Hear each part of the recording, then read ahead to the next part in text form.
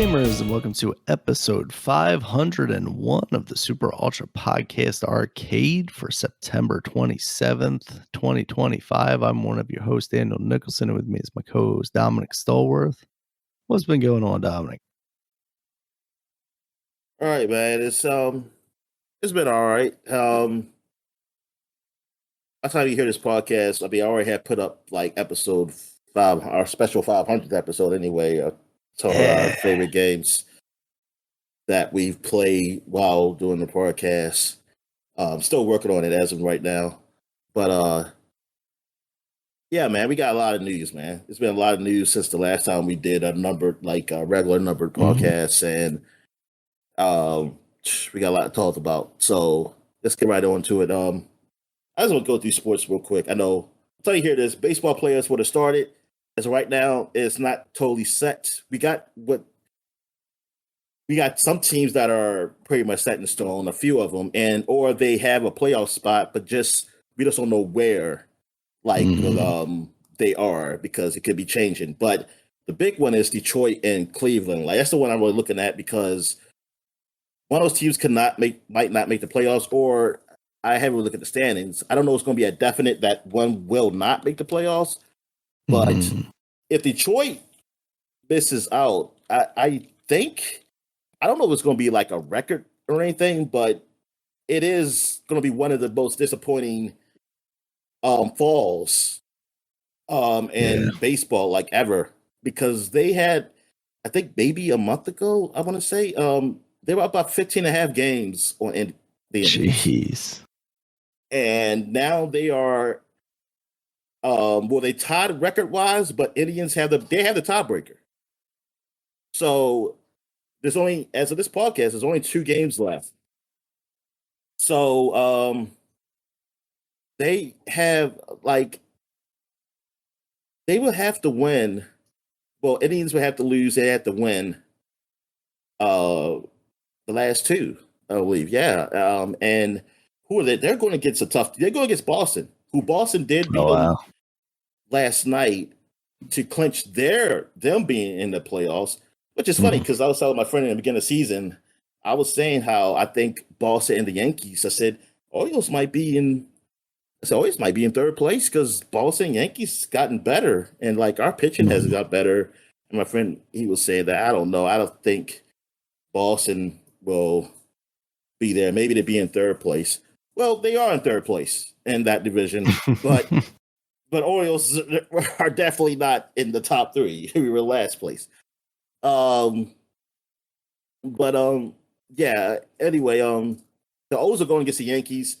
They have a chance to spoil the Yankees as of not to win the division, but it's gonna be tough. Blue Jays just went out. They'll win a division. They had a tiebreaker over the Yankees. So right now they're tied. But I'm hoping the Orioles can beat them, and then Blue Jays can sweep whoever they're playing. I think they're playing the Rays, Tampa Bay. So hopefully that works out, because I really thought Orioles had a chance to beat them yesterday because we had our best pitcher playing. But yeah, we just couldn't. Yeah, it didn't work out for us there. I don't think Trevor Rogers did bad. I think Yankees started scoring after he left the game.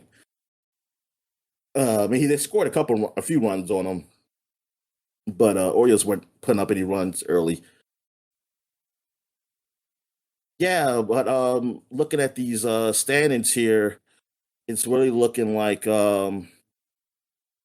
Seattle's definitely going to win their division. Good for them. They got a catcher on their team who has the most home runs as a catcher ever. He's got, I know, like, last time I saw he had 60. He might have 60, or maybe he have over 60 now. I'm not sure. Brewers are going to win their division. But there's still a fight between them and Philadelphia for actually having home field throughout. Then Dodgers are going to win the division, unfortunately. Boo. Cubs are, I think they're definitely going to have the top wild card. If I'm looking at this right, they're going to have the. Because I wonder if the Cubs lose the last 2 games, Do San Diego have the tiebreaker over them? I don't know. San Diego they got a wild card spot. It's a fight between Cincinnati and the Mets. Cincinnati seems like, I mean, based on this, they're above them, so I think they have the tiebreaker over them, or unless they're doing alphabetical order, I have no idea. Um, Based on city, I don't want to say they don't do that, so I want to say that that means they have the tiebreaker. But and then Arizona, uh, I don't know. They don't have a thing on this to say like they're definitely not going to make it. Because I want to know if Arizona, because Arizona can tie them, and I don't know what that means. Like if they do, so yeah, I'm not sure. But Cincinnati and New York, man, New York, that'll be disappointing for New York, man, because they were at a point where they had the lead in the division. That wasn't like no Detroit kind of downfall because Philadelphia was always close. They were both kind of switching. They switched both through the seasons, and then Philadelphia started winning a lot, and then New York they were losing quite a few games. But Cincinnati, though, that is actually really good for them. Like they've been on the tear, and if they make it, like good for them, man. Like I'm kind of, it's like I want to kind of root for them, but then I want the Mets to go because I do like the Mets. Like that's the New York. That's probably like the only New York team I really like of anything, any sport. And I and plus Cedric Wallace is on the team, even though he's not doing well up there. He's struggling, which I feel bad for. And I don't want him to get killed because I want to be like, I'll be like killed, like because people saying like, oh, we got this guy, he didn't even do anything for us. I was like, darn, man, I don't want that. Yeah. So yeah, man, this is like the most exciting time, man. Like for baseball, like I love baseball playoffs. I really wish the Orioles were doing a whole lot better, but I still like baseball playoffs. There's something about it, man. Like I just could get into it, even though it's not my team in there. I still get excited. Now it's funny though. If the Orioles were in there and they lose, I'd be all pissed off, and I don't even care about anything anymore. But if they're not in there, I already know they're not going to be there. So I'm like, oh, I could just accept it. But I have a hard time, like last year, I had a hard time watching the rest of the playoffs when they lost because I wanted to go. But then it sucked last year too because it was New York versus the Dodgers in the World Series, and I was like, I don't want to root for any of these teams.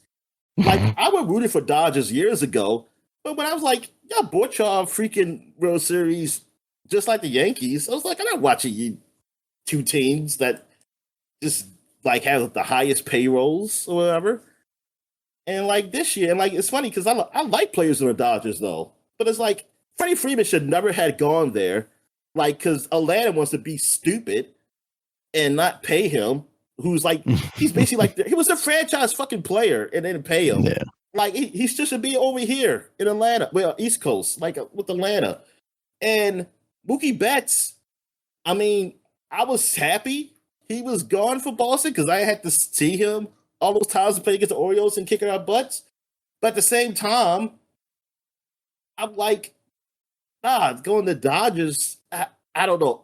If it was only Mookie, I would be okay. But then it's like Dodgers got that. Then it got Shohei. Come on, they got Shohei Ohtani, man.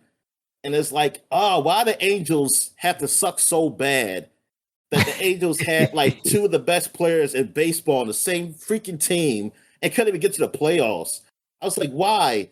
It's like it's almost like y'all wanted to suck so bad. Like when he figured out like you weren't going to do nothing, he was like, well, fine, we're just gonna have it so he can just go to the other LA team, the real LA team, and just be there. And like it's like, come on, man, this sucks. It's like it's just not fun. It's like why can't they like these big market teams? It's just like y'all just know. And I mean, I remember we looked up how New York got Judge, and that's just seemed like they lucked up on Judge almost. Like Judge wasn't even supposed to be what he is now, and they lucked up on that. But it's like, man, how they luck up on it? I said, I don't care, man. They did something to that man. They saw they can put something in him and make him into like one of the strongest, best players ever, like some bionic man or something like that, whatever. Say we can fix him to be better. And yeah, man, it just sucks that it's like, man, y'all look up on a guy who wasn't even like, because was he a first? Did I say he was a first round pick, or he wasn't a first pick? Oh, he was a low first round pick. Yeah, I can't remember. I can't remember. I felt like maybe he wasn't like he wasn't put it like this. He wasn't a top pick because obviously because yeah, I think he wasn't is what it was. Yeah, and because New York would never get a top pick because they don't ever suck, and you can't trade picks in baseball. And like it's hard to trade picks in baseball. They kind of don't do that, and like it just worked out. He just like because he didn't start out like that, and then he just worked on it, being like a bat and not just being a power hitter, and just being a great hitter. And I mean, yeah, good for him. I just wish he was on another team that did that. He was doing that, and not the freaking Yankees.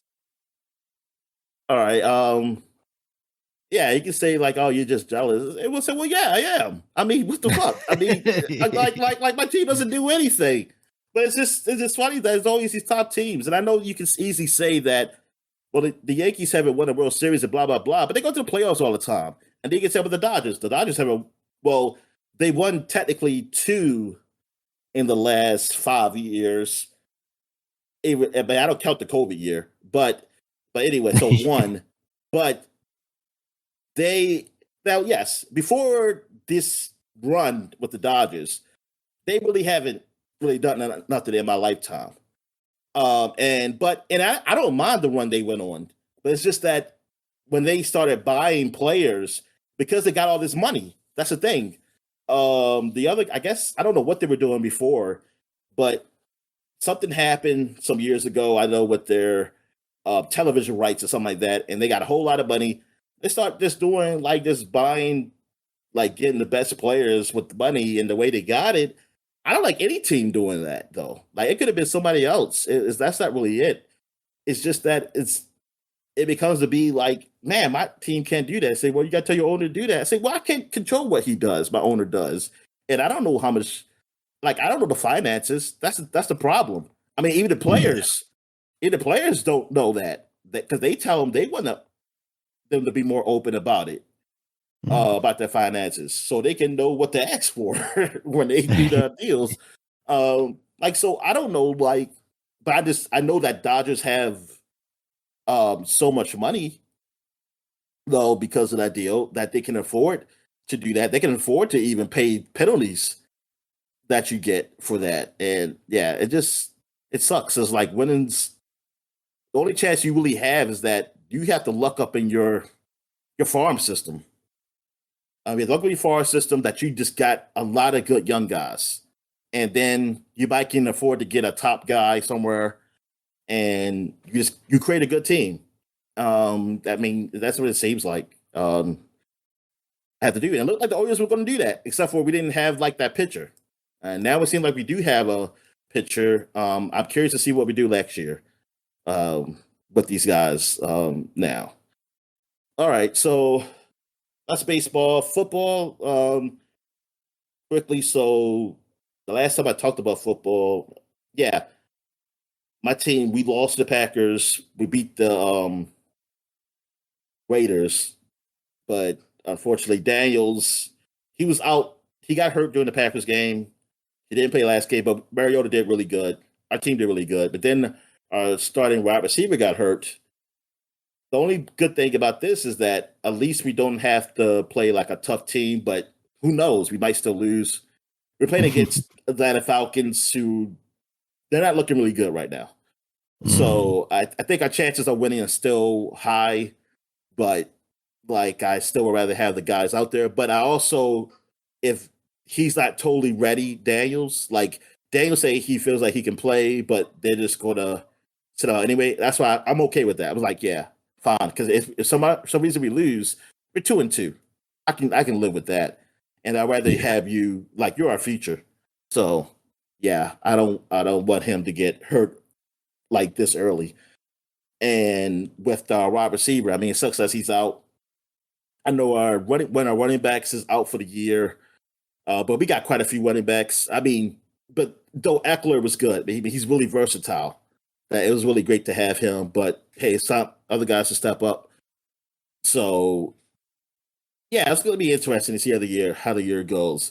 But everybody has injuries, so that's why I'm not like so. It's like I'm not panicky though all this, and Yeah. but that could be just how I am with sports anyway. But still, like with this, for some reason, I'm not really panicky because I'm like I feel like because we have a good organization and a good team, so I'm okay with that. Like the Packer loss, I'm like someone mentioned like Thursday night football. We seem to do bad even last year on Thursday night football.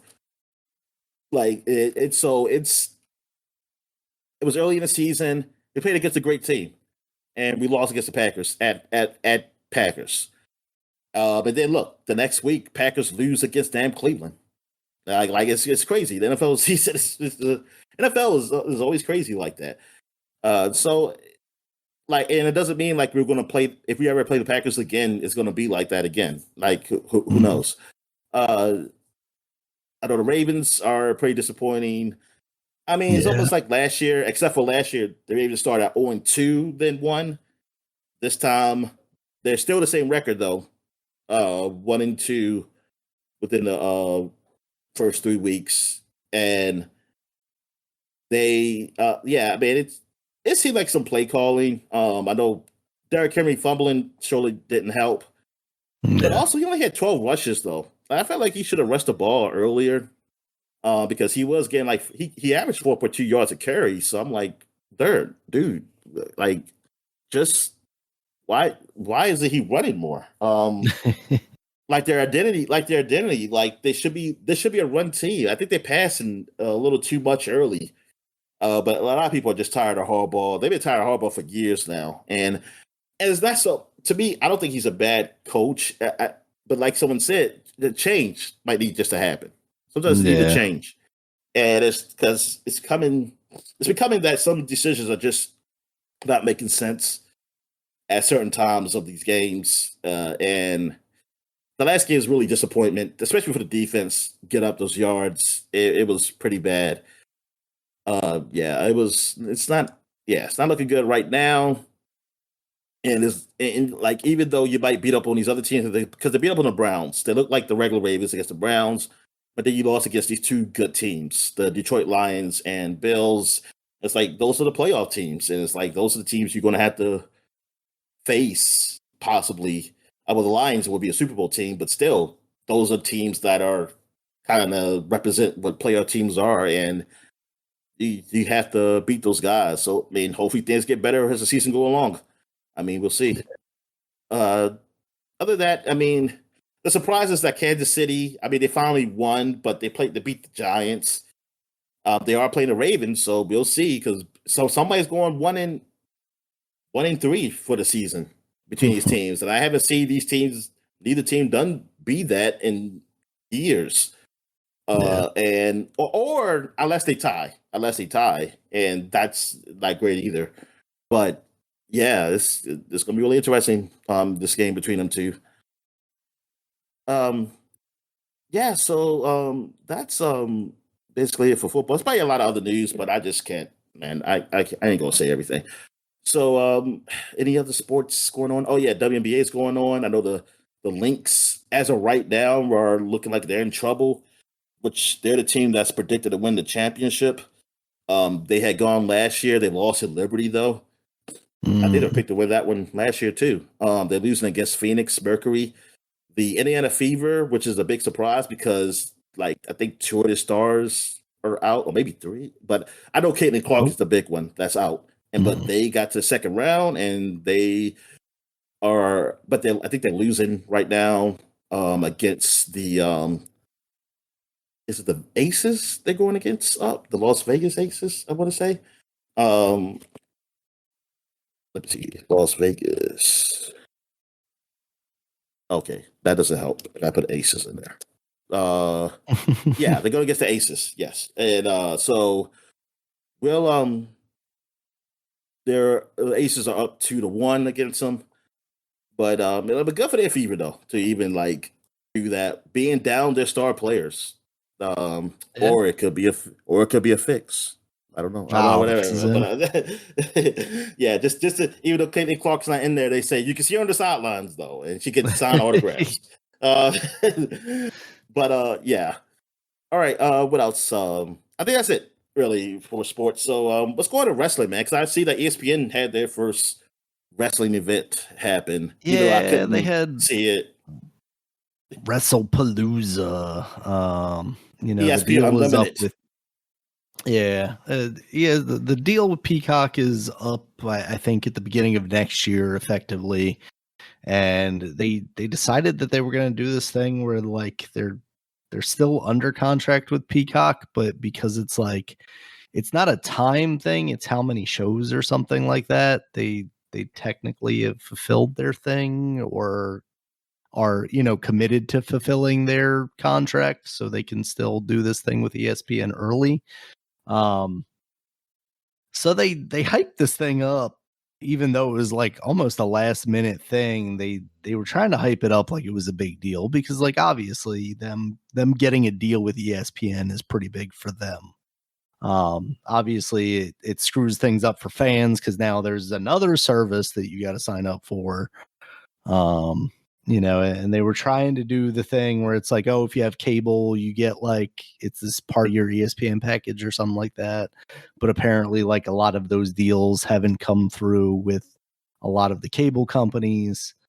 So Oh, question, real logistically, quick. yeah, So all of wrestling is on Netflix now in internationally America. it is on Netflix.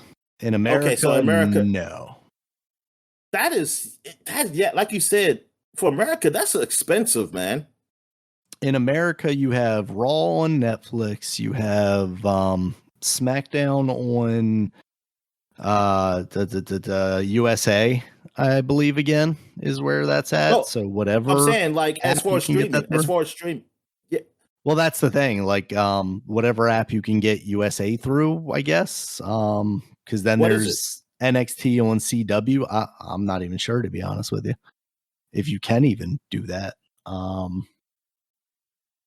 And then, of course, the pay-per-views were on Peacock, and now they're going to be on ESPN. So you've got to have at least 2 paid subscriptions So plus all a the pay per cable views subscription. are going to be on Or- ESPN. yeah, going forward, they're going to be on ESPN That is Unlimited. that man. ESPN has too much, man. But they already Yeah. got the NFL Red Zone too now. Oh, wow! I didn't know about that. Jeez. And well, yeah, because you're not a sports guy, Daniel. Yeah. You're a nerd. You're a nerd. But anyway, You're but on no, another but podcast, Dominic. What do you want? but yeah, so and they got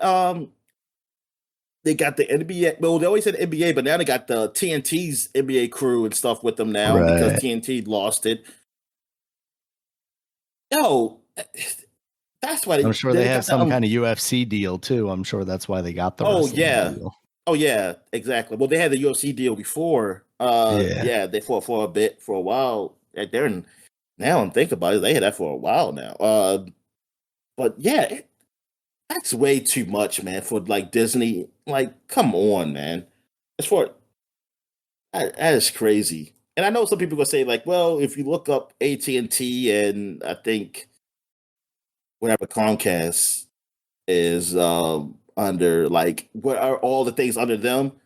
Like they have a lot more because I think somebody showed like they have a lot more under them. Like, and it's not just entertainment. But like I was telling you, is that the only reason why people say like Disney like Monopoly compared to it's only because Disney is just mostly entertainment. So you see all that while Mm, they have their hands in a lot of other shit too. right. Um, but but still, I mean, I just say, well, that's just 3 big monopolies. Then what the hell? That's what I'm saying. Like that's way too much. It should be like, oh man, like that's yeah, because it hurts, and this hurts us because it's like, so I have to have like whatever USA is, which it might just for all I know is that you have to have cable because even if I want to Yeah. There is a USA app, but you have to put your cable I think you provider can on. watch it. Yeah, I think you can watch it on Hulu like the day after. But yeah, Okay, like I'm so looking it up but now to still, see if there's a place. but that doesn't tell you have to have Hulu, which is Exactly. another Disney Yep. own Hmm. thing, and so and it's not when they can easily have put that with the ESPN one at least. Oh, like what the Something. hell? Yeah. Um, and then so you have that's way too much. Yeah, so we're That is talking about way paying for minimum 3 different things, because I think the CW stuff is, well, again, I think that's one of those things where, like, maybe the day after you can watch it on the CW app or something like that, and that's free, but I think otherwise you need a cable subscription. So we're talking, like, so 4 things it was still here. better. So it was better. Like it it gets worse and worse. So it was great when it was just It a literally WWE keeps app. getting worse and worse. Well, there was Yeah. some compromises to the network because, like, you couldn't watch Raw and SmackDown live. They didn't put those up there until, Oh yeah, that's a true. month later or something like that. So you So still had to Peacock, have it was still better cable. on Peacock. So it was better with Peacock then. It was Well, because at least you Peacock had one app. was basically the same way. Um, they didn't have Raw and SmackDown live either. I mean, literally the Netflix deal is the best it's been for the international market. Like, internationally, you can watch everything in one place. They have Raw, they have SmackDown, they have NXT, they have all of the pay-per-views. One place, one subscription, Netflix, that's it. That's everywhere basically except for here. And that's why I have followed Stephanie McMahon's advice on her podcast ad and signed up for a VPN and just use Netflix to watch all of this stuff. Well, what of it I do now, because I haven't been really watching a ton of it right now. But I mean, yeah, yeah, that's it. you gotta get for you. And I mean, it's I ain't gonna say it's expensive. It's not expensive to do that, but still, you would have to buy something else. It's not you Yeah. just buying an app. You have to. A VPN is not free.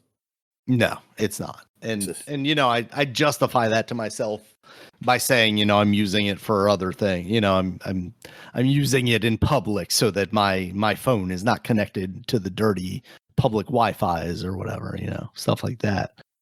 yeah.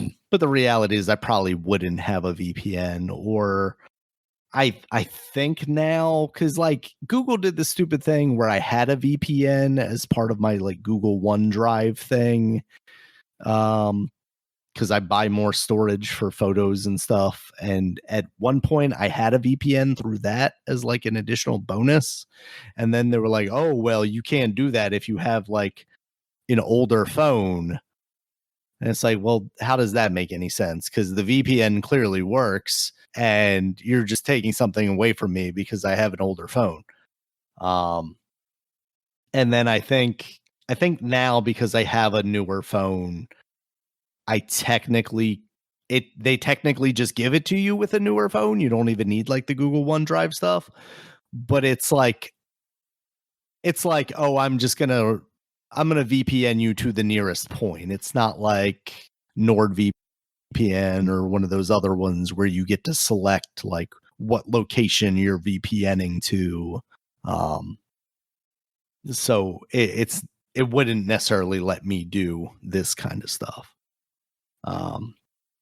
But yeah, I mean, that's where, like, AEW now is in an advantageous spot where HBO Max just has their Dynamite show, it has their Collision show. Those are their 2 main products.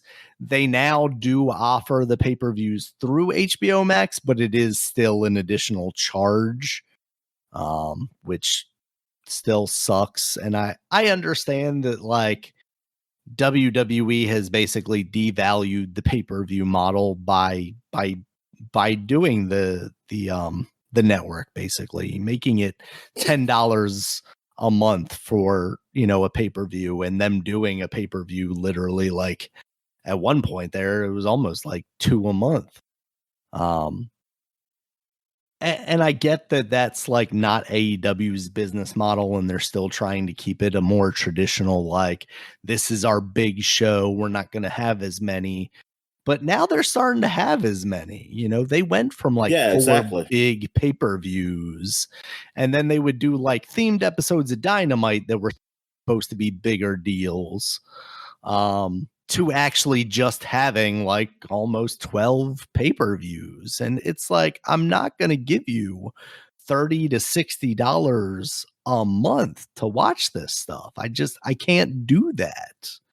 I don't I like wrestling a lot, but I don't value it in that way. So that's kind of, I don't want to say that's kind of pushed me away from this stuff, but it's definitely not helped. Yeah, because I feel like WWE. because I Sorry, feel go like ahead. um the thing with boxing, why boxing pay per views have become so expensive, well, at least with the big names, is that they Mhm. don't happen a lot. Right. And when wrestlers start doing once a month with their pay per views, I always thought it was like kind of a jip when we were still doing it. Like, oh, buy the pay per view. I'm like, it happens all the time now. Yeah. It's like it's not like it feels like every 4 months, maybe like once a quarter, like it's a big event, and then it's like, oh yeah, let's get together and do this. But it's like once a month. It's like, dude, nah, man, it's not the same. It's like you happen all the time now. Like now it's to a point where maybe I can miss one. Yeah, yeah. And sure, if somebody's like, "Oh, you missed it," like, well, I can just somebody can tape it or something. I can just watch it again. And hell, they all show the fucking highlights all the time when they be the next show or That's, whatever. yeah. Yep. And because come on, it's a lot of stuff that happens that I might not care about or whatever. But I mean, or it's not that big a deal to miss as long as like really the matches and the specific points of those matches. Yeah. Like, but yeah, and like you said, if AEW is starting to do it more, yeah, it's like, dude, I got to think of something to make it easier for guys because like your competition is like making it easier for people to see it, easier for people to watch that stuff. At least internationally, is definitely Yeah. is. Internationally. Yeah, yeah. Now locally, yeah, it seems like I mean, that's y'all, the thing with AEW, though. yeah. They've always been easier internationally too, because their pay-per-views are like, you could VPN and buy their pay-per-views for like $20 because they had like a AEW Plus or something subscription that would let you watch the weekly television in, I want to say, like Europe or something like that. And then if you were a part of that deal, which you paid for, admittedly, so it was kind of like the WWE network or whatever, you're paying $10 for that, but then you would get the big pay-per-views for like $20 instead of like $40. So it's like, okay, now they're starting to do a little bit more of a deal here. And the worst part is like they're now trying to, and I don't even know if this is like a company-wide thing or a Tony Khan thing, but you're definitely starting to see the wrestlers go, hey, WWE's prices are getting ridiculous. And they are. Their live show ticket prices are getting absurd. Um, and because they're trying to milk people out of their money. I mean, one of the guys on the investor call said like a month ago, basically, like Vince McMahon was aiming this product at families and wasn't really taking advantage of like how much money we could actually get out of people.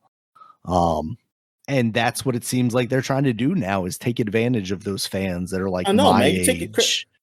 yeah, yeah. Like because you listen, man. Yeah, y'all were appealing to the trailer park crowd, and now you pricing them out. It's because now they're appealing to the hipsters, who are, ironically into wrestling or whatever, I guess. Um, but it's really getting ridiculous. Like the rumor is that John Cena's latch is going to happen at the Capital One Center in DC. They're going to do a Saturday night's main event sometime in, I think, November. And like, I'm kind of tempted to try and get tickets for that just because it is like, it's John Cena's last match, theoretically, until like Saudi Arabia throws him like a shit ton of money or something and he comes out of retirement. But that would be like a quote unquote historical event in the event of wrestling. So I think that would be kind of cool to go to. It's not like a WrestleMania where, like, if I buy cheap seats at WrestleMania, I'm going to be up in the nosebleeds. I'm not going to be able to even see anything. I'm going to be cold, or I'm going to be whatever, because it would be around here. So it'd have to be like in Philly or something like that. Like, it's Capital One Center. Like, most of the seats that you're going to be in there, you can see decently well. It's not that big a place. But based on all the ticket pricing I'm seeing recently, like, even the nosebleeds in an arena like that, you're talking about like over 150 into $200. And it's like, that's what I was like not considering for floor seats back in the day. Like, I was looking for something under $80 if I'm trying to go to a wrestling show. And now, like, the front row floor seats, or even like the back row floor seats, are like several $100s into the thousands of dollars. And they really are. They're just like pricing people out. And I think, I guess the problem is that they're not necessarily pricing people out. It's just a different crowd that's now able to afford these tickets. Because for a while there, at least, they were basically doing the best numbers ticket wise they had ever done. And I wonder if that's, now that I'm thinking about that, is that like actual tickets sold, or is that money? Just like, the movie theaters, when we talk about that stuff, it's like, oh yeah, now they're making more money on these movies because they're selling you a $60 3D VR 4D, chess ticket or whatever. Yes. Instead of just, here's a $5 And ticket and I went and saw the movie 20 times, So yeah, that's the sad part, is like, when we talk about wrestling, this is the kind of stuff I have to talk about now instead of the actual wrestling. There's I didn't see all of WrestlePalooza. John Cena had a match against Brock Lesnar, where apparently Brock Lesnar won, and kind of in handed fashion, basically just threw John Cena around. And I'm like, who is this for? Like, this is John Cena's like final go at it.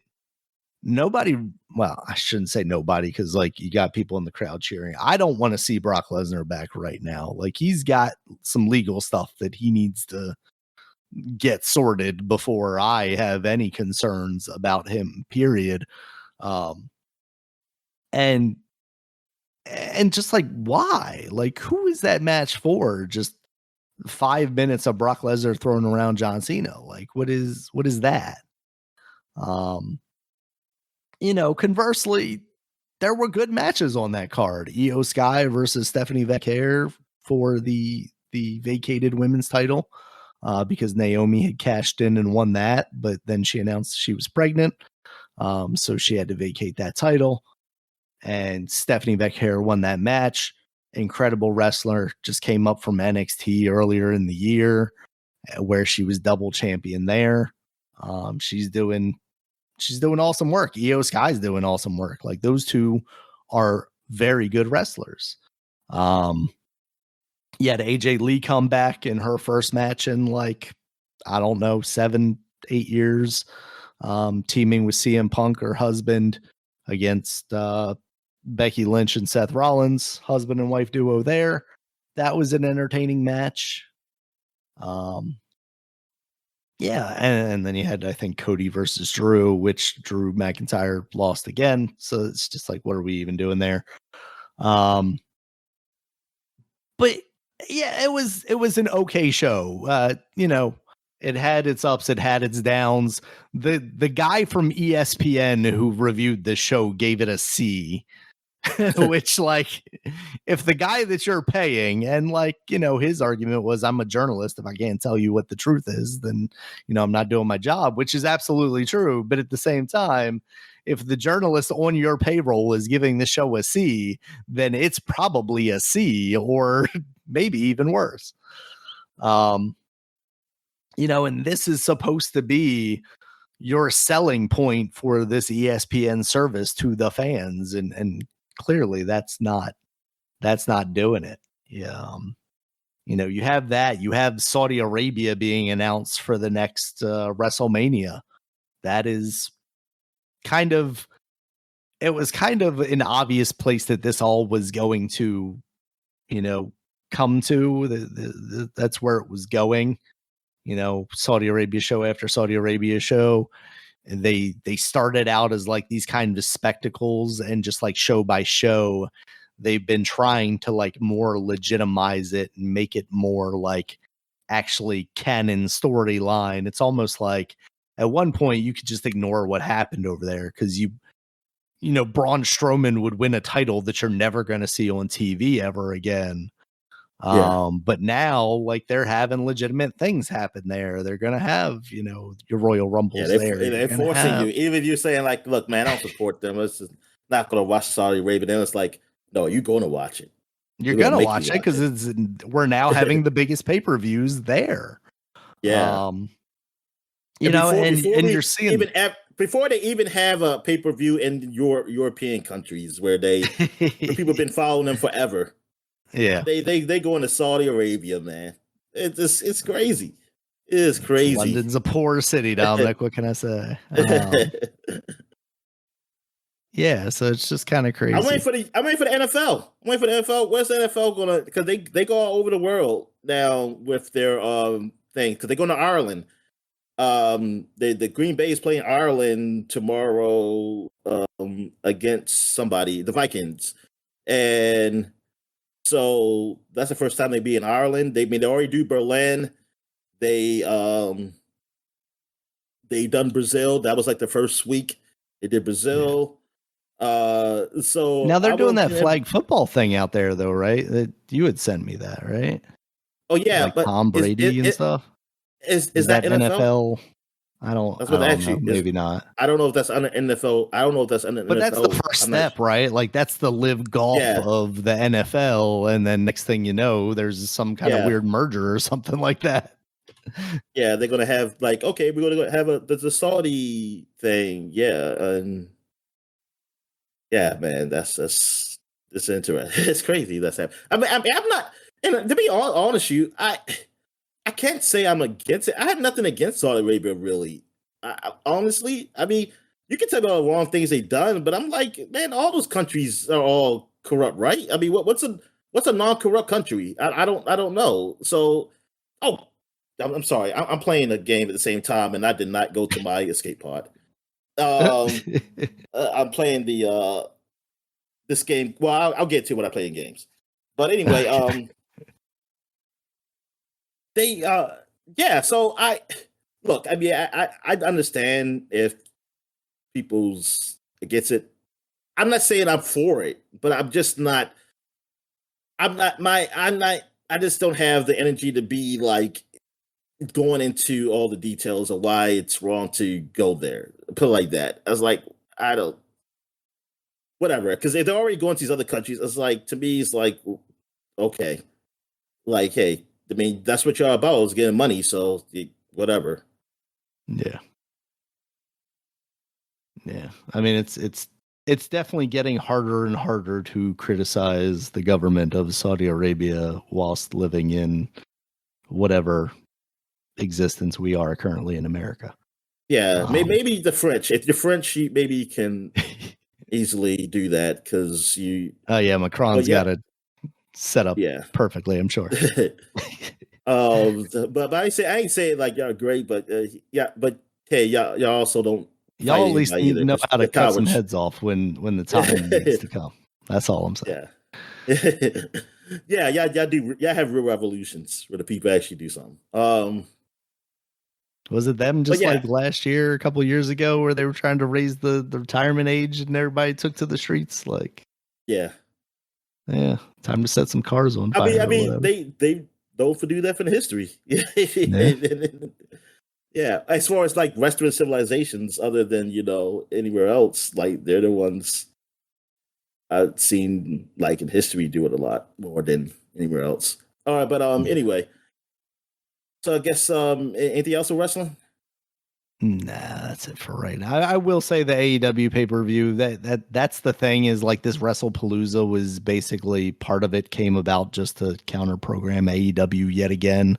So AEW's been putting on their shows earlier in the day to basically just kind of step out of the way of WWE, because they're like, yeah, we're not as big. Why would we try and compete with you directly? But by all accounts, that show was pretty fantastic. I haven't seen it. Again, it's one Okay. of those things where it's like pay-per-view, paying money, but by all accounts, that was a pretty fantastic show. Oh, wait a minute. You said you didn't see it, but how did you say it? Nah. You watched it, but why you say it's fantastic then? No, I'm saying by all accounts, I'm not my account, but based on Oh, everything I've read and some of the highlights I've seen have okay. been pretty awesome. But I was about to say, like, you can't see a recording of it. There isn't like a there are anything places. out there. Oh, It's just making the time to it's one of those things where, like, in the moment, if I'm watching it live, like, I'll put that okay. time So, aside, but to go back and revisit something that's already happened for wrestling, okay, yeah, I just don't find okay, myself doing that often. all right, yeah. I don't do that really for a lot of sporting events. I don't do that. Yeah. Um, so maybe it's the same way. I just never because I always look at some reason. I think I look at wrestling more of a show than like Mhm. a live event. And Yeah, so and I guess like it's I could. definitely doable, but yeah, I think that's part of it, is just like, yeah, the event's over now. I'm not part of the zeitgeist. I'm not on the Twitters. I'm not on the blue skies talking about it. Not that I ever really was, but you know, it happened. I missed it, and now I'm moving on with my life. I'll get back to the next program or whatever. Yeah. All right. So I guess we get to what we're watching. Have you watched anything before I get into Just South what I've Park. been watching? Oh, okay. So I've been watching Alien Earth, and that's been a great show. It's over now. It's 8 episodes. I haven't watched the eighth one yet. Okay. I know my old man, he's watched it, and I know he said he didn't really like he said the last two he had some problems with. No, Mm. I like the seventh episode. I mean, I'm curious what other people like. I think I'm gonna look at the reviews of like the whole season to see how people liked it after I watched the eighth one. But so far I really liked it because it's not really just the alien. It really deals with the different types of robots there are. Like there's cyborgs, which cyborg is human but just enhanced version of them. Then there are the synths, with the just purely synthetic beings that were created. And then you have this new one that this well, they call them the trillionaires. Like there's like five trillionaires that control parts of the world.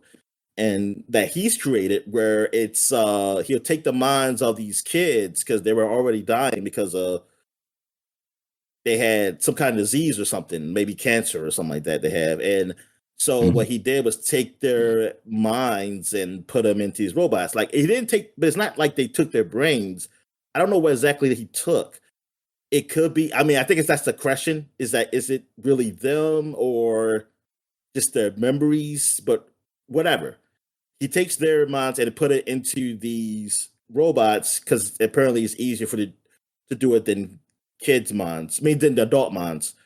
Um, and they have these enhanced bodies, but they're still real humans. They're not created. Like they still think like humans. So, but they think like kids also. And like it's really like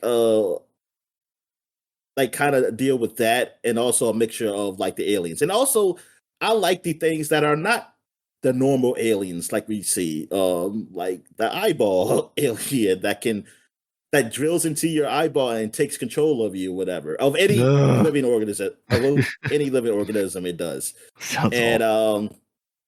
and then there's these other bug like aliens and stuff like that. So yeah, I mean, it's an interesting show though. It's really well done. Like visually, it looks really good. Um, and it takes place on Earth. And the way it ends, apparently, that I was told, is that it does end in a way where it could be another season. And I haven't looked up to see they're definitely going to do another season, but I just based on, I mean, I know it's been popular. I don't know about viewership wise, but I know by critic wise, early on, it's been really popular. So yeah, hopefully they do continue it. But it's a great show. I mean, it's on FX and Hulu. The show, and yeah, I'm really surprised by how well it's done. I know the person who plays the main character, the girl slash woman, because she's a girl, in her body, but it's a woman, who really is the actor. She is the daughter of the guy from Friday Night Lights TV show, and it was also in the first I ever seen it was Early Edition show that used to come on CBS a long time ago. I forgot his name, and he was in one of the Godzilla shows movies. He was the father in the second new Godzilla movie, the one with the monsters with the three-headed monster was there, like the big guy. Yeah, I forgot his name, but I can't think. She's his daughter in real life. And I know Timothy Oliphant is in there. He plays one of since there's some other people there too that maybe they're known, but they're foreign, so I don't know them. But anyway, it's just, but it's a really well done show. Other than that, I guess it is just South Park I watched. I haven't watched any movies. I haven't watched Fantastic Four yet. Because I know it's out there, and I'm watching the Mission Impossible Reckoning Part 1 again first, because I just don't remember what the hell happened. So I can watch Part 2. And yeah, so South Park, I think we're like 2 behind, which is funny because you would think we'd be more behind, but they just spread out these episodes, so much that, yeah, we're only 2 behind from when the last time we talked about South Park. So the first one it dealt with Satan. Oh yeah, well, Satan and like the Fox News and everybody asking if Satan is fucking. I mean, if Trump is fucking Satan. And the way it's worded is basically like, oh, Trump is Satan because of evil things he did, but in the South Park world, is really like, is he actually fucking him? Like, literally. He's physically, yeah, which we all know he is. And then it comes out like he's pregnant. And that's why Satan's staying with him. It's fucking crazy. You watched it most recently, so like it's probably easy for you to talk about it. I mean, I know I enjoyed it, but I don't remember it everything. Yeah, because the Labubu episode was the second one, right? No, that was the same one. Oh, that was the same one. Yeah, that was the same one as the betting thing, then, right? The betting thing is the last one. Oh, okay. So the Labubu was the first one, and then the betting one was the second one. Yes. Okay. See, I thought you, because you watched it more recently, that you would have known the word, but I was wrong. Brain dead, Dominic. Yep. Yeah, no, I enjoyed both of them. Them talking about, the City Walk shutting down and becoming a pop-up store, selling Labubus, which are, Labubus, blind box things. Okay, the blind. Okay, that's what I was wanting to know. Was what they're little weird stuffies with creepy looking faces that get sold in blind boxes. And yeah, I'd never seen them before in my life. Yeah, in this episode, Butters was trying to, go to this girl's birthday party, and she asked for a very specific Labubu, which you can't get because it's a blind box. So it was him struggling with that to get that. And then of course Labubus also were like a means of summoning Satan, and Jesus is now the HR guy and trying to figure that out. I thought all that stuff was pretty funny, outside of the main like Donald Trump A plot or whatever. Yeah.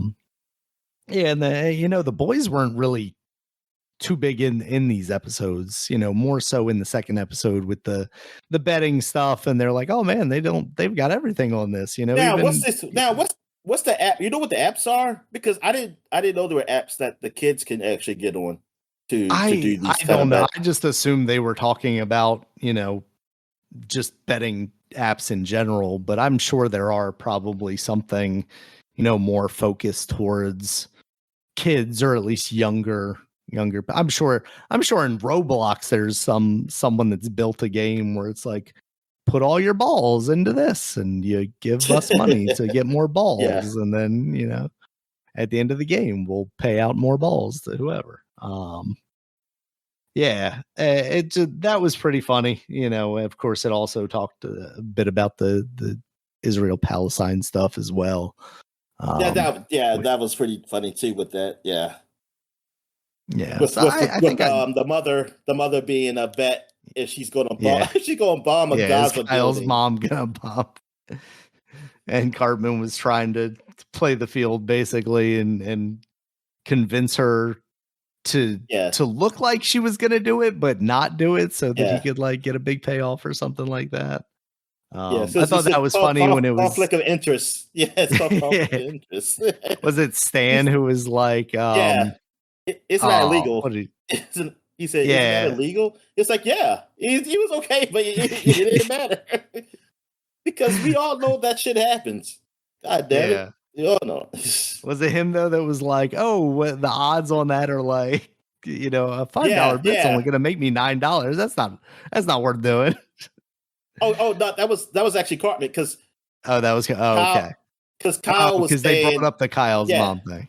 Oh, yeah, okay, because that's what Kyle, it because was. Kyle was like, because he blamed him for doing it. He said, I didn't do it. I said, I didn't even take a bet on it. Yeah, like you said, Yeah. it's like, because she's not going to do it. Yeah, it's not even worth it. Right. Yeah. Yeah. So I think both of these episodes were pretty funny. I liked them. Oh, yeah. And with Donald Trump trying to get the baby killed without an abortion Oh because yeah, that yeah. would not be good for his base. And always going against the FCC guy. What's his name? Oh, what Like is he will that guy's? always, Yeah. yeah. And his son being the guy who always answers the phone for Yeah. the app and then the FCC and everything else. Yeah. That yeah. Yeah, it's pretty it was pretty funny. I I wonder wish what their they like end game is, honestly. Like what is the end plot for, like, especially like this Trump baby, Satan baby thing? Like where oh are we yeah, I going don't with know. that? Yeah. I'm curious too what they do with it, but yeah, it's been an all right season. I mean, even though by people who are big Republican guys, I guess they say it's pretty boring. They go after the same thing all the time, and like I mean, because it's they always talk about right Trump. now. Yeah, I just find it funny. It's like they're yeah, same guys who was yeah, were all I guess I got confused that Cartman wasn't supposed to be like the hero of the show, but whatever. But, and since they go after your boy, it's a big deal. Which I don't know. So yeah, it's just yeah. These guys are just so fucking weird. I mean, not. I mean, yes, the Trey Parker and them they're weird, but in the okay weird way. While those guys like who treat stuff like I don't know, like I guess they take it to heart. I don't know. I guess they're making fun of like woke stuff. It's all great, but you make fun of Donald Trump and stuff. It's I guess is just like wrong. I don't know, man. I just I don't get what like what they want.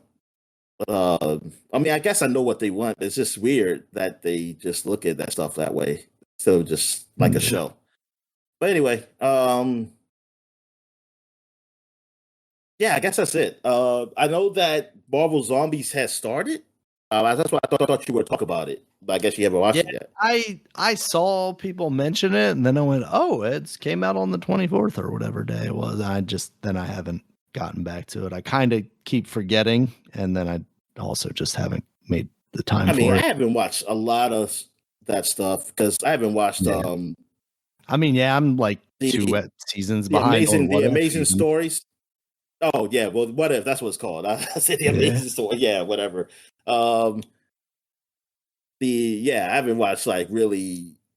I'm on still on the second season of that stuff, so I have no idea. I really haven't really pretty missed a lot of that stuff. Maybe I'll check it out. Yeah. But Superman's on Did you see Max the now. I Grogu? think that's the thing I'm gonna, make an effort to watch. The Grogu trailer. I haven't seen that. I heard it was out though. I saw it. I don't remember much of anything from it, and I don't remember being particularly enthralled with what I saw. I don't like the title. I don't like Grogu shouldn't be a title in the title. That's a fucking weird name. Doesn't really roll off the tongue. Should say and Baby Yoda. I think it should just be called Mandalorian. Honestly, I don't. Yeah. I mean Grogu. Yeah, but it's not a name. I mean, honestly, it's a fucking weird name. It's just. It's not something. It's something about Yoda that seems all right. Grogu. It seems like some baby made up a name and just went with it. And I don't know, man. It just like as a title, I just don't see the appeal and like of that. Like I don't know. I don't know. Yeah, I don't know why they went with that. But anyway, I check out the trailer and see. That comes out next year. Is that next year? I think so. Okay. So what's this year? Is the Avatar movie this year? It's next year too. It must be because there's a well, I say it must be because there's a trailer, but I think it is because it's a trailer for this fall season. Avatar Fire and something. Fire and Ash. Yeah, that comes out December 19th this year. Okay. So that'll be their big one. All right. You got Tron next month. Oh, yeah. Which, I don't know, the trailers, I mean, they're not bad, but they just, I don't know. I don't know. It just don't have that appeal like the other one did. I don't know. I kind of like the digital world. I don't know if Right. I mean, if it's a good movie, then it won't matter. But I'm not the appeal of just coming to the real world and doing stuff. It's like, I don't know. I mean, yeah. At least the trailer maybe the trailer is holding stuff back. That's what I'm really hoping. All right. So I guess we get to video games. So what have you been playing? All right. So after our 500th episode, I was talking about, potentially revisiting Inside. So I just booted that up on the Switch, and I think I'm probably like halfway, 3/4 of the way through. I'm in the submarine area. Gotta say, on the Switch 2, that game doesn't look the best, and there's no upgrade or anything to it, so it's very soft. The resolution's pretty low. Gameplay's still all there. Puzzles are still. It still took me a couple of seconds to figure out some of the puzzles, even though I'd beaten that game a couple of times previously. But it still holds up very well. It made me kind of want to just download it on Steam and play it that way, a little bit of sharper resolution. Also been playing some more Silksong. Still just trying to kind of find my legs there. There's this one. I don't even think he's a boss necessarily. I think he's just kind of like a gatekeeper. And I don't even know if the area, actually, I don't think the area that is behind him is where I necessarily need to go because I found my way into the next area. But he was kicking my butt, even though like I got the pattern down for him, but it just felt like I was not doing enough damage. I think I counted one time that I got like 20 hits on him, and he still, showed no signs of stopping. So it doesn't sound like in this game you get like a lot of upgrades to like, oh, you do more damage now, or you do this. You get new moves and stuff. Like I got basically a dash ability. And that's definitely helped in combat and also, as part of the transversal stuff. But it doesn't sound like, oh, you're getting stronger needles, you're getting damage upgrades, stuff like that. So I don't know what it's going to look like trying to beat that guy. But I'm still having a good time with it. I'm still just kind of chipping away at it slowly. I'll get out a little too far over my skis into an area that I haven't found a bench in, and then I'll die a couple of times. I'll die. I'll go back to my what is it, like a cocoon or something, basically, that all your items are wrapped up in, because it has like a Dark Souls corpse run type thing. I'll get back to that, get a little bit further and die, or die at the same thing that I was fighting when I died the first time. And after about 3 times, I'll set it down, walk away, and come back a little bit later. I haven't devoted the like just sitting down and trying to get through it. I'm trying to think. Okay, no, it was Hades 2 that I was looking at the options for. So yeah, I'm still having a good time with Silksong. I think it will be up there on my list of games if I can make the time to dedicate to getting through that game. It will definitely prove itself to be one of my favorite games this year, I think. But it's going to take some effort on my part. And then we can talk about Hades 2 after you go through your games.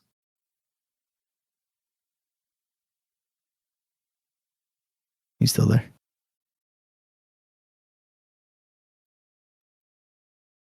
Oh, I had myself on mute. Oh, No, I put myself on mute. Gotcha. All right. Let me. Okay. So, what games have I played? Okay, so I've been playing Deep Rock Survivor. That's what I was playing earlier. Which is basically it's like Vampire Survivor. I think I've talked about it. I don't know if I talked about it last podcast. I think we talked about it, but I don't think we talked about it on the podcast yet. Okay.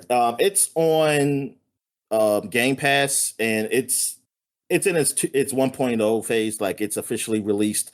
It's been in early access for a while, and yeah. So I gave it a try, and yeah, I mean, I really like it. It's like Vampire Survivor, but I never played none of the Deep Rock Galactic. I think that was called. I never played that, so I don't even know what that game is about.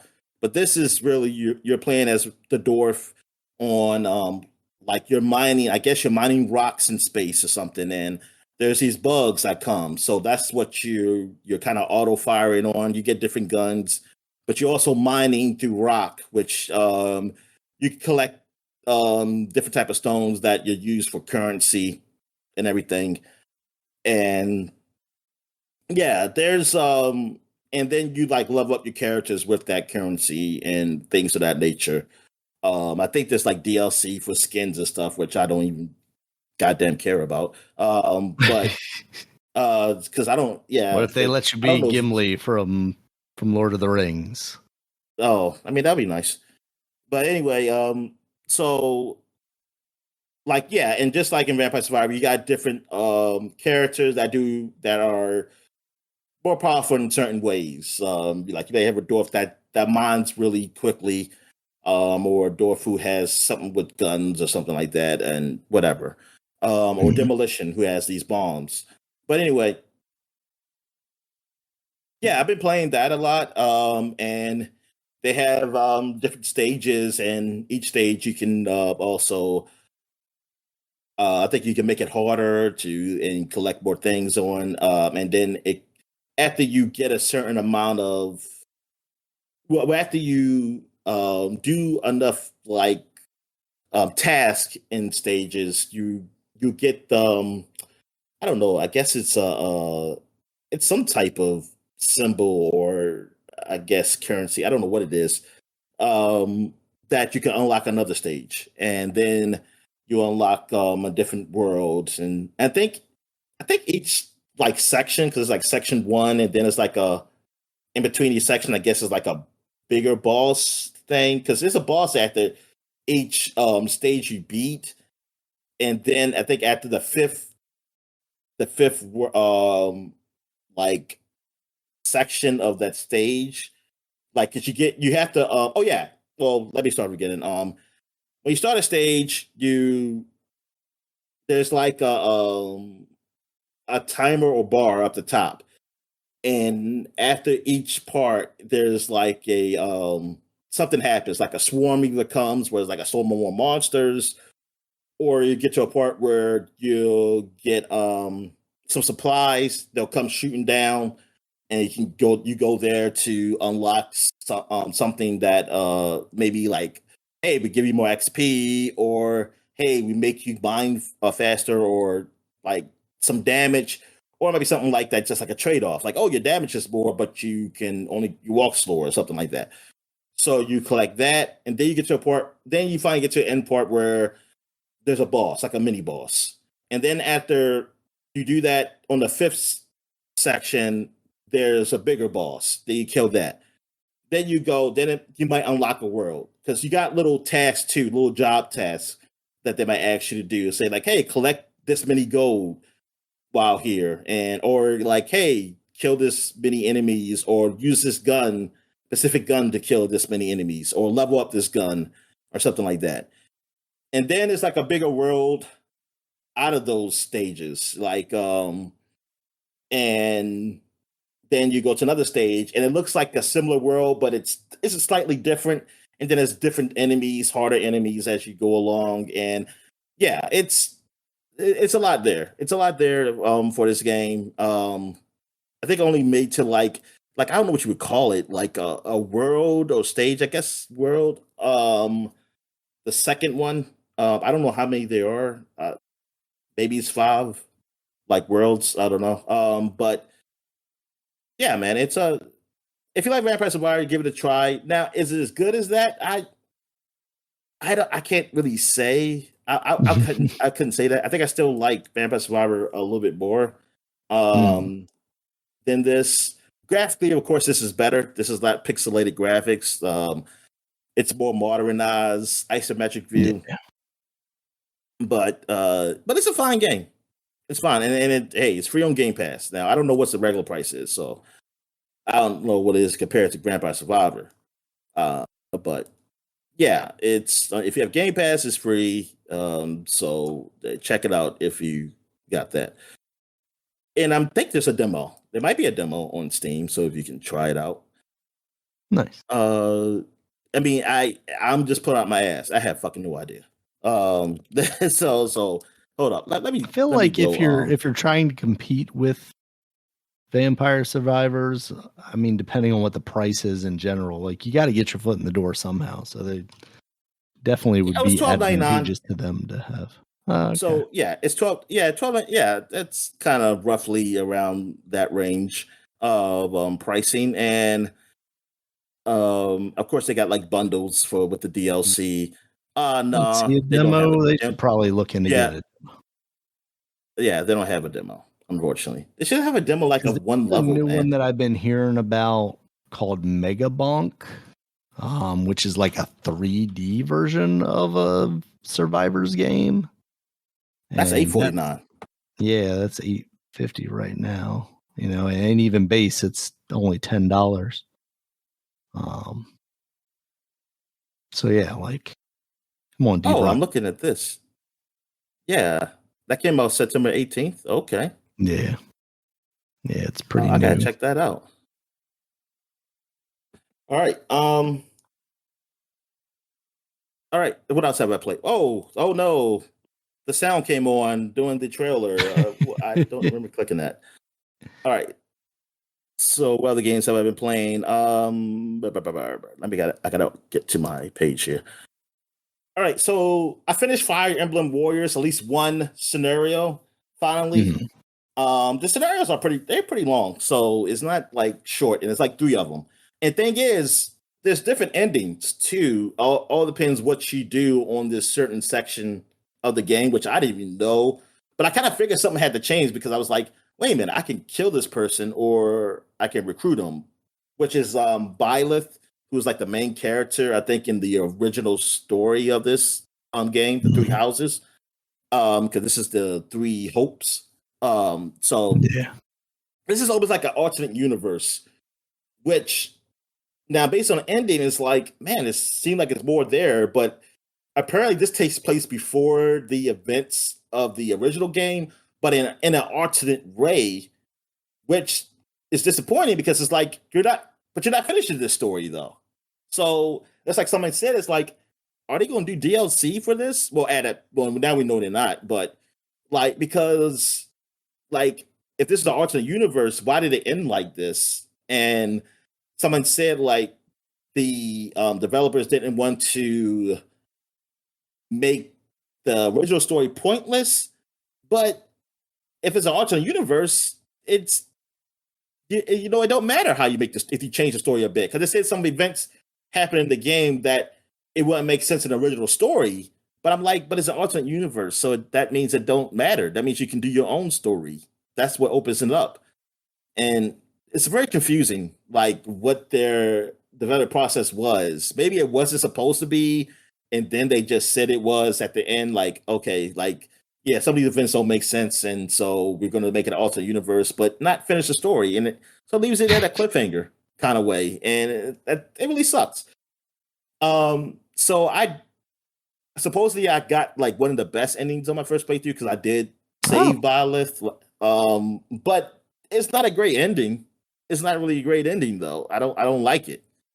It actually kind of sucks how they kind of rush through certain things of that story. So, but gameplay wise, it's fun. Like the gameplay wise, I really like it, and it seemed like it was going somewhere though. That's the thing, and the way, yeah, and I think a lot of people even agree, like it kind of fall flat with the whole story, and that's what's disappointing. But then I think some people said even in the original game, like just the regular story of the game wasn't the ending wasn't that great there either. I'm curious. I want to try that game though. I'm gonna give that a shot. And the other one that came out after, I think it's called Engage or something, the Fire Emblem game that Yeah, I that's the don't really latest. hear much about.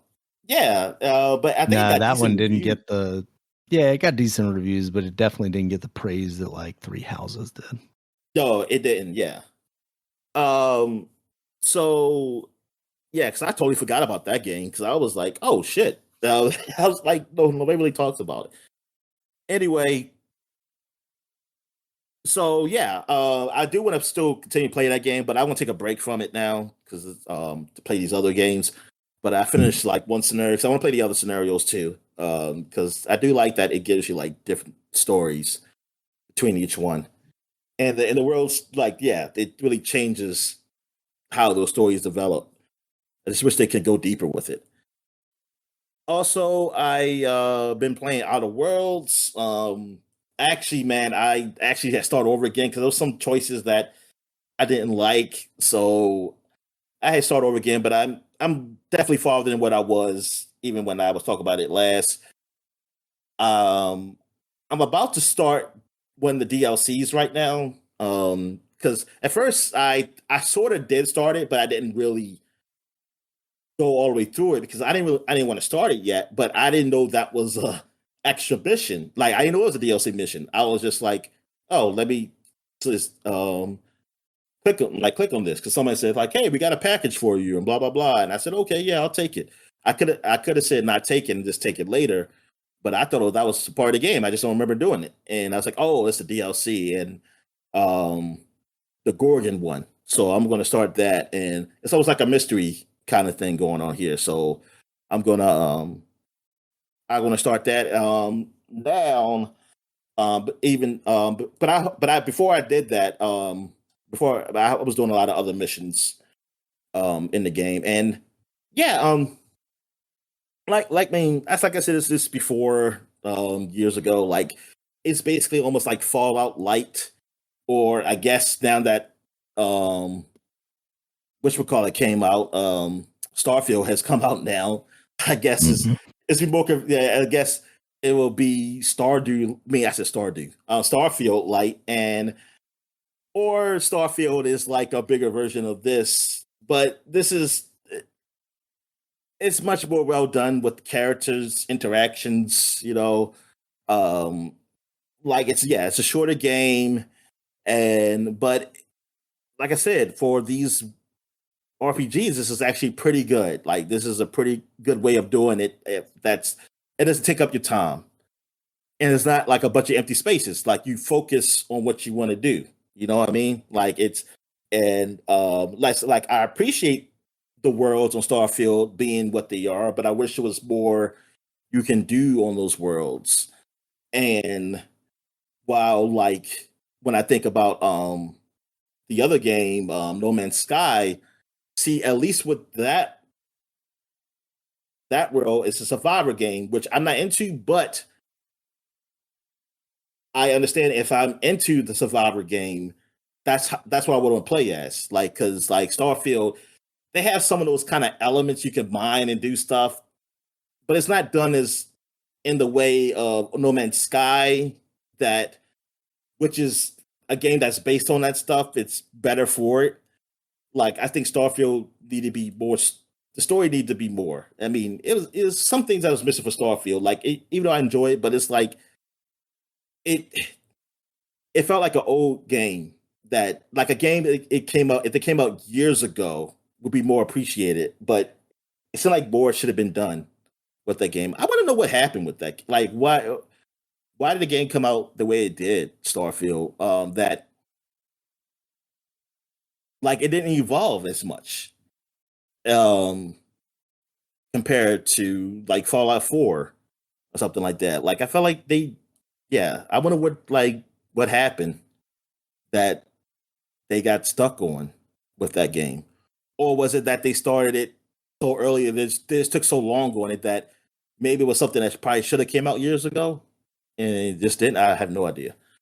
But anyway, Outer Worlds, like, because I'm thinking like, hey man, this game, it's like playing this again, and even though I ain't totally finished Starfield, but this playing Outer Worlds again, it's like, man, I'm as an overall game, it like as far as the RPG elements, it's like I appreciate this more. Now, as far as the combat and stuff, it's really simplistic. Like, they didn't do a lot with that, and that's why I think this game didn't get like a whole bunch of nines. It got like some eights and stuff because the combat wasn't great, in Outer Worlds, and it's not horrible. It's just really nothing there. Like, I'm playing the Yeah, hardest it's difficulty, simplistic. and yeah, I'm playing the hardest difficulty. It's not hard, It's not Wow. like the hard thing is this is like, I mean, what's hard is that you get hit and you lose a lot of health, Right. quickly, but it's not really hard in the sense of like, I'm really have to really challenge myself here. And I mean, I put the cheats on eventually because I just want to get through the game, because I was like, I just don't want to deal with it because it's not fun. The combat's not really that fun. That's why. So that's why I don't really care about like not having the cheats, is because it becomes more annoying than anything. And I just want to say, I just want to get through because I just like the story. I like the story elements of the game. It's because it's funny, it's lighthearted. It got some deep stuff in here, like a few, like it gets a little personal. But the overall game, it's really lighthearted and like funny, Mhm. talking about like corporations and things of that nature. Um, yeah, and yeah, it's a good game. So I want to know. I really want to see how they evolve with it in Outer Worlds 2. Like, I definitely really want to play that game. About maybe halfway through this game, or maybe more. Because I'm trying to think. What I don't think there is another planet after Byzantium, the people's planet. I don't. I haven't gotten there yet, but that's like the last planet I think I might need to visit, unless there's something else other planet I don't think of. There is one of the DLC. Well, there's the 2 DLCs in that planet, and I don't know. So I might be a little bit. Maybe I'm a little bit more than halfway through. All depends how long these DLCs are. So I'm either halfway or just a little over halfway. I did play some Hollow Knight because I don't think I talked about it since I played it, but I don't know if I'll be going back anytime soon because of all these games. But I wanted to play because Siksong Knight came out, and I didn't really play this game yet. So I see that it's a Metrovania because I totally forgot what kind of game it was. Honestly, I kept thinking it was a roguelike game for some reason. So when I started playing, it's okay, so it's like Metrovania. And yeah, I liked it so far. I think I fought a couple bosses. Now I don't know if they're like big bosses or whatever. I know one was like a beetle, and another one like a flying thing that kept dropping shit on me. But I played beat those two. I haven't got to a point where I can fast travel. That would kind of pisses me off because I had to go freaking walk all the way back to the beginning just to buy something. But yeah, it's an all right game. I haven't got to the point where I feel like it's incredible. Like people loved it though. I still don't. I don't know why. Compared to like Ori and the Blind Forest or anything, like I was trying to get a feel of. I was like, and people really love this game, and I just haven't gotten that yet. Maybe I'll get there later. I mean, I think it's good, but I not for as high as some people had it though. Like I still like Ori and the Blind Forest better than this. And even Guacamelee I like better than this. So I don't know what's maybe I just haven't hit it. I mean I'm still like very beginning. So yeah. Maybe I'll get to that point where it's like, oh, now I see what people really love about this. So yeah, maybe I'll get there if I'll continue playing. A new game I played, 100 Line Last Defense Academy, which came out spring of this year. This is, I know it's written by the guy. It might be made by the guys too. That did Danganronpa and AI Summoning Files and stuff like that. So, the art style is definitely Danganronpa. It looks like it. Here's a bunch of kids who get thrown into a school, don't know how the fuck it got there. So very much kind of the same type of story.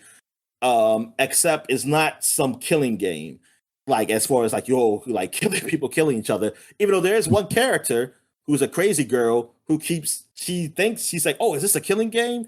Oh yes, and she's all excited because this is what she wants to do. And it's like, no, it's not that. So it's like that goofy. It's an anime game. But what it is that you lived in these places, these facilities that were kind of underground because something went wrong on Earth. And thing is, facility. I think you think it's just one place because I don't know if you don't know there's multiple places. And then something did break through though. These monsters, these funny looking monsters broke through. And then all of a sudden, this ghost looking creature tells you, like, oh, you have to fight these guys and you have to stab yourself or something, and the blood comes out and changes you into like wearing a school uniform, but your like heart is missing, and you're stronger though. It almost like Persona is like when they used to shoot themselves or something. And well, actually, I think in the new Persona, the Persona 5, you kind of tore your face off and changed. Jesus. Well, it's not. Yeah, it's like you tear your face off, but it's like another face under there. Okay. I mean, it's like the Rey Mysterio mask pulling the mask off situation. Got it. Yeah, they make it bloody, but it's like in a fun way. It's not gruesome. In Persona, it's like a weird way they do it. But just like in this, it's weird looking. Like it's. I mean, I guess it all depends how you feel. I don't feel it gruesome. It's just weird, Japanese weird shit, yo. But anyway, so that's what you have, and then you get thrown. Then after you beat them, you kind of faint and fall into this some kind of portal, and then that's when you wake up, you're in a classroom with all these other guys. They say they're from the facility, but it's kind of like, hey, I never met you before. But then, I mean, the facility city is huge. But then I think as time goes on, I'm gonna spoiler alert. Well, no, I'm not gonna spoil. But it seems like I don't know, like maybe I didn't came from the same place as the story goes on, but you don't. But I haven't got to that point yet. I'm not gonna spoil too much on that story. But anyway, yeah, it's like this weird ghost thing. It's like your general, and he's telling you how to fight these monsters, whatever. And like the battle system in this game is like, so it's not, so it's like Danganronpa. The Danganronpa is more of a digital novel than a game. It has little game elements, but not really. It's more digital novel. While this is a mixture of that, but it actually has a game. And so when you fight, it's a strategy. It's more like almost like tower defense like kind of game. So you can move, like you have to protect like this some kind of energy whatever, I don't know, generator that generates the shield around your school or whatever. And because they're going after something that's in your school, which you don't know, because nobody ever wants to tell you anything. Like it's always in these games, like, oh, I'll tell you later, and later be like half the way through the game, and then you find out what that is.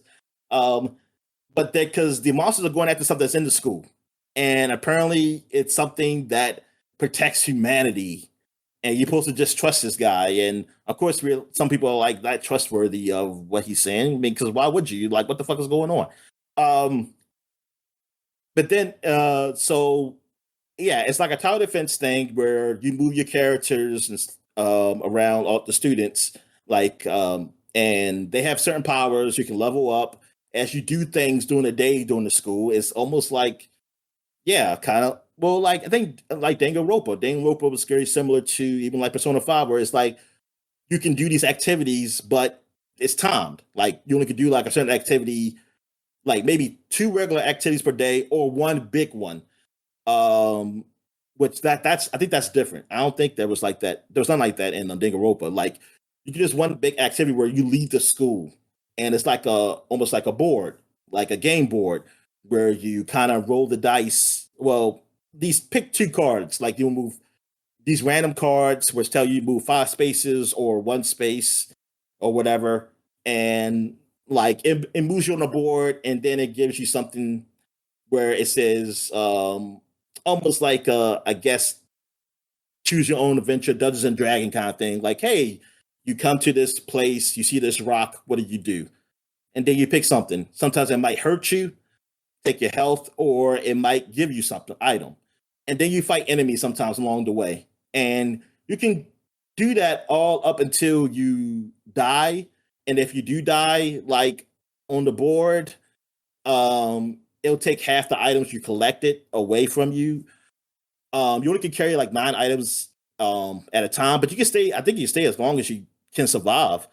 So if you want, you can trade items. Like you maybe find something better and trade the item in, and and that's how you use those items to um, either upgrade your weapons and in the school, like there's a place where you upgrade your weapons, or make these gifts, which you can give to a student, which helps you like get these grades in these subjects. Like they make everything like school related. And based on those subjects, like you get higher grades on, that's where because like you can upgrade your weapons even more. Because it's like, hey, this weapon needs like maybe this like some metal parts and like you need some metal parts for the sword, but you also need to have the like really good at mathematics or something like that. Like you need a level 2 in mathematics. So I might just be a level 1 at mathematics, but I have all the material, so I have to talk to certain people who are like doing something that will make me better in mathematics or something like that, and that takes up like a activity in the day too. So it's a lot of moving parts in this game. Like it's pretty. It's got some things that's it's fairly deep. You know, the story wise, it's all right. It's a mystery. but it's a mystery that I've seen before, but I still enjoy it. And now, like, I mean, the way they do it is like someone always tells you, say, "Hey, I'm about to tell you something," but then something happens, so you don't ever hear what they're about to tell you. about to tell you, but you find out later. It's something that keeps you like a carrot. Keeps in front of you, like, I want to know what is this world, like, what's going on, and as time goes on, you learn more about what this world you're in is and what's the truth about everything and blah blah blah. And I'm just at a point where I met some new characters in the game. Also, they even do it if you die doing the if you die doing the fighting the enemies, like the battles, they even have like an in-game story that tells you why you come back to life, because it's like this thing that comes and collects your body like a casket, but it brings you back to life. And you're like, wow, how does this work? There's like, oh, don't worry about it. But I think you're going to find out later on about something like, for me, I think we're in a simulation. That's what I think. That's why this stuff is happening, but I don't know. But yeah, because people are like, this don't make any sense. Like, you can't just come back to life. And so people are just questioning everything, like what's like trying to figure out what's going on. It's an alright game. So if you like those type of games like Danganronpa, AI Summoning Files, or then the those other games that's similar, that I think you'll appreciate this game. And plus, it's not just a digital story; it actually has real gameplay. I like the battle system; it's pretty cool. So yeah, and what else have I played? I think that's it. That's really worth talking. Oh, did Dying Light the Beast? I did pick that up, and that game graphically looks really good, and it runs really good on my PC. Nice. I know people were joking about this game and Borderlands 4, saying like, "Hey, this game, Dying Light, like, which Borderlands is the bigger game, and like, but they had all like it's not running good on people PCs for whatever reason because they didn't do something with the engine, or not. They didn't work on the engine right, or I don't know. But anyway, but they're saying like how Dying Light say they did it right. I mean, they didn't. I don't think I don't think Dying Light is Unreal 5, but still, I mean, the whole point is that when you buy a game, you want it to work, right? Like, it doesn't matter what excuses they have for like Exactly. like they knew it worked on a new engine or not. You just need to work. And Dying Light the Beast, which is a game that I wouldn't call low budget, but it wasn't on the top of the radar, It's not one of those top radar games, but it actually looks very good. And it's not even a number Dying Light game, but technically this is like 2, because the last Dying Light 2 wasn't based on the character from Dying Light 1, but this is. So, and that's what some people joke is like, oh, this is the real Dying Light 2. And like people like this better than the Dying Light 2, because Dying Light 2 actually, compared to Dying Light 1, was a disappointment for some people. But this one, I played it so far, like it's different. It's like, because now you've been infected with something, like you got some powers almost like the zombies do, and you can go into like a rage mode where you're just beating them up, which is really cool. But there is a bug with this game. This game has its problems, but at least these developers are doing the right thing. I mean, look, no, I'm not giving them excuses at all. Like, because I feel like, hey, like these bugs should not be, some of these bugs shouldn't be in the game, but they're also not talking down to you like Randy Pitchford is. But you know what? That's the thing. I feel like they shouldn't get credit for that. You should just, like, they shouldn't get credit for that, because they're doing what you're supposed to do. Right. When you mess up, when you mess up, you tell people like, yes, we're fixing the problem, which they do got a patch out now for, which I'm going to have to go back, because I haven't gone back to it since the patch came out. Because the problem with the game, well, for me, it was like, it wasn't crashing or nothing. It was that the day-night cycle wasn't going right, because I didn't even know that. I mean, I knew the game was supposed to turn to nighttime, but I thought I didn't get to that point in the story yet. And because I was seeing these monsters that I used to like to say, oh, these beasts come out at night. Because thing is, I was playing this game while I was talking to my friend, so I wasn't paying attention to the story. I was just thinking like, oh man, these monsters come out during the day now. I was like, shit. And then I was playing for a while. I was like, damn man, why is it going to turn night? I said, I must have didn't get to that part of the story when it turns night, so I can have a day night cycle yet, like the last game. And then so when I looked online, I saw that somebody was saying like, hey, these monsters supposed to they come out during the daytime. My game, like, is a day night cycle not working? And then somebody said, yeah, it's a glitch that it's not working for some people. I was like, oh, so that it was a glitch. So I was like, no wonder um it wasn't night, because I think I saw a cutscene supposed to be like the sun was going down, but I was like, oh, it hasn't gone down yet though. But I thought it was just like maybe I have to get to some other point in the story and then it does go down. But no, yeah, I was seeing those monsters during the day and they're hard as shit. Like they kill you in like a few hits because you're not really supposed to fight them. You're supposed to run. You're supposed to keep just running from them and like get to a point where you can hide from them. But I had codes on, so I wasn't dying. But thing is, even killing them, it'll just keep more and more because you're not really supposed to be able to get away from them, really.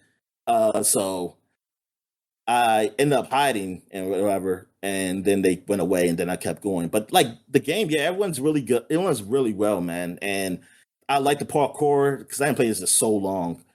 The first game and like going through and just jumping through, like jumping on the rooftops and sliding and everything. It's like, oh man, it feels so good. Like it's like, oh man, I like this. Yeah, it was fun what I played. Like I do want to go back to play it some more. But yeah, Dying Like the Beast is out. It might be one of those hidden, like I'm gonna say hidden gems, but like those games that get lost because of so many good games, Yeah. have come out.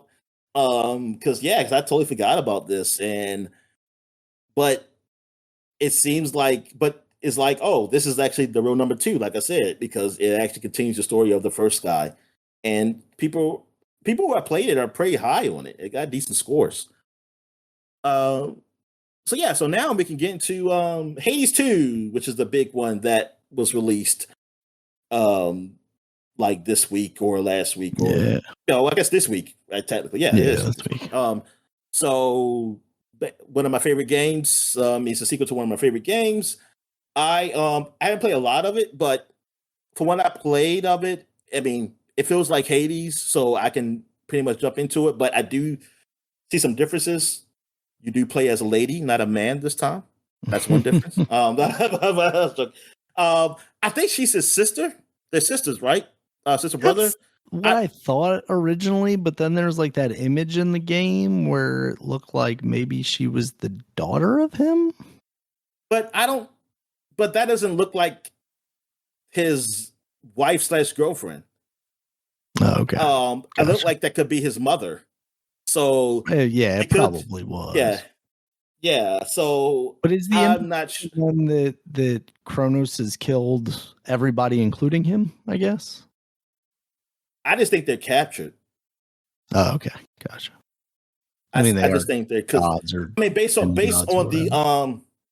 based on the trailer, it looked like Hades was like chained up from what I Gotcha. saw. So I'm not sure. But yeah, I'm just going by the trailer because in the game they don't say. Well, as far as playing in the game, she doesn't say that's his sister and something like that. She does say like that. I think Hades the father, I believe, when I heard her talk, but she doesn't say about the brother. Are Mhm. they like, yeah? Well, if it is a brother, so yeah, they don't. She don't really get specific, but I'm sure you're gonna find out as you keep playing.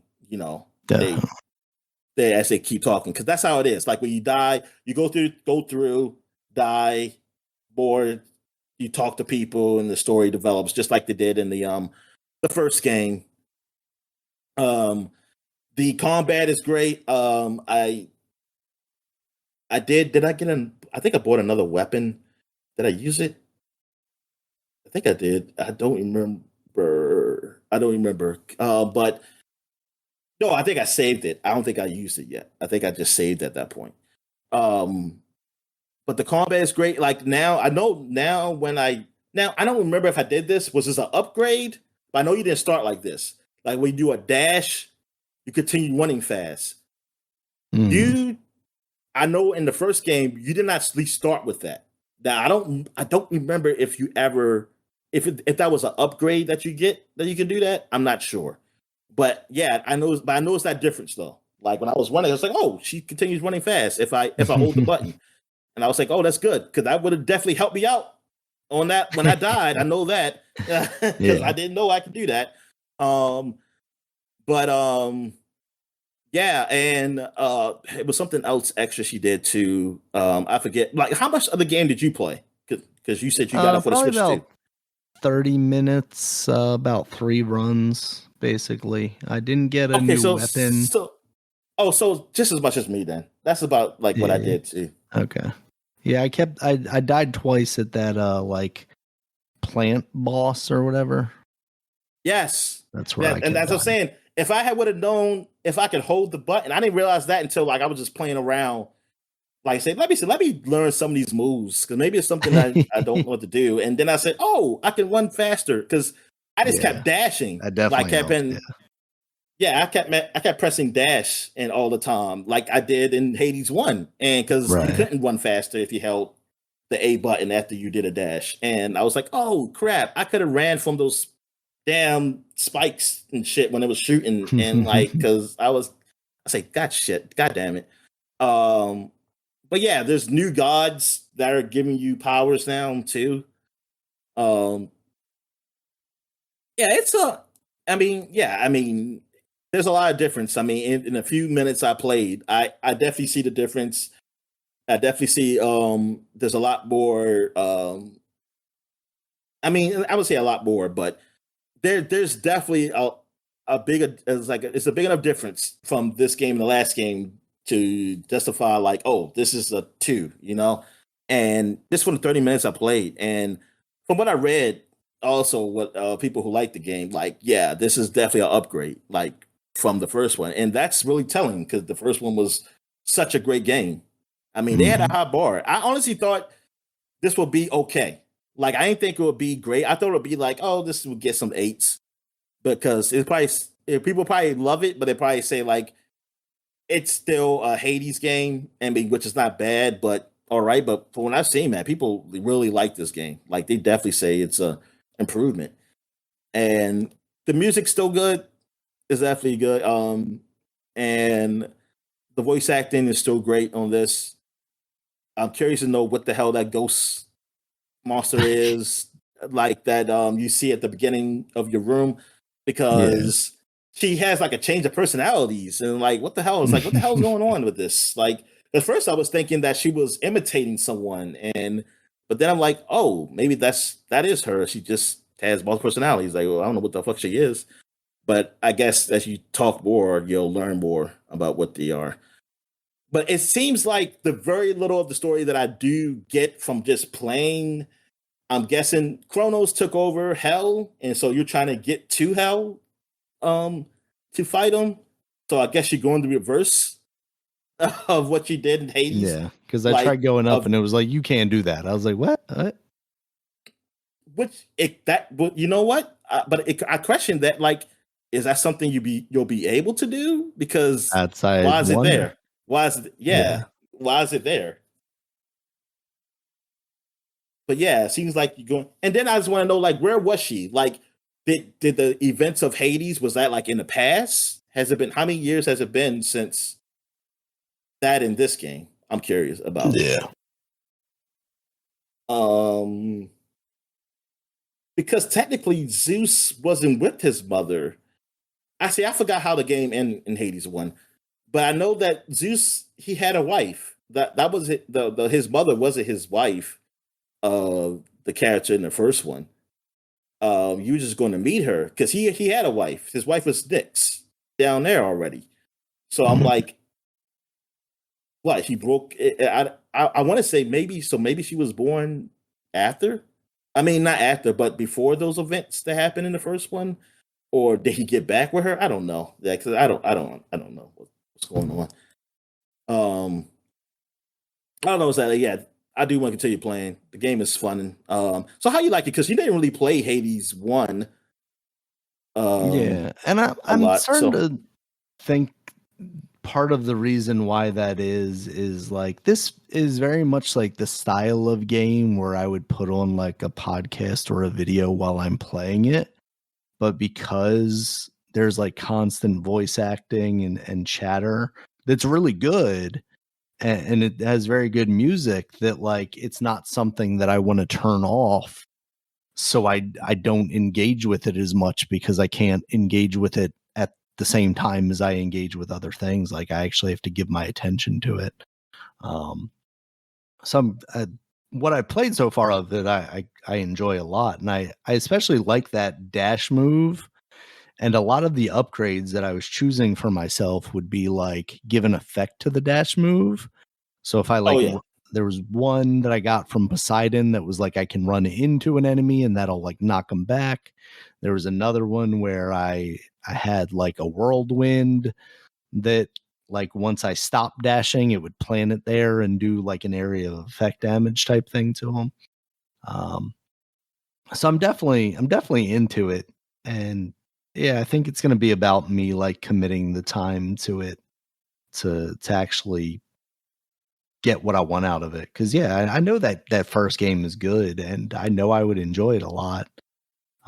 It just at the time something else probably came along and I just didn't. And because I didn't engage with it immediately, you know, like when you were initially talking about it, like I was already kind of past it. Um, cause I had originally came on Game Pass and was like, I can't remember. Is it supposed to be on Game Pass or not? And it wasn't there. It was just, you know, Hades 1 is on there now. So I was like, you know what? I'm just gonna get it on the Switch. I'll get because they have the Switch version and the Switch 2 version and then an upgrade. So I made sure to buy the Switch 1 version in case like you needed to play it um through that in case you couldn't play it on the PC or whatever. And then, you know, played it on there.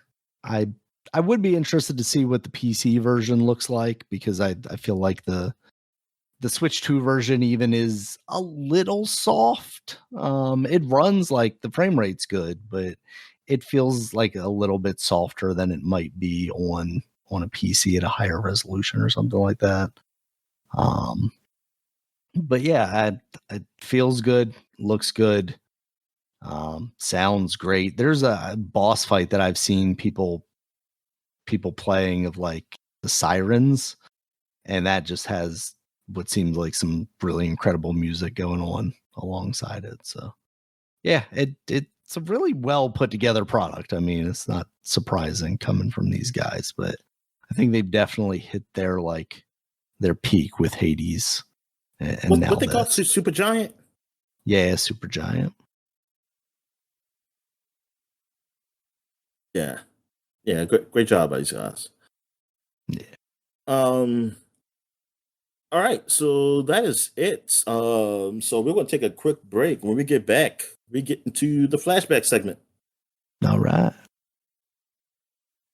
And we're back. So now we're doing a flashback segment. So we're going to do like the whole month of September since we haven't done any games this month. Like because we did covers, but we didn't do any games. Well, actually, we did covers for last month. We got Say we covers for haven't this done month. covers either yet. Yeah, yeah, because we've been like Playing the on backlog, break. Dominic. Yeah, you got to clear it out, man. So I'm going to start with 2015, going back 10 years ago. So let's see what came out here. We got Mad Max came out 10 years ago. This Yeah. game, I mean, it was like maybe like in the 7 to 8 range type of game. Yeah. I think it had Studio some hasn't other released a problems. game since. Yeah. I think there might have been some other issues with the game when it first came out, but I think patches might have helped it. But From what I heard, it's pretty all right game, and like especially Yeah. like years later when people played it, they said like, "Oh, this game wasn't as bad as some people might have thought." Um, I know it didn't sell well initially. I think that was a big deal.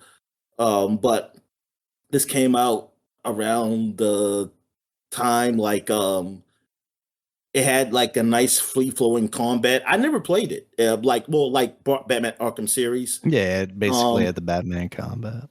yeah, and then it had like it was an open world like customization with your car and stuff and things of nature. It came around like the when the movie came out, like months after the movie came out, and 'cause the movie came out that summer, I want to say, um, or did it come out the previous year? I think maybe it got delayed. I don't know. I'm trying to think.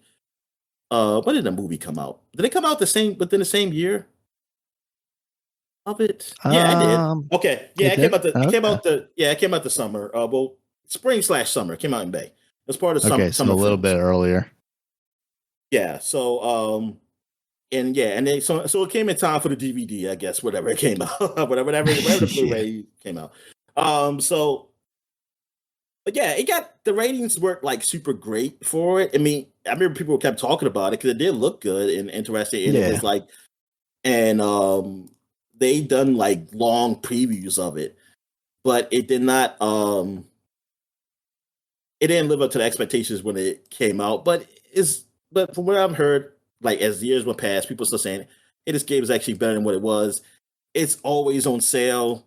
Like every time Yeah. I see it for like super cheap.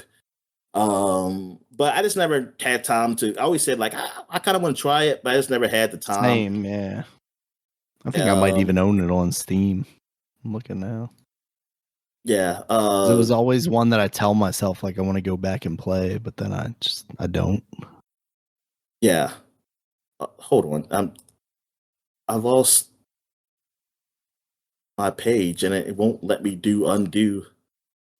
Uh, It won't let me undo like the like hey we like reload closing the page or page. whatever. Yeah, Yeah. assholes. That's hold up, I'm about to pull it back up.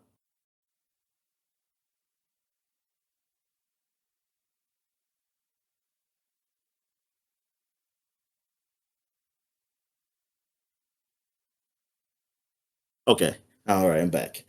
All right, so now the next game we got here is Metal Gear Solid 5. The Phantom Pain came out. This is the real sequel, not the Ground Zeroes prologue or whatever. But this is the full game. This got a lot of great reviews, and even I enjoyed it. I enjoyed the game, even though the story was cavalted mess like Better Gear Solid games have been for like ever since three. I want to say Yeah. probably ever since two, real honestly.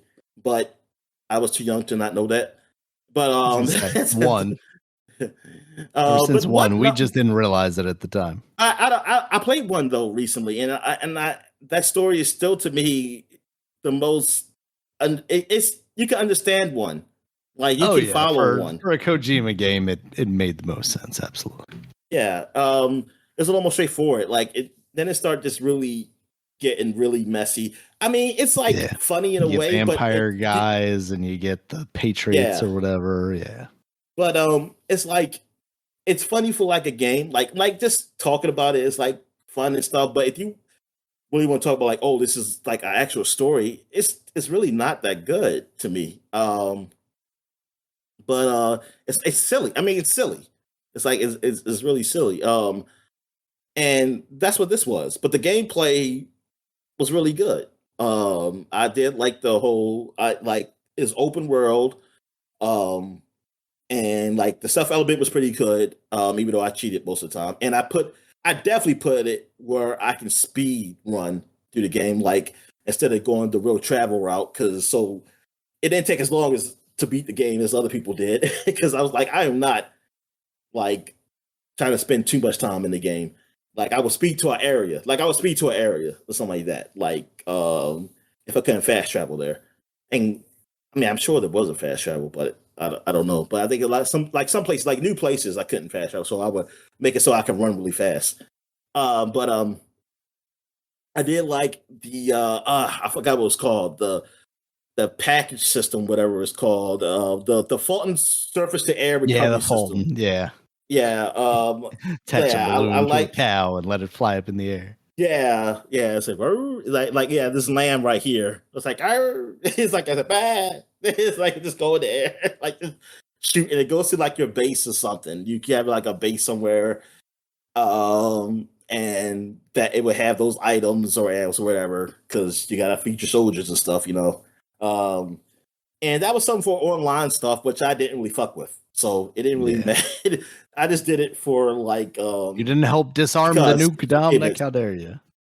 no, I didn't. But no, but the game was fun. It was a fun game, and like yeah, it was rated really well. Like people really liked it. Let me see, what was the rated? A 95 on Xbox One, 93 on PS4, and a 91 on PC.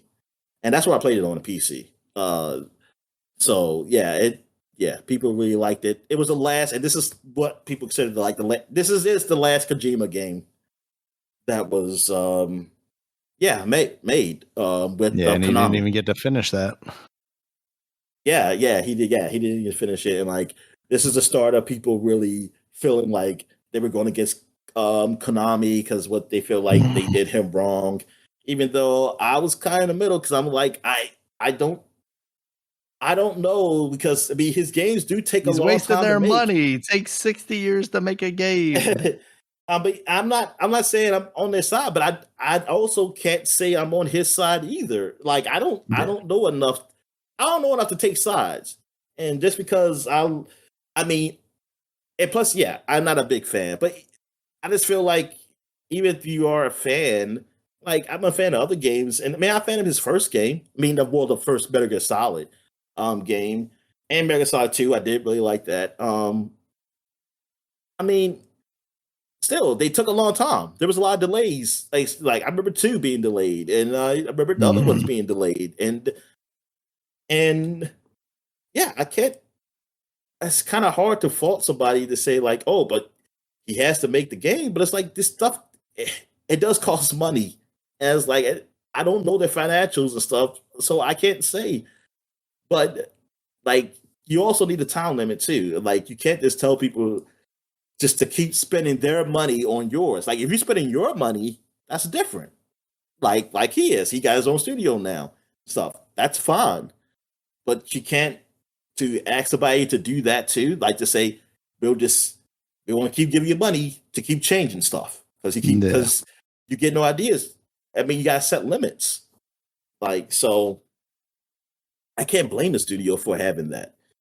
Like, I'm sure they done stuff wrong, but it's just that based on that, I'm not seeing enough evidence to say to go which way on this. That's the thing. Like, so, and I mean, it's easy just to go against the big studio. So I see why people do it. I totally understand. Um. Anyway, that's it. That's Metal Gear Solid 5. What else came out 10 years ago? Super Mario Maker, one of my favorite games of like that decade. Um, this game is awesome. Like, this is one of the best games on the Wii U. If it still exists, it will be still the best game on the Wii U for me.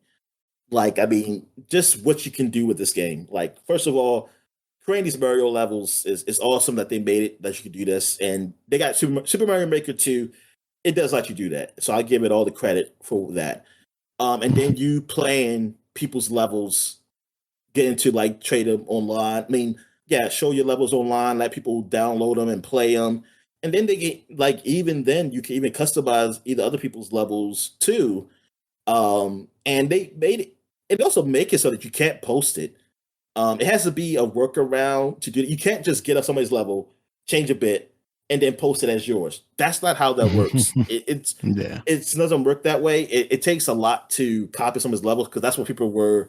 That's what some people were complaining about, saying you could possibly do that, but that's not true at all. Man, it's hard. It's hard to do that. You would have to do a lot more work that I think most people wouldn't even bother doing. But it would have been anyway, nice if there was some level of like collaboration. Like I can approve you doing that or something like that. Yeah. So So anyway, but no, this crew like basically in the time of like Little Big Planet, where they had like created you create levels and do things, and like that had a lot too. Like they, especially in starting two, they start really doing a lot with Little Big Planet. But with this, with the simplified of just Mario and people making own Mario levels in the way of Super Mario One, um, three, and like the new Super Mario Brothers way, and then kind of just mix and matching things with that. It was great. Like it was so great how they did that. And Super Mario World, yeah, man, I loved it. And unfortunately, it's gone now. Like play you can't really download people's levels anymore. I mean, you can play whatever the base game is, what you can do. That's all you can do. And it sucks because people used to build like their own worlds. Now they added it where they can actually have official worlds now, like in two, which people I do appreciate they did that. Mhm. But they took away the part of you able to customize people levels, which that was a downer for me. But what Yeah. people did was that they would say like, "Hey, this level is part of my world." They'll say like, "This is world 1-1," something like that. Like this world one, level 1-1, or something like that. So you know that they got more levels part of their game. So they made it like a whole game. You just got downloaded that way. Um, but there was also a Reddit scene. Um, I don't know if it was based off Reddit or they actually had a website. I forget what it was. But there was a website I know where you can look up people levels and see what worlds they did. They even have separated categories, say like, hey, these people build these worlds, and you can find these names. People used to also say like I'm like they would tell you like what's the most popular one and everything. This was like a own custom this wasn't a Nintendo site. This was like own custom site to make things easier for people. I want to. I don't know if Nintendo did it for two. That might have. It's been so long since I played that game. Um, Super Mario Maker 2. But dude, like I used to love doing that. And it's sad that this game technically does not exist really for what it Yeah. is anymore, man.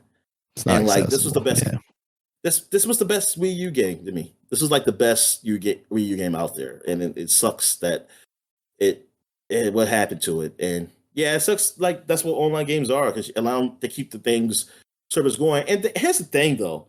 Nintendo could keep it going like they can afford it. They can afford just to have it going. I mean, I see all these other games on PC that I can't believe they be having like so many people play per day, or per month. But their servers are still going. Well, Yeah. like it's like they could have kept it going. I mean, I really Yeah, wish but they they're would have like, we just got two out. Get a Switch.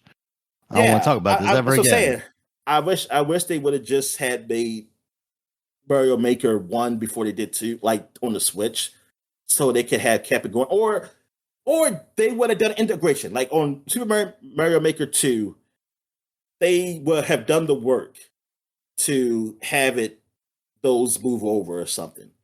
Like, yes, it would have been Yeah. hard to make, but this is the excuse anybody's make. It would have been hard to do. They got the money to do it though. So he Would have been worth it like for us. yes, like that like shit. Sometimes shit is hard to do, but just do it. It's is it impossible though? That's what I'm saying. If it's impossible, I mean, come on. Like you could have done something It is where if I want to it make could the still same be amount of profit, Dominic. How dare you? better. um. Anyway. Yeah. Okay. So 10 years ago, Undertale came out. Now you talk about this Yeah. game because I don't know enough about it to talk about it. Yeah, so Undertale is basically an indie game. It's an RPG that it kind of subverts some of the tropes. Like he plays this child that gets kind of lost in this like different world. And now I haven't finished this game. I've started it a couple of times. Um, but basically it each of the battles is kind of a different thing, and they're more interactive than like a normal turn-based battle situation. There's a lot of like, oh, I have to avoid the things that are moving around the screen. Um, And then there's an aspect to it where you don't even technically have to fight these people. You can talk to them and talk to them and talk to them. And usually they'll still keep telling you, hey, I want to fight you. What are you doing? And they'll kill you if you don't make a move yourself. But there is like a passive run of this game, which is theoretically like the correct version of the game. If I recall correctly, this is also the one where if you're playing on PC, it'll tell you like it's deleting files on your computer, and stuff like that. Like it's very subversive in that way. It kind of dips out of the game into your world a little bit more. It's a very cool thing. People are still waiting on Undertale, whatever the sequel is going to be. We got those like pre-sequels that are episodic. I can't remember the names of them right now, but it's definitely a game that it's not even a particularly long game. So one of these days I feel like I should just sit down and see if I can get through it in like one sitting. Oh, is that short? Yeah, Okay. I think it's like 3 or 4 hours at most. That's what's up. Like, cause I started it and I just didn't keep going. But Okay, yeah, because I always hear six how to good it is. 7 hours is what the AI answer is. I mean, that's still good. That's still good. It's not like a RPG. Yeah, no, it's nothing like that. Yeah. So yeah, that's cool. All right. Yeah. So now we're going to Lego Dimensions came out. This is like the last of the Toys to Life games. Yeah, this is come the death out. knell Yeah. of that.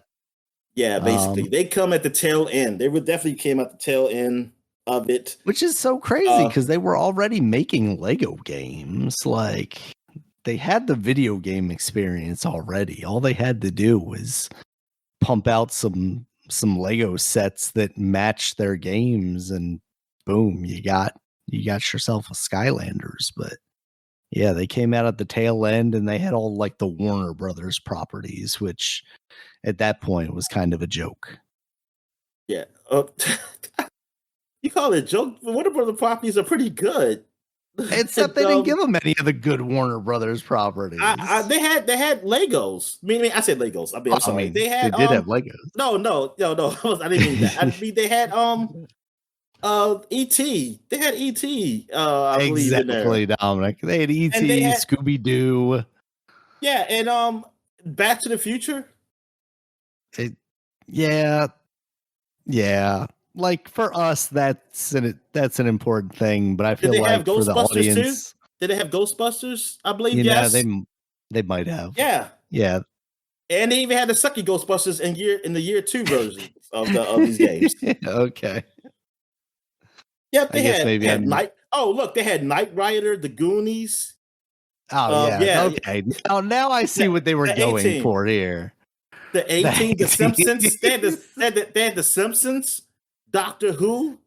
Yo, they had some names, Joe. I get it now, Dominic. I get it. They were aiming it at our generation. They weren't aiming it at the kids. Yeah. I got Yeah. you. Well, Teen Titans Go, they did try to get some of the kids. They got the Lego movie, stuff, and the Lego Batman movie. Sure. Look at that. They got Fantastic Beasts, Mission Impossible, Harry Potter, Gremlins. Yeah, they definitely was going for us. But Beetlejuice. But yeah, they just came. Yeah, they came. It just came too late, really. It really did. But, it was literally the last one. Like maybe they beat that Ubisoft spaceship one out, but maybe. Yeah. The stuff is just too much. I mean, it's cool. Like this is stuff I would like to play, but it just costs. This stuff costs too much, man. Yeah. It's like I can't get this stuff. It sucks. Oh wow, Starlink. Not enough time. Battle for Atlas, the Ubisoft one with the Star Fox stuff, came out in 2018. Talk about late. Jeez. You mean Starlink? You talking about the Starlink? Starlink that had the Star Fox stuff in it. I didn't know Star Fox was part of that. Yeah, on the Nintendo version, they had Star Fox specific stuff in there. Oh shit! I don't remember that at all. Maybe yeah, I just forgot because that now that I'm looking at it, I do realize, yeah, okay, Starlink. Oh my god, yeah, Starlink. How much Yeah, does one of these R-Wing toys cost on eBay now, Dominic? That's the real question. Starlink. but yeah, Lego Dimensions. Yeah, this is this is the last of the toys of life. It was it just came. Yeah, it came a little too late. And it's just too many. It's too much. You got the Disney, Yeah. you got Skylanders, and then you got this. It's like, dude, it's just you see there, yeah, way too long. Basically. I don't think they did anything particularly interesting with the Lego aspect of it either. You know, Legos are all about building stuff and like it's like here's a minifig and like one of those sets that comes in a bag that has like Yeah, 20 pieces. it was just yeah, exactly. It's like it was just basically a toy, but yeah, like you said, it's just you just made the toy part of it. Like you didn't make it like oh, but you're building. Like it's Yeah. it Should didn't have do married those anything. two Yeah. together. Should have been a Connect game and then you could watch me build Legos and I would build them in the game. Oh yeah, and last and maybe least, Tony Hawk's Pro Skater 5 came out. Most definitely least. This is the last of the numbered Tony Hawks, Yep. and it looked like it was going to be the last maybe Tony Hawk game ever. Because Yeah. it was really bad. Like man, it got a 39 on Metacritic for Xbox One and PS4. It just came on those two systems. I guess it didn't even bother with PC because but then again, I don't know what did they even come on PC? Those other games? Yeah, I mean, I definitely had like even the early ones, like 2 and 1, I think were on PC. I'm Oh, pretty okay. sure they continued on from there, but by then I had gotten a console that ran it better than the crappy PC that I had, so I started Yeah. buying them on console. So yeah, maybe they didn't bother because it sucked so bad it wasn't even worth it. Yeah, this I don't know what troubles it had with this game. What was the That problem was with this game? basically it. Just didn't feel good anymore. They had basically ruined the way the game felt to play, and that was the downfall of it. It wasn't like, oh hey, everything's just broken or glitchy or anything like that. It's just like the vibes are not here anymore. I And mean, it was then already you add bad Lil enough that Wayne they to it. had that game where they had a board, and that's when the Wii board came out, and it was Yeah. like, wow, y'all just it's y'all came at the Shred wrong and time, didn't y'all? downhill, yeah. Yeah, they And I definitely remember, fell for the we're gonna jump into the motion stuff a little too hard. and I don't remember I if mean, it that was was this game actually or was it this sorry. game or the last game where Tony Hawk himself was like arguing about like people talking bad about the game and whatever. I don't know if it was this game or Oh, I maybe it was don't the one with the remember. board. Maybe But it yeah, I might have remember been that the was like one a with the big thing. board. I feel like I remember this one like he just disappeared off the face of the earth when it came time to like when people started talking about how bad this game was. It was just like, oh well, That's why. This because of the licensing deal between Activision and Tony Hawk was set to expire by the end of 2015. The game was hastily developed within a few months and released unfinished with little promotion. Yeah, like you say, he did disappear. He was like little promotion. that Contrary to makes a lot popular more belief, sense. the entire game is on the disc, and to access any levels beyond the tutorial level, the player must press Y/triangle, based on your console, instead of X/A. Pressing X/A attempts to connect online to play the level, which fails. After initial footage received negative feedback by fans and commenters alike for its outdated graphics, Robomoto, the guys who made the game, made a Yeah. departure from the attempted realistic look into a cell shaded style 2 months prior to the game's release. Oh my Activision god. marketed this as a conscious stylistic decision unrelated to the feedback and solely owing to allow a consistent frame rate. You wouldn't do that 2 months before release. It wasn't based on feedback. Additional development was done by Disruptive Games, who assisted in developing the multiplayer mode, while Romanian studio Fun Labs co-developed ports for the PlayStation 3 and Xbox 360, which lacks the multiplayer features from the current gen ports of the game, only keeping Crater Park. Yeah, man. Oh, look, your boy Jeff Gerstmann of Giant Bomb. What did he say? Giant Bomb opened his review of the game with the phrase, "Don't play this game." As for the levels, he noted that they have no character and feel slapped together like someone was in a hurry, referencing the short development time. He was especially critical of the rooftop levels, starting that it might be the worst level in the franchise has ever produced. I wanted to just keep falling down off the rooftop.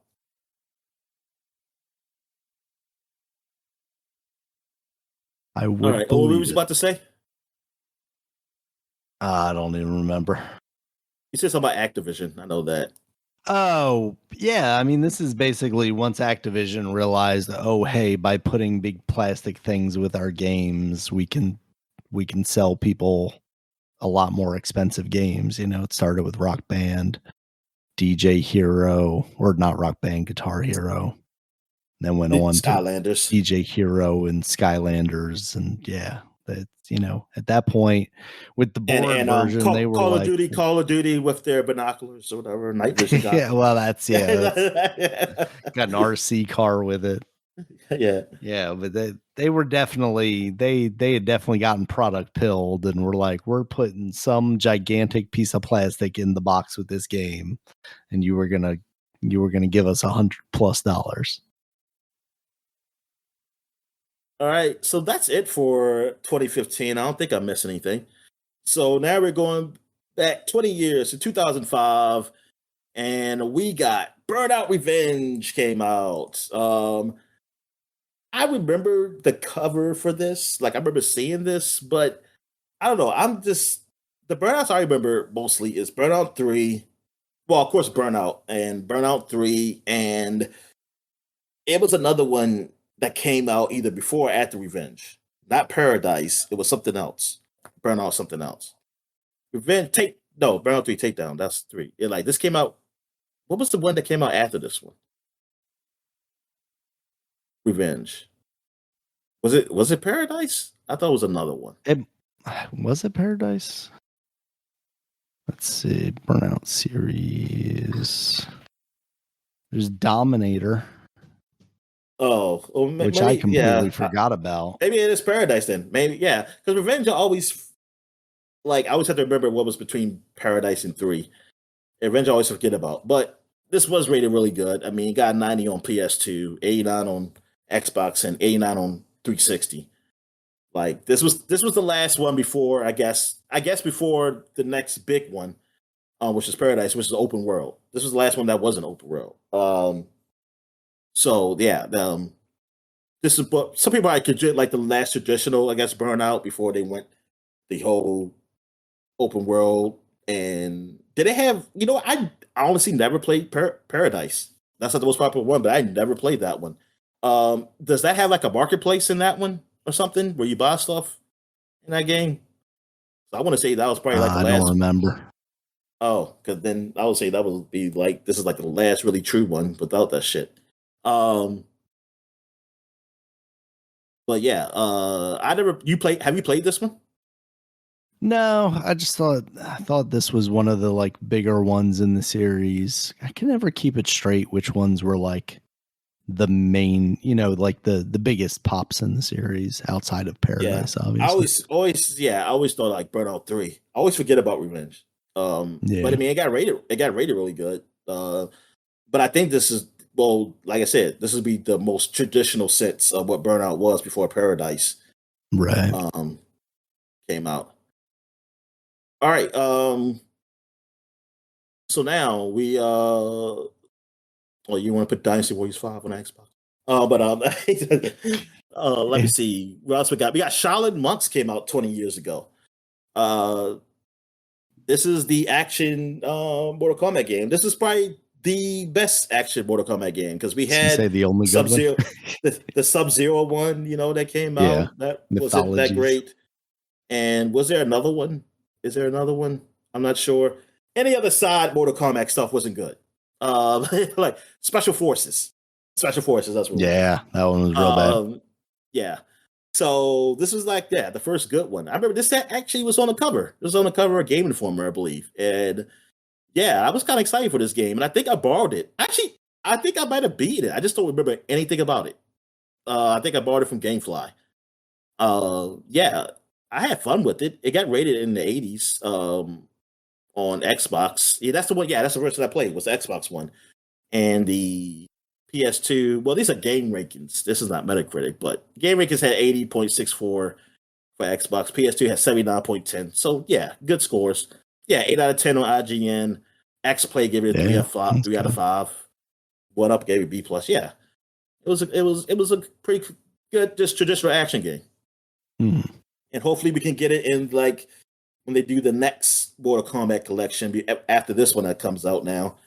They'll have that in there mixed with those PS2, Xbox, and GameCube Mortal Kombat games. Definitely. All right.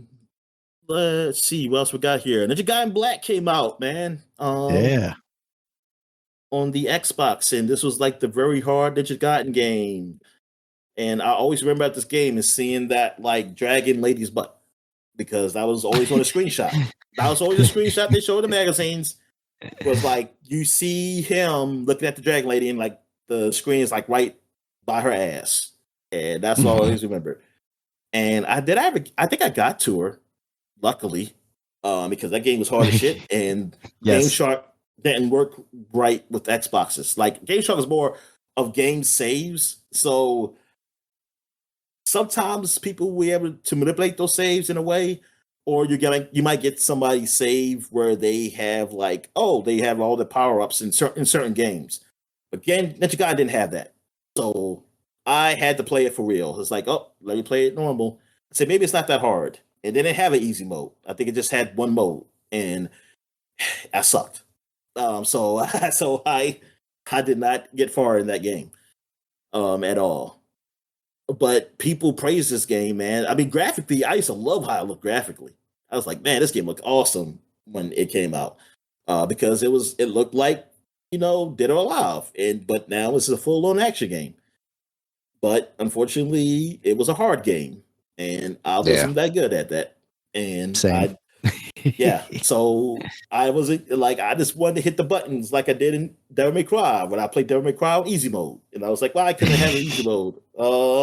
But so yeah, that pretty much sucked for me. But hey, it got 91 on Metacritic, and I was pretty upset because I was like, I bought this game.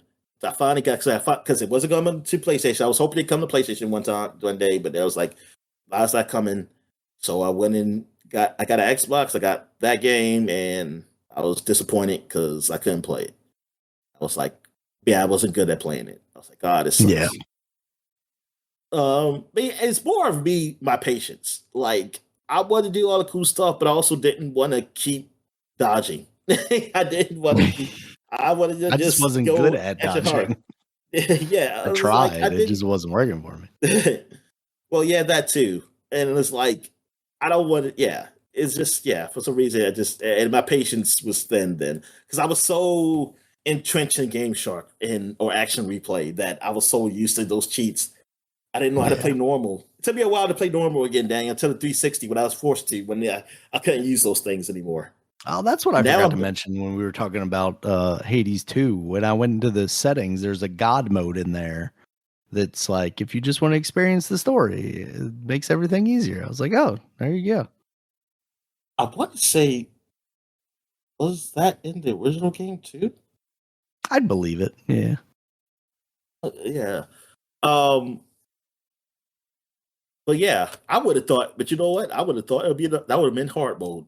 They said, oh no, it's the God settings. It's supposed to be like super hard. like because I would have thought that, but I was like, nah, they wouldn't do that, right? They wouldn't make it easier and call it God mode. That'll be hard. But no, yeah, I did hear about that. Yeah, they do have a settings in there for that.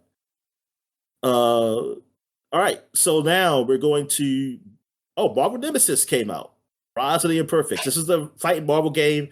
I was pretty excited for this when I read about it, like because it was like, oh, like a Marvel fight, like okay, fighting game, because we didn't get Marvel vs. Capcom, but it was like, hey, a game that looked kind of like 3D fighting game, maybe like Mortal Kombat or something like that. I was like, fine, that'd be cool. And then I Yeah. saw the reviews, so I didn't care. I never played it, so because I saw the reviews and they were bad, so I didn't even bother. And yeah, these were some bad reviews, like in the 50s range, show Yeah. Metacritic for Yeah. all the consoles. The 3DS got the lowest with the 34 out of 100.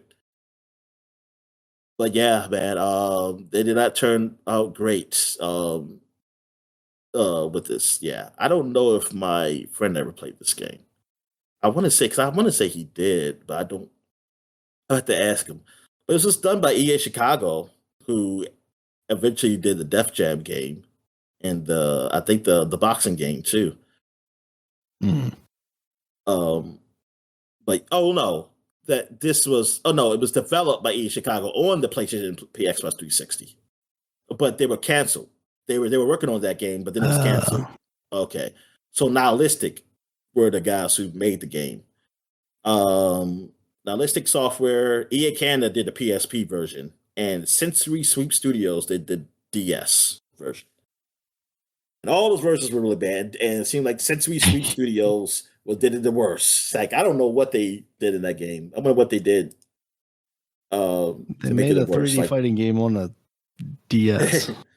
Well, that's what it should be good then. Oh, no, that's not 3DS. I'm thinking about 3DS for some reason. Yeah, even then, either way, they awesome as the 3DS is, like 3D games, like 3D developed games, just yeah. not quite up to par there. They could actually been the best one if they just was stay like a pixelated like fighting game. They could have been the best one. Yeah, could have. Another Marvel game came out, X-Men Legends 2, Rise of the Apocalypse. It's crazy that they came out the same day. And yeah, but that's when the Marvel license was just everywhere. It wasn't just because it was Activision. The other game was EA. All right. That feels even crazier to me that they would like do that. Well, I guess they said they must knew like nobody's buying that fucking imperfect game. But anyway, like, we're gonna come in and save these people. We're gonna release the good game on the same day, so we don't disappoint everybody. This was great. Like I really love this. It was definitely an upgrade from the first one.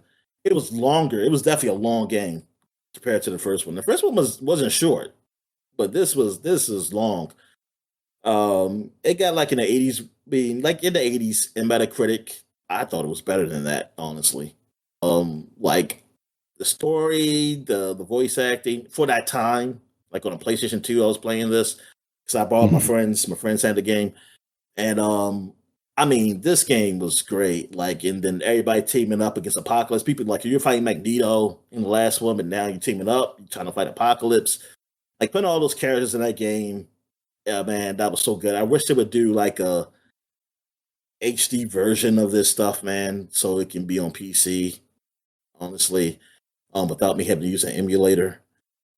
They, yeah, this is the game that's set up for Marvel Alliance. Like, yeah, this is the game that set that up for when that came out. This gives back memories. Oh man, there's so many memories. This has been 20 fucking years, man. 20 years since this one came. Crazy. Then another Marvel game came out. It was like a Marvel month, man. They had Ultimate Spider-Man came out, man. This is the Spider-Man based on the Ultimate comics, and they had a nice look to it. This only came out 2 days later. Shell shaded look to it. It got like good ratings. Like it got average ratings. I think because of the feel of it, like the feel of the swinging and stuff, it was a little. It wasn't as good as 2. What Neversoft did, yeah, in 2. Yeah. But because Neversoft didn't do this one. Having any problem with it. as far as Yeah, like the because it's swing. straight up. Yeah, there were definitely things that I remember about it being like not as evolved, but I can't remember what they were. Yeah, I mean, it just felt different. I had to play it again to remember, but I liked it. It was Oh short for yeah. me. What the problem was it was too short to me. That's what it was. That's the issue I had with the game. Like compared to Spider-Man 2, it was definitely like they could have added more to this game. But like during Edge magazine gave it a 5, man. Like goddamn, and Eurogamer gave it a 6. The Europeans did not like this game, apparently. But Game They Pro have gave no it an taste. 8. That's how I felt. I felt it was like an 8 range. Game Evolution gave it a C. Game Pro gave it about 4 out of 5. Yeah. Yeah. IGN gave it an 8.4, 8. Yeah, that's what I feel like it was. Darn Nintendo Yeah, I'd probably say get a mid high goddamn. eights are what Uh, that game deserves. Nintendo gave the GameCube version a 9, man. But they did give like the DS and the Game Boy Advance version 6.56. I had Um, the DS version. It was obviously not as good, but I don't remember it being that bad. you actually bought the DS version, man. What the hell's wrong with you? I like Spider-Man. Yeah, but this sucky Spider-Man. Well, I What learned else we my have? lesson, and then I never bought another Spider-Man game until the You should have PS4 known. ones. You wasn't a damn adult by then. You should have known like that game was going to suck. And I had adult money, so I was like, I'm going to buy this. And then I didn't All right. have time, so I didn't really play. Slide 3, Honor Among Thieves came out 20 years ago. The third and at the time's final slide. I'm trying to think. there's a Yeah, PS4 there one. was the PS4 one. Yeah, It's like the time one or something. You go back in time. yeah. Yeah, at the time, I mean, it looked like it was going to be the final slide. I mean, because I didn't hear no announcements for a while, so people start asking, and then like eventually they did. But yeah, Slide 3 came out. The Sucker Punch game because Sucker Punch moved to Infamous. It seemed like they was moving to Infamous, so they were leaving Right. it behind.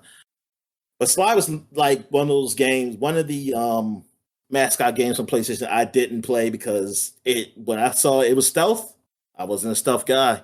And that's when they had demos, and I was like, oh, I don't like hiding. And I said, Yeah. that's not my thing. Because like I like to double people's heads and hit them and something like that. Like, nah, I mean, hey, it's a new style. I mean, it was a new style to it. And I mean, I like the look of the game and everything, but I just was Yeah. not into the whole stealth aspect of the game. The thing that always stuck out to me in these games was like your magnetism, and they carried that over to Infamous too. Like you're sly and you're climbing up a pole, and just the way you get like vacuum to it. And then Yeah, yeah, if you that is try kind and of like funny how jump that off does. of it, it never felt super great to me with that aspect of it. But It made it make I learned sense. to, You know, what? They made sense for Infamous. They said, "Oh no, because your electricity does it to you." yeah, exactly. yeah, Well, he had magnet gloves or whatever in Sly, I yeah. guess. Yeah. Is this the one where you played as like all three of them? Or maybe you had Yeah. previously done that, but I sometimes think was in 2. I don't know if it was 2 that started, but I believe so. yeah.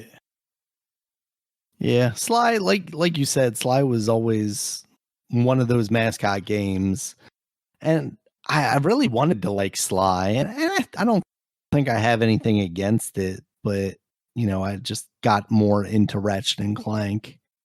And You didn't like honestly, the like I capo. kind of completely missed out on Jack and Daxter. I've still that's the only one that I've spent even less time with than Sly Cooper. They need to remaster or remake those games. Well, they did remaster them. That's why. That's Yeah, right. they need to remake those games. They need to Last of Us remaster those games, Dominic, and by that I mean remaster them again for the newest console, Well, at least it's been a while since and then that release it on has been PC. out. Yeah, exactly. That's really the thing. Like they need to release that.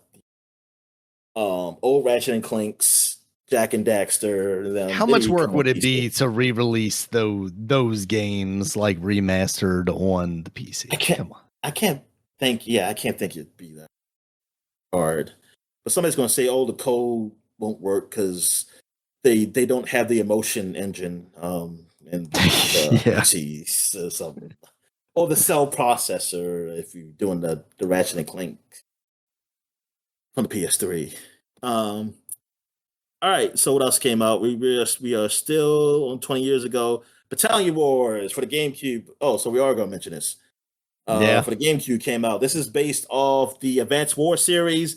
We finally Yep. got like a full console version I of was that. so excited about it, and then I saw it, and then I read the reviews, and I was like, Yeah, I'm the not only convinced. thing that would have fixed it for me was like if the review said it was really good, and then I would have been Yeah. like, okay, I would give it a try because the look of it was like, oh, this don't look that great.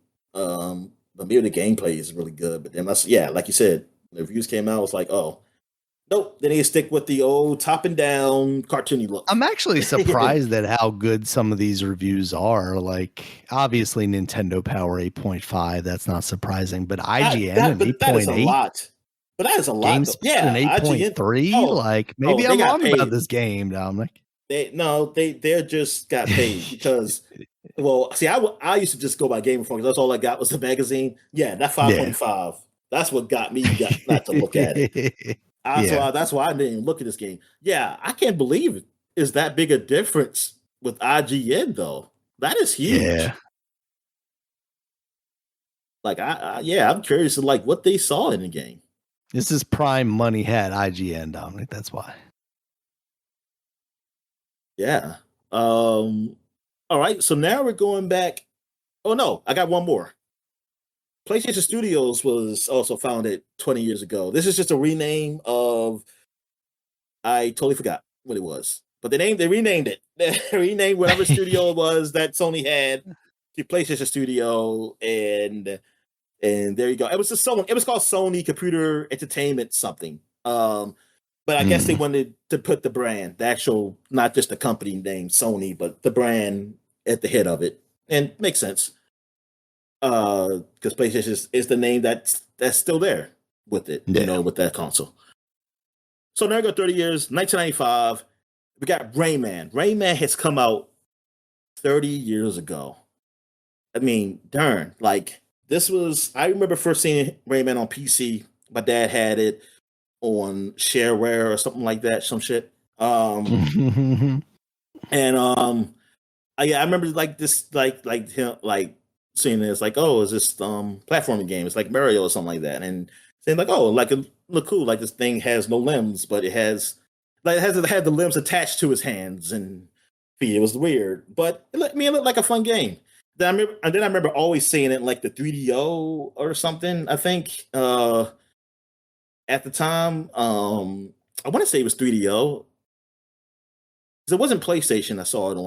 Yeah, it was one of those consoles that were taken off. I know that I used to always see that game on because for some reason I always associated with that console because I was like I think when I went to either Toys R Us or I don't know if Best Buy was around or some other electronic store, I will see it up there.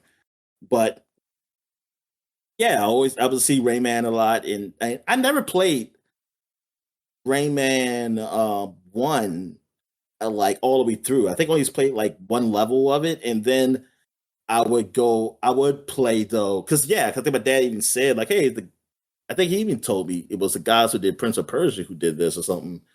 I was like, oh, but it don't seem like no Prince of Persia or something like that. But then I had played 2 though. I think I played 2.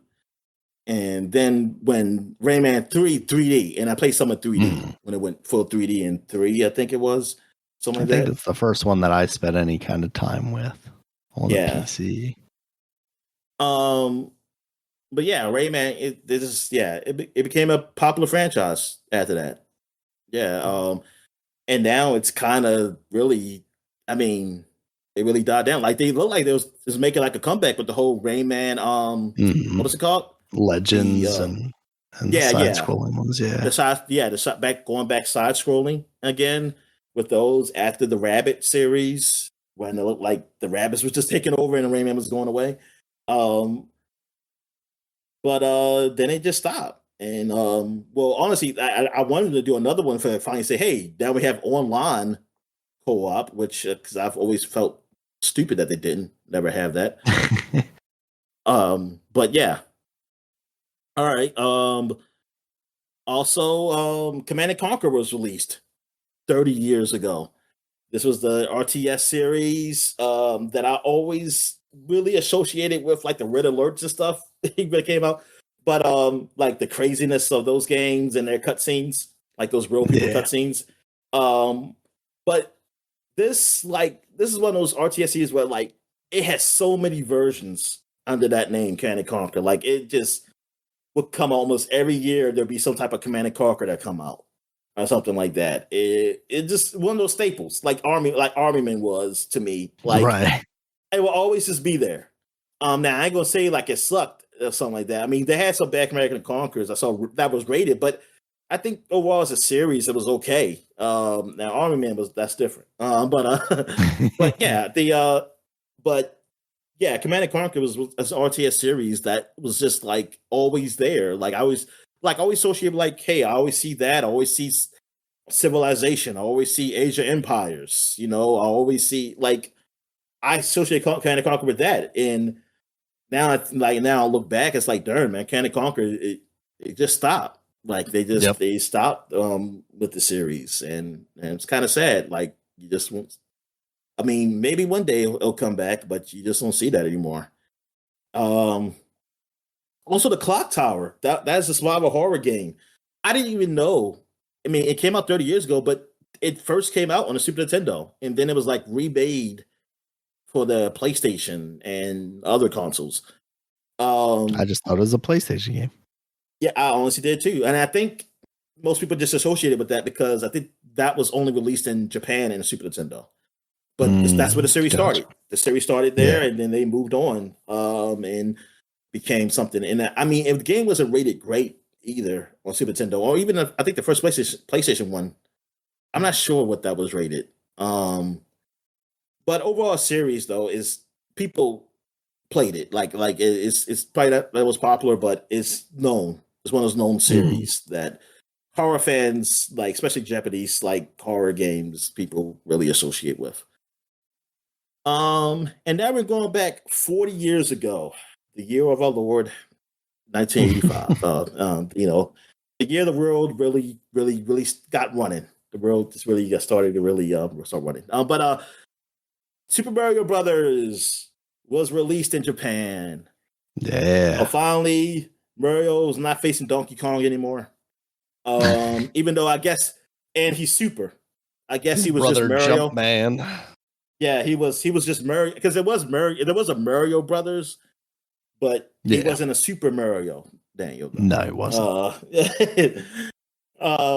So yeah, Super Mario Brothers was fine. It was released for the first time in Japan, and that's in the series really well. I don't know. See, I would have said the series took off, but I feel like was it not taken off before then, or I don't know. But it's just that we associate the Super with Mario now, like all the time, really. Yeah. So I'll say this is really the big jump off because I'm sure for people at the time, Mario Brothers might have been popular, especially like as an arcade game or whatever. But for the series as a whole, Super Mario is where it begins. Exactly, because like that's what Nintendo always do when they do flashbacks. It's Super Mario Brothers. It's never Mario Brothers. It's and occasionally they'll talk about Donkey Kong, you know, but it's really Super Mario Brothers, like that game. And over here, I think with the Nintendo Entertainment System, that was really the game. Yeah, Super Mario Brothers. Absolutely. That's really it. Like, I rarely hear people talk about just regular Mario. And like I didn't even know about regular Mario Brothers until after Super Mario Brothers. Like I honestly did not know that like there was a game like before this, like, oh, there was just a Mario Brothers or whatever. All right.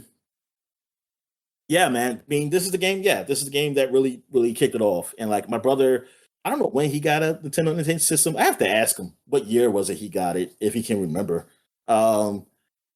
because I know he got it. I remember him getting it either for Christmas or his birthday. I remember him. Yeah, I know it wasn't there. Wasn't just already there. Um, so I don't know. Like, yeah, because yeah. So I remember. I know I was young, but I know he got it afterwards. That initially came out in the U.S. But yeah, that was definitely because. But this was packed in. It was a pack in. It was a dual pack, with that and Duck Hunt, and that's the one he had. So that had to be because I know like the when it first came over here, that wasn't. I don't think the dual pack was here when the Nintendo Entertainment System first came here, right? I'm not I'm not sure. even sure. And I thought it was magic that you could have two games in one cart. It was. Yeah, because I was confused. It's like, hey, how? Because when I saw like there was like just Mario Brothers in one cart and the Dunk Cart in another cart when I was in the store, I was like, how they do that then? How did we get it where it's just one cart and we get to choose a game? Oh, but yeah. So that's it for as far as games. So now we get into the cover. This is a long podcast. All right, so we are going to covers now. So now we want to start with 2015, 10 years ago. We got Edge Magazine. And on Edge Magazine, we got Horizon Zero Dawn on the front. Hell yeah. And man, that's a good looking cover. And Horizon Zero Dawn is a game I really liked when it first came out. I thought it was better than Zelda. Well, I still kind of still do. But I understand why people don't think that. Yeah. I understand it now. At first, I didn't. I honestly enjoy it more than Zelda. Yeah. But I don't enjoy it as much as I did that game. Because I played it again on PC and it was even better. But I start seeing like the limitations of it because of the improvements of games have done even after that game. And I was like, oh, I wish I could just climb some things. I ain't saying how to climb everything, but like some places look like I can just grab on the edge of here. But I do like the whole story aspect of it, these robots that take the form of animals or dinosaurs or whatever, and just be like somehow the AI just thinks of itself as like the animal, and these people just think of it as normal, and they've made their own history of why these things meant to be. Like they create their own religions and stuff because something must have happened a long time ago to cause this. So it was cool and exploring the mysteries behind all that. And now we're going to see how if the Chinese can make a better version of it with their game that's coming out.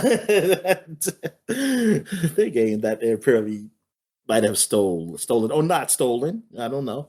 But anyway, yes, Horizon Zero Dawn exclusive taking PS4 to the next level with Guerrilla's incredible action RPG. And yeah, this is a big deal because this is Guerrilla not doing a first person shooter Killzone and doing a third person action game. Also, Death by Video Game. Consider a win. Death by Video Game. Tales of Extreme Virtual Obsession. Oh okay. My. I mean, what are they talking about? The Koreans with them playing the StarCraft games, people starving to death when they be playing them. Inside Japan's Indie Uprising. Also No Man's Sky, Hitman, Mirror's Edge, Dominic. Yeah, is it like the comeback of Mirror's Edge? Because it's got to be Catalyst, yeah. Yeah. All right, so that's it for that one, and we got now Xbox Magazine. And we got Xbox owns 2015. They own it, baby.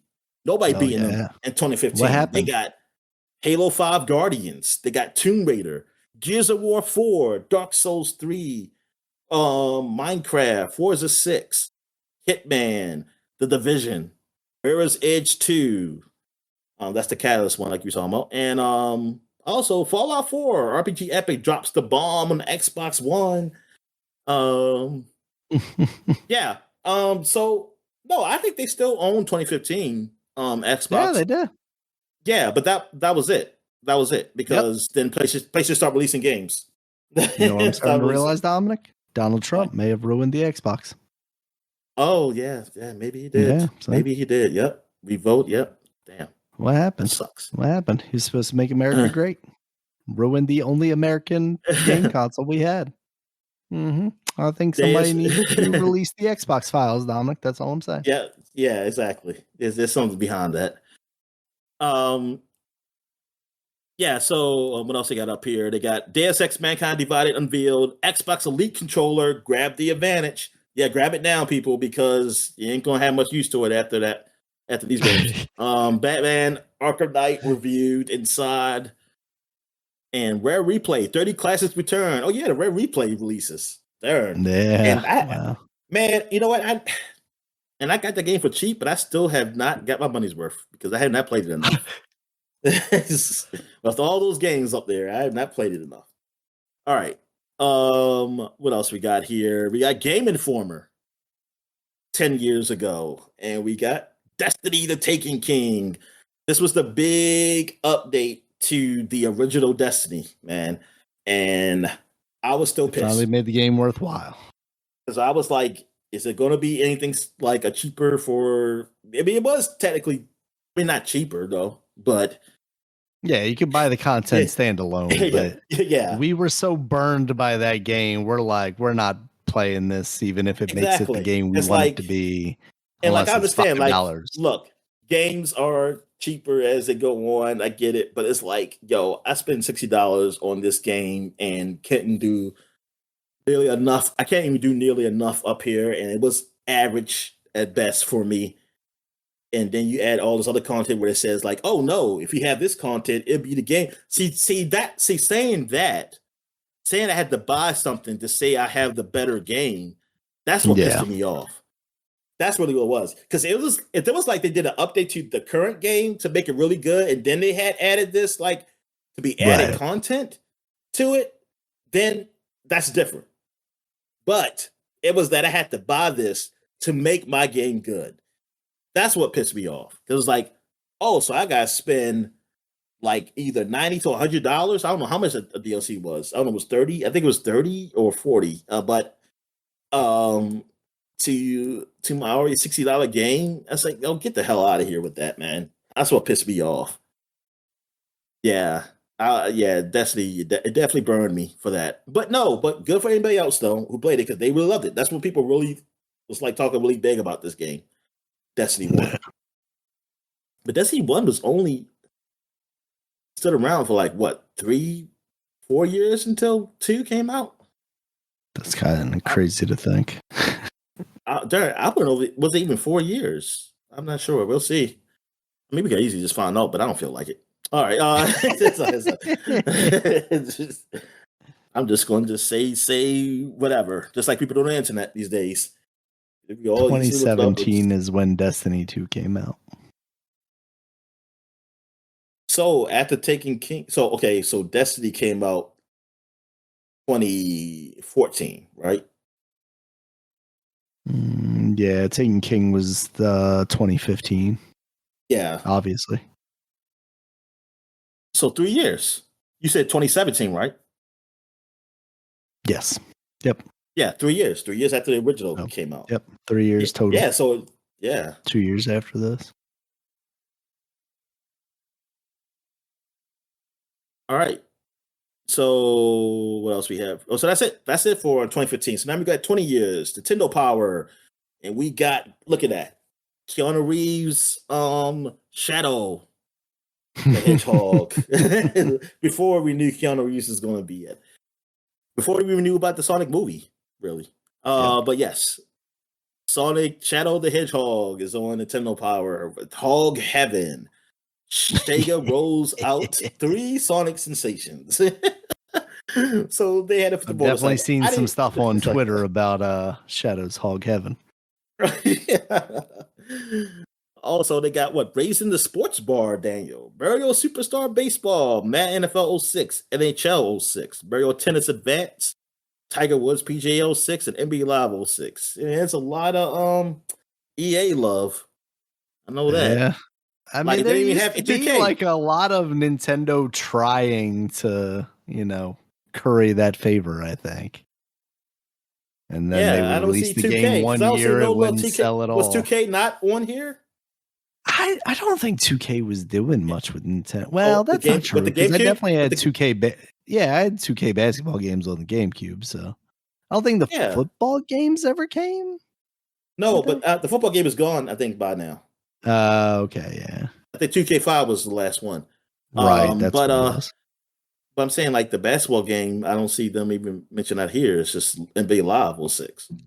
Yeah, I Um, feel like it's always been like a Nintendo and EA situation. Like they've always been odd bedfellows. oh, okay. Zelda Meanwhile, demo. yeah, it's funny because now that I think about it, when you say that, like 2K is always stuck around. Like they've released games on the Switch every year. EA wasn't there doing that. Sports games. Zelda demo. What you didn't see. Wonder which Also Hawk. demo that would have been. Yeah, Hawk runs amok. A banner issue. It had to be. Yeah, I mean, yeah. What is this? Because was it really that the GameCube/Wii? Um. Twilight Also, we have Princess. Wii preview. You salivate. Oh, okay. Gross. No, and that's like almost like you're bragging, you sons of bitches. Prince of Persia 3, killing you softly with stealth and stunning graphics.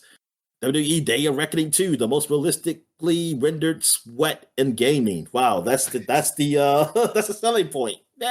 Dominic, you and I both know that used to be a selling point. They would talk about Yeah, that stuff in Madden but too. this is 2K6 after we already played Day of Reckoning. That's that's true. This is part two. Yeah, so that selling point is done. Metroid Pinball, just be the ball, Samus. Man, ain't no Sonic Pinball. All I'm gonna say. It's like it might have been better. All right. So what else we have here? We got Xbox Magazine again for 20 years ago. We got Mark Echoes, get it up. Look at him, Yeah. man. Spray painting. Um, hit the streets. Mark Echoes getting up. Get ready to flip the script. Try not to drip. Oh, nice. I'm always trying not to trip. And amazing. Call of Duty 2, the first in-depth play test of single and multiplayer action on Xbox 360. Yeah, that game looked good up there. Also, Halo meets Hollywood, the full scoop on Master Chief's movie deal. I cannot wait till that happens, Man. Daniel. We still waiting for the Eventually. movie. We got a TV series, though. 2 seasons of a TV series. Crazy. What you need to know. Ninja Gaiden Black. Itayaki reveals his I'm sorry. What is it? Itagaki reveals his newest creation. Yeah, this is still he does not have no lawsuits pending on him or anything. Yeah, they didn't make him take off the sunglasses and the leather jacket yet and put him in a cheaply made suit to go to court. Madden 06, don't believe the hype. Read our review inside. And also Forza Motorsport, how to create the car of your dreams. You also can win your limited edition Tony Hawk skateboard deck in here. Wow. I was kind of into Mark Echoes getting up. The main character is voiced by Talib Kweli, who I think at that time was probably like my favorite rapper. And I played a bit of it, but I definitely did not finish. All right, so there is a 2 cover though for Game Informer. I had the one right here. I'm doing the boxing one first. I had the one with the Fight Night on front of it, and yeah, because this is them showing off the 2 games coming with the Xbox 360 and showing like, hey, this is the new generation. And man, Fight Night looked beautiful. I saw it, like, yeah, it's like the most realistic game I'd ever seen. Yeah, exactly. Especially when they did the slow mo of the jaw rumbling. Now these are only screenshots I could only see, but they look good. But then when I saw it in motion on like the kiosk, it's like, oh my god, this looks so beautiful. Double next gen world exclusive, Fight Night and Def Jam. EA delivers a 1-2 punch to Xbox 360 and PS3. Also, they got an exclusive look at the PSP sequel, Untold Legends, Warriors Code. Oh yeah, I forgot about Untold Legends. Also, next gen, Resident Evil 5 and Ridge Racer 6. Oh my goodness, Resident Evil 5. We first seen the screens of that. Yeah. What's the screens of these classics coming to Xbox 360 and PS3? Ridge Racer, man, that was a game you used to always see. Dude, it would be at every launch, and now they failed us. Yeah, and look at this Def Jam one. Yeah, I mean it looked good too, but Def Jam turned out to not be that good, man. Yeah, Def Jam looked really nice, but I even kind of liked the remix the world kind of aspect of it, but it definitely wasn't the same Def Jam that we had become accustomed to on that wrestling engine. And that was disappointing. Like they try to make it like a 2D kind of fighting game way. Yeah, it was a side scroller fighter. Yeah, 2D plane. And I just did not. Yeah, I was like, why is this the route y'all go, man? Right. That's why I like Streets of New York or Fight for New York, Dominic, because they were already moving in the fighting realm. They should just kept it as a wrestling game. And then they just went fully fighter with this. Ruined it. All right. So now we got the PlayStation Magazine. And yeah, they must have had two issues of this. This is the one that we needed to talk about. Yeah, because they got the Getting Up Mark Getting Up issue, and then they have a swimsuit issue. So we just chose the one that was really different from the Xbox one. That's why we chose this one. Yes, that's why. Yeah. The Rose #1 PlayStation Magazine. They're really bold in it now. They're really telling you. Yes, they are. But I look at this, Lara Croft here, with the suntan. She had her freaking gun belt on her leg. That's pretty nice. But yes, 2005. I guess they just do the cartoon. Cartoon issue with swimsuits with these characters on. I guess they do. It's like they do with the Street Fighter swimsuit issue, whatever they do like every year. So 12 pages of your favorite game girls. Oh yeah. And DVD bonus, even more hot picks. Oh, on DVD. Oh shucks. They got the porn. They probably got the porn. Well, look at this. Who's this on here? Sexy DVD quiz. Go 1-on-1 with your PlayStation Trivia Diva. Who is that woman? Oh my. I don't know. Gonna have to find out. PSP reviews of Dead to Rights, Midnight Club 3, Def Jr. Oh, Def Jr. I remember that. Yeah, Grand Theft Auto Liberty Stories, the full story inside. Also, they got Hands on King Kong, but they got the worst version though. PlayStation, because this is not. Because that version, the good versions only came on 360.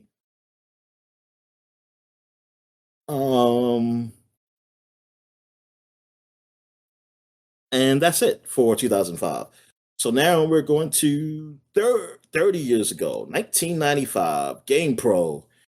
And we got, the goddamn sticker had to be in the way. If I can find a cover without this sticker up here, I'll put it up there. But still, it's showing the dinosaurs fighting each other in primal rage.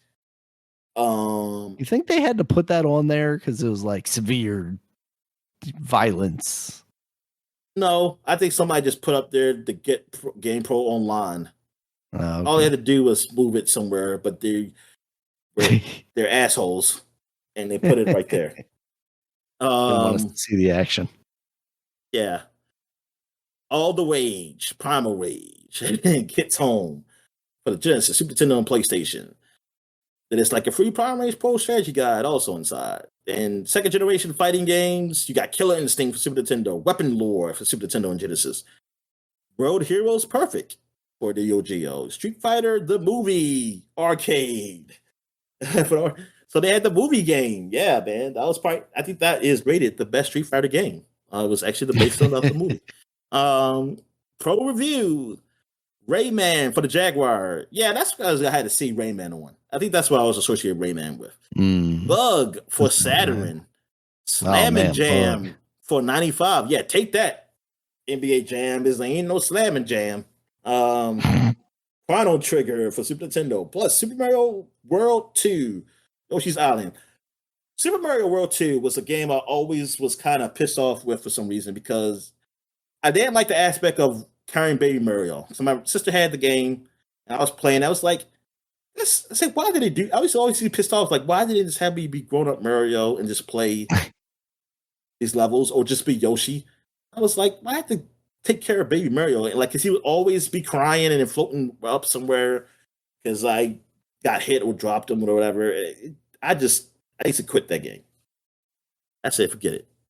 So this ain't my Mario. I ain't goddamn babysitter. All right. Battle Arena Toshiden PlayStation and Wedge Racer PlayStation. This is Wedge Racer. This is the first Wedge Racer. Oh, did you have you ever beaten Super Mario World 2? I'm not totally sure, to be honest with you. Because it's a game that I never owned, but I would go over to my buddy's house and play it. And then later, on like the emulators, or even I'm sure I had it on like the Game Boy Advance when they re-released it there. I don't recall. All right, so now we're going to Sega Magazine, and we got the guy from Virtual Fighter 2 was on the front. I don't remember his name. And he kicks on Genesis 32X.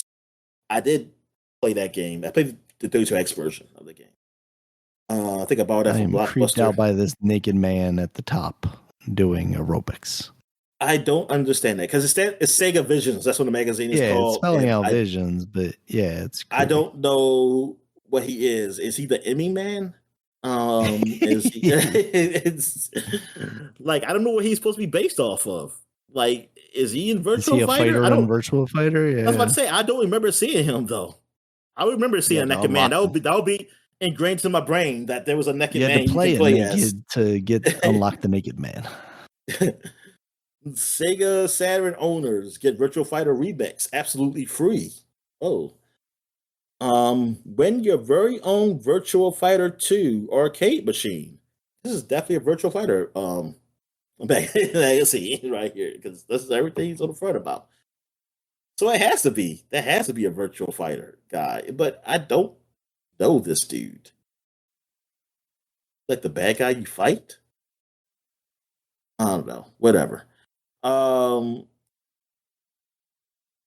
that's why you kept it because of that. Because I'm about to say this is pretty much boring. He's breaking the thing with his foot, Dominic. Look at that. He's incredible. Yeah. And he's looking at his foot like, man, it's actually clean. It's actually pretty clean. He's probably in a JoJo, Dominic. He probably just took his shoes off at the door. He's doing fine. Electronic Gaming Monthly. It's the next magazine, EGM, and we got. Why do we have this cover?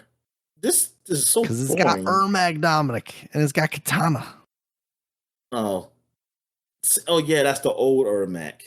When everybody looked like Sub-Zero and Scorpion. Yep. I mean, maybe MK3. No, that's Scorpion. I'm sorry, that's Scorpion. That's yellow. Oh, okay. I thought it was kind of orangey, and I was like, "Oh, they're going for Ermac there." I'm not doing this cover. All right. Next one, we're going to Nintendo. This better be good. Okay, next one, we're going to Edge Magazine. Because motion trackers capturing the future of digital animation as this looks like the Assassin's Creed toilet shit. The Assassin's Creed Unity glitch basically. But yeah, this is like motion tracking was huge, man. Like this is 30 years ago, so yeah, this is like big, like having people motion track and then be in games. I just thought that was so cool. Like seeing it now is like, oh God, no, you just do your own animation because it looks like how if you look at Reboot, like how those people be moving. I think they were using motion tracking because I was like, they all over the place. it looks like when you glitch into the wall or something, your character just be moving, like moving Spaghettis. yeah. Um, but yeah, but this is such a weird cover for Edge. Like it's really busy. The Edge usually is Yeah. clean. Um, yeah, but maybe this is what early Edge used to do. Because like I said, this is the first Edge I ever done for 30 Early Edge years was ago. edgy, Dominic. Yeah. The Future of Interactive Entertainment, UK edition, which is funny because I'm like, I thought Edge was always UK, but whatever. And this is They tried in America and failed, so now they're coming over to Europe and succeeding. This is voted magazine of the year. Wow. And creating realistic human animation is arguably one of the biggest challenges faces game designers. As the games industry increasingly turns to motion capture technology, Edge tracks down the pioneers in this fast expanding field. And times have changed. Track down all three of the experts. Yeah, now motion tracking, such the balls and everything is so much better. Yep. All right, so that is it for the flashback segment. So we're going to take a quick break. We'll get to the gaming news. All right. And we're back. So now we get to the gaming news. What we got there? We got a ton. Yeah, we can run through some of this pretty quickly, I think. But first up, Dominic, we got our favorite man, Randy Pitchford, is putting his foot back in his mouth. We'll talk about it later in the new releases, but Borderlands 4 did come out, and it has been facing some issues, some performance issues, even on higher-end PCs. Does this on purpose. it's just like you just went through shit before with the price and everything. Yeah. And it's like, I'm not going to shut up. I mean, it's not in his nature, Dominic. Come on. It's really just not. That's the problem. You can't stop Randy Pitchford from being Randy Pitchford. That's all it is. Yeah, but go ahead. Yeah, basically, people were complaining about this, so he took to Twitter and said, basically, if you've got issues with the way the game runs, you should program an engine yourself, which ironically enough is part of his problem because they didn't program the engine themselves. They're using Unreal 5, and Unreal 5 is seemingly had issues this entire time. People talk about like micro stutters and things of that nature. So it's just like, yeah, you could very much just kind of shut your mouth and graciously accept the criticism. Maybe, say, hey, we're working on this. We'll try and address it. But no, he's Randy Pitchford. He's got to pull a magic rabbit out of his hat and then his words out of his butt. Yeah, because look, you can play about Unreal all you want. Like, here's the thing. I shouldn't have to complain to Unreal, really. That's developers' jobs to complain to Unreal. You have to put the product, when the product comes out, it's not me. I'm not going to Unreal because I didn't buy it from them. Like, I bought it from you guys. Like, you're the ones. Yeah, so that, like, this, like, you saying, like, oh, like, the engine, like, having problems and stuff like that, that's on you guys. You're supposed to put a product that works. Like, and that's the thing. Like people talking about like, oh, it's Unreal Engine, and the reality is this: we shouldn't complain at all. Like, we shouldn't see the problem because if there's really a problem with the engine, y'all should know that from y'all end, and then y'all should be complaining to them. And then if it doesn't work, then you need to do your own engine because we just want the game to work. We buy the games, we spend it, and they should work. And thing is, you should want it to work. Like, who wants to put like? Why would you like? Who wants to put out a bad game? Yeah, exactly. Especially in that way. It's one thing somebody doesn't like your game because they don't like your vision. Your vision just doesn't fit with them. That's different. Yeah. Like that's just hey, it happens. But it wasn't because the game was broken. Like if something was wrong, like you couldn't play it well.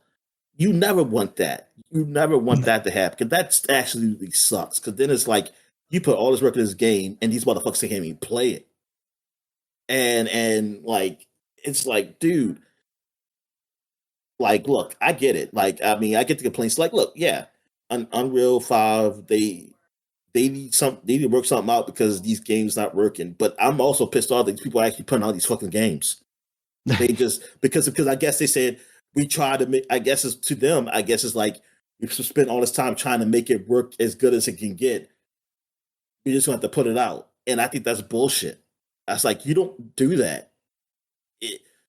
I'm sorry if your game is fucked up and is not working, then that's your loss. Now, if you can do something where you can sue them for lost time, you go ahead, but don't put it on us and make us go buy this shit. Yeah. And like then work on an engine you that works. Or if you gotta use an old engine, sorry, then do an old engine then. I mean, because at the end of the day, we just want the games to run smooth. And I mean, for what we've seen in the past, I've seen games, like I said, with the games, like how they look and or run. It's like sometimes they don't look that much better than before, but they can still be great games though. Like I would rather have it run well than use the newest, greatest technology or whatever, man. Like I just need the game to run really well. I mean, I know it would suck. I know some people would be like, man, I got all this nice ass monitor or TV, but I want to see all the ray tracing and all that shit like that. Um, but dude, if the game don't run well, I don't think that fucking matters. No. Like none of that shit matters anymore. And I think you need to figure something out with that. You need to figure something out. But I need the game. Yeah, the game should come out to it needs to come out to work. And yeah. What he said, yeah, it's really idiotic. I mean, I don't get what's where his mind's at on this stuff. I don't know why he feel like that was the thing to say. Like, yes, there are some people who are complaining about shit who know what they're talking about, or probably even bought the game, but they just like to complain. But that's the thing. See, that's the thing. What I hate with people is like when you generalize the whole audience.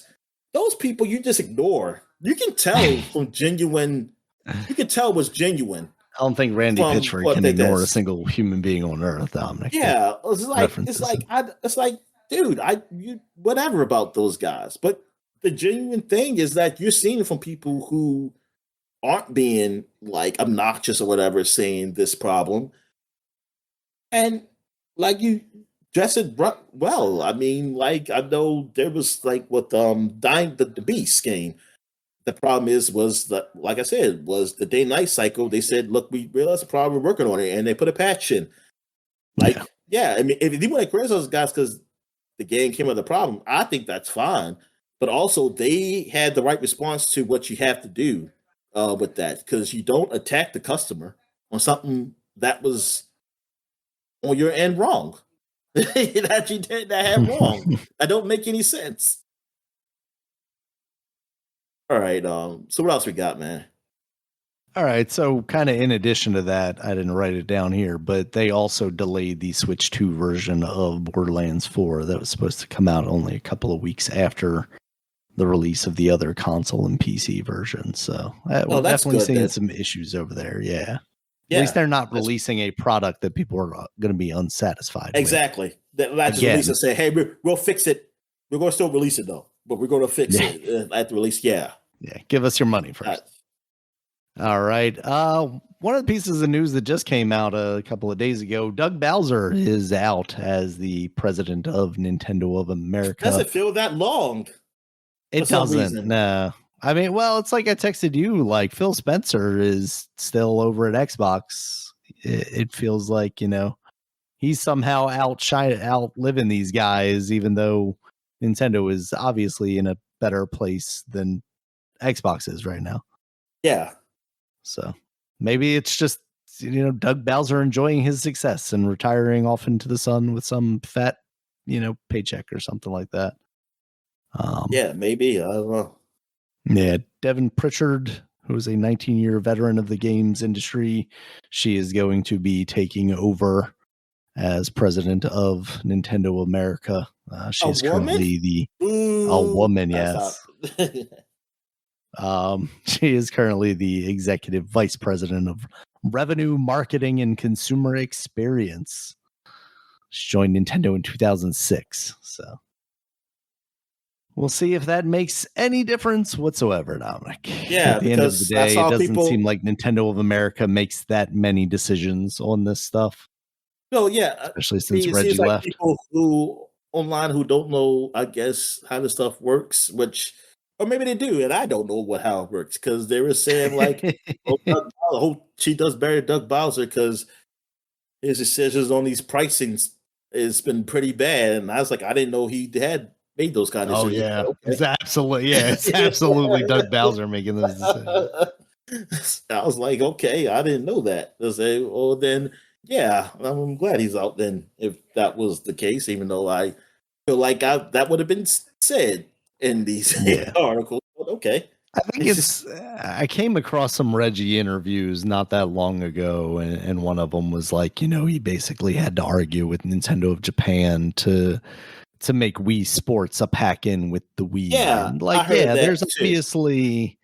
there's obviously a role that Doug Bowser could have played in the pricing, and he could have fought against, whatever Nintendo of Japan was deciding and saying like, hey, this is not, this is gonna not ingratiate us with the fan base. But it seems like regardless of the pricing issues, Nintendo is doing perfectly fine. So I think Doug Bowser is doing exactly what Does he does felt this like does he a sheeple needed and like you? what Japan needed. Does a sheeple like you? So I'm not saying it's good. I'm just saying from his standpoint, he's got his bag and he's going out the door retired at whatever age he's retired at. So Yeah, exactly. It doesn't assuming he's seem like retiring. yeah, it doesn't seem like he's leaving. Like he's not leaving like a sinking ship. The ship No. is well like in place. Like it's just like a Yeah. just he's just moving This on. man's Like 60 years old and probably doing quite well for himself. And yeah, he might go somewhere else like your other guys, but I could also just see this man retiring. Man, some of these pictures, he looks a lot like what's our former governor, Dominic? Ehrlich. Nah, Larry Hogan. He looks a I lot know like he's Larry Hogan. Hogan. Yeah, I'm about to say Hogan. Yeah, yeah, I see what you Looks a lot like Larry Hogan. like All like right. Schaefer, like Schaefer. You nailed it. All right, Dominic, let's get into this news real quick. We got the Nintendo Direct first and foremost. First up, Super Mario Galaxy is the name of that next Mario movie that's coming out in April. Do you have any interest in hoping that this is Nope. better, or are you just like, it's going to be trash? I don't care. Oh, I ain't gonna say that. I just don't give a fuck. Okay. They showed you what they were offering in the first movie, Oh and yeah, you're like, yeah, yeah, that's good. yeah. Okay. I gotta hear somebody Yeah. say that. Oh, this is just as good as Despicable Me. You gotta tell me that. Oh, okay. Yeah. The fifth one, the seventh one. All right. Next up, Super Mario Galaxy 1 and 2 is getting released on October 2nd. At this point, we're mere days away from that. It's going to be a package for $70, or each game will be $40. Um, I would like Super Mario Galaxy 2 on my Nintendo Switch 2, and I will probably end up giving them $40 for it. But, I got Galaxy 1 as part of that limited edition Mario thing that they screwed everybody over with at the 35th anniversary. So we'll see. I don't plan on buying it anytime soon. Maybe I can catch a sale where it's $5 off or whatever, but I was about to there are say, plenty like, of it's not a games. limited time, right? It's not a limited time No, release. no, this isn't a limited time thing. It Or at doesn't. least they It didn't still announce it doesn't yet. make sense to me why that was a thing with that game. It was. They are insane sometimes. Oh my god! I mean, this is so ridiculous. I mean, it's really ridiculous that it's 60, $70 for both of them. I mean, they. I mean, honestly, like, I wish there was a hell that can go to hell for this. Like, I hope you can go to hell for this. And I need people to know that you went to hell for this, so they can know, like, you don't want to do this. Don't Because do you this will go to again. hell for it. Yeah, I need you to tell. I need you to, because they're not going to know not to do it. Yeah. Like, all right, next. Making it $70 man, for these Yeah. old ass fucking games. For two old games that they aren't doing much of anything to do. For $10 on the Wii U marketplace. Don't remind me. All right, next up, Dominic, Super Mario Brothers Wonder is getting a Switch 2 edition with an additional meetup at Bella Bell Park expansion. What is that, $10? $10 upgrade? I didn't see a price on that, honestly. I hope it's not, man. Please. I was hoping it's free. I wonder. Come on, Daniel. Stop it. Yeah, that was pun intended. Sorry. Let's see. Did they mention a price? It includes a free upgrade. Oh, thank you. According to... No, wait, let me... Yeah, okay. Super Mario Wonder is one of the games. That's unofficial stuff. Oh, I don't see anything official so far about it. Yeah, this is all like old articles and speculation and stuff. So they did not mention it in the press conference what it was. Let's be disappointed. Let's set our expectations low and say it's going to be $30. Yeah. They said that. Look, it's too much bad news. Let's just keep it. Let's just say keep it for later. Yeah. Let's do what we did with the Switch 2 announcement and just save all the pricing for later after people maybe get excited about it. All right, next up was Yoshi and the Mysterious Book. This is a brand new Yoshi game coming in spring of 2026. It looks perfectly fine. I have a feeling it's going to be, very younger player oriented. No yarn look or paper mache look or whatever. No, it's got a unique look to it. It does kind of look Mario Wonder-ish, but it has no claymation. No, a little bit more. What does it look like? Mysterious Book. There's something just so I want to say off about it, but different about it. Yeah, I mean, maybe you could say like a kind of a claymation, but it's like if you took claymation and then you flattened it and then made it like more cartoony. It looks very like it looks very much like maybe like the old artwork of a Yoshi game. But it also looks like they're like lowering the frame rate. I want to get it look like how the Super Nintendo, the Super Mario Brothers 2 looked on the front of the Nintendo Power. I wanted to look like that. Like the claymation, like the actual claymation one. Yeah. I want something to look like that. Yeah, that would be pretty cool. I mean, this does. It really does have like kind of a unique look that it's hard to like pin down what specific art style it has going on. There are definitely elements of like a claymation-y kind of thing to it. But it's really just the Yoshi character and some of the main stuff, but like the background stuff almost kind of looks like it could use a little more work. And they didn't put as much effort into it. After that, Dominic's Mario Tennis Fever. That's a brand new Mario Tennis game coming February 12th of next year. This looks pretty good. I mean, the gameplay in these games usually aren't bad, but it's like, what is the depth of the game outside of just like a multiplayer tennis game? And this one, they're trying to sell you on like a single player thing. They showed the clubhouse, which is kind of reminiscent of the Game Boy Color clubhouse from like the RPG style games on the Game Boy Color. If they did that, if they actually did that and included like stat increases and stuff like that, that would be awesome. I have been burned too many times by Nintendo kind of dipping their toe in that, but never fully committing to that I'm not setting my expectations too high necessarily. Okay. Yeah. We got a release date for Metroid Prime 4 Beyond. Finally, it is coming out this year, December 4th, basically about as late as it could. They showed off some new gameplay here with a motorcycle, with Samus going across a deserty area. I didn't love it. I didn't hate it. To me, Metroid has always been kind of about the more cramped spaces and giving you kind of a feeling of claustrophobia and stuff like that.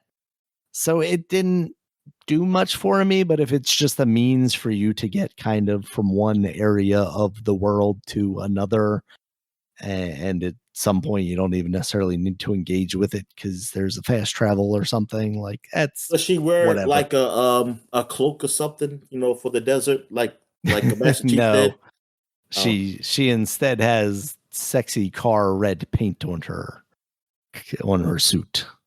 Ooh. She's like Iron Man now, Dominic. Nice. So it's a very fancy suit, and they have new amiibos that have her motorcycle and everything. But amiibo prices are just ridiculous at this point. Like we're talking like $40 for a regular amiibo, like $60 for one of these fancier amiibos. There's games on them, right? There's games on those amiibos. Yeah, sure. Yeah. After that, Pokemon Pokepedia.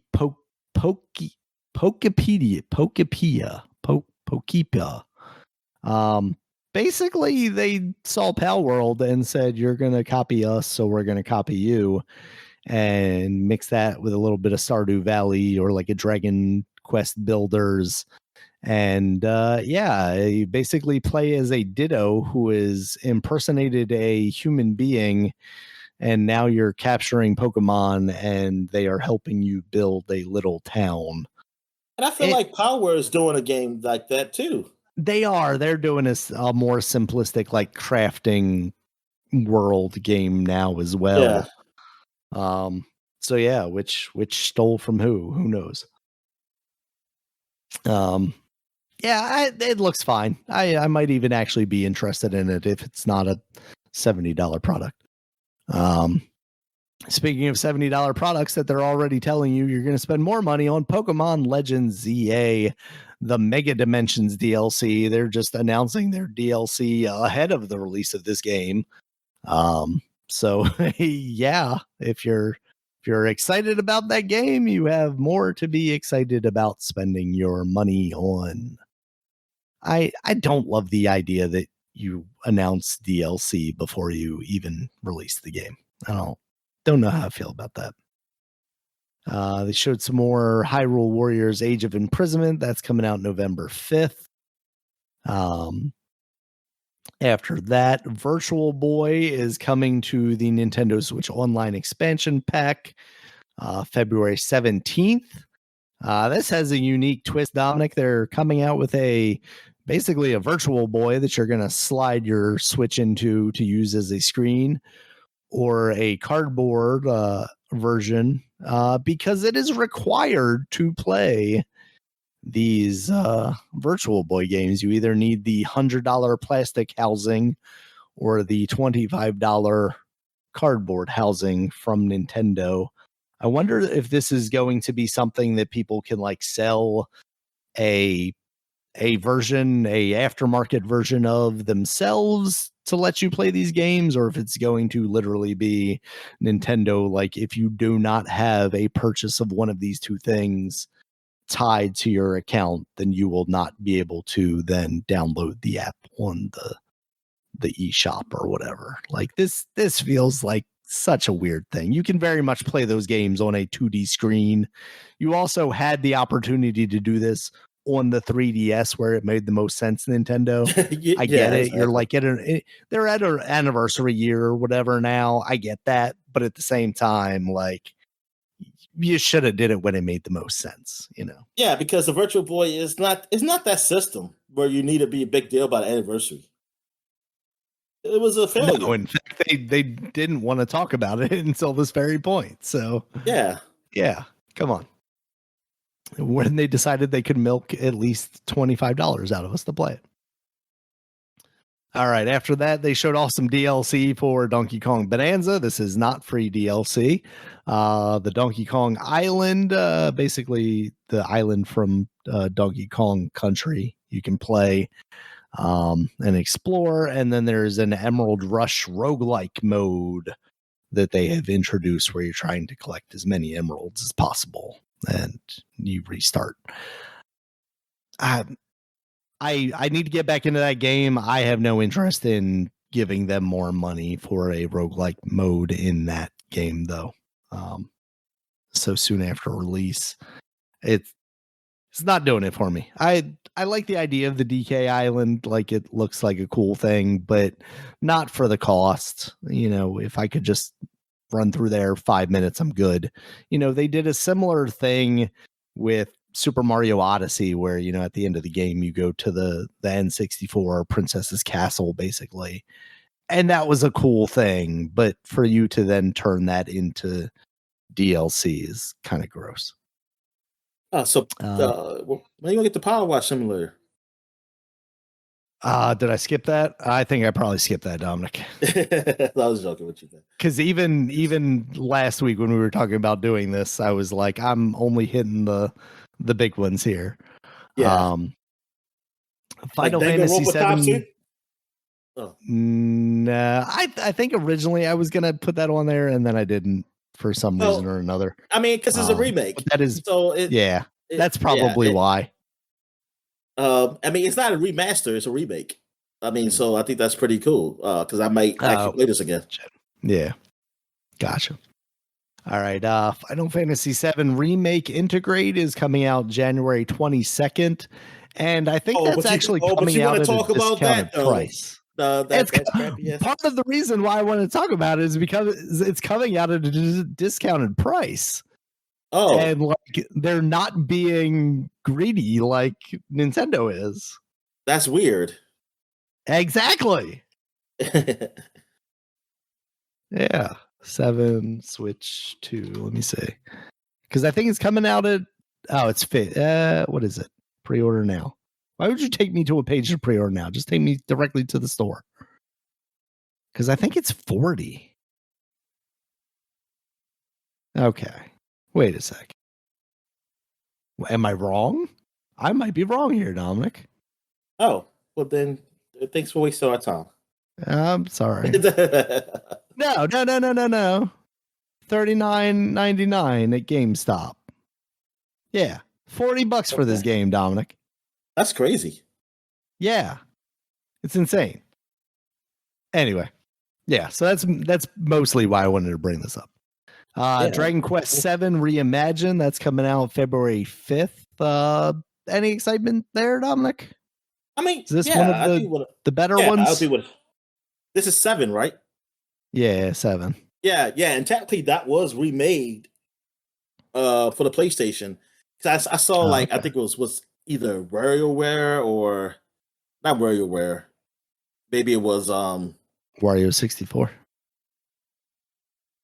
No, I mean, Wario 64, but I think it wasn't him though. I think it was the gotcha.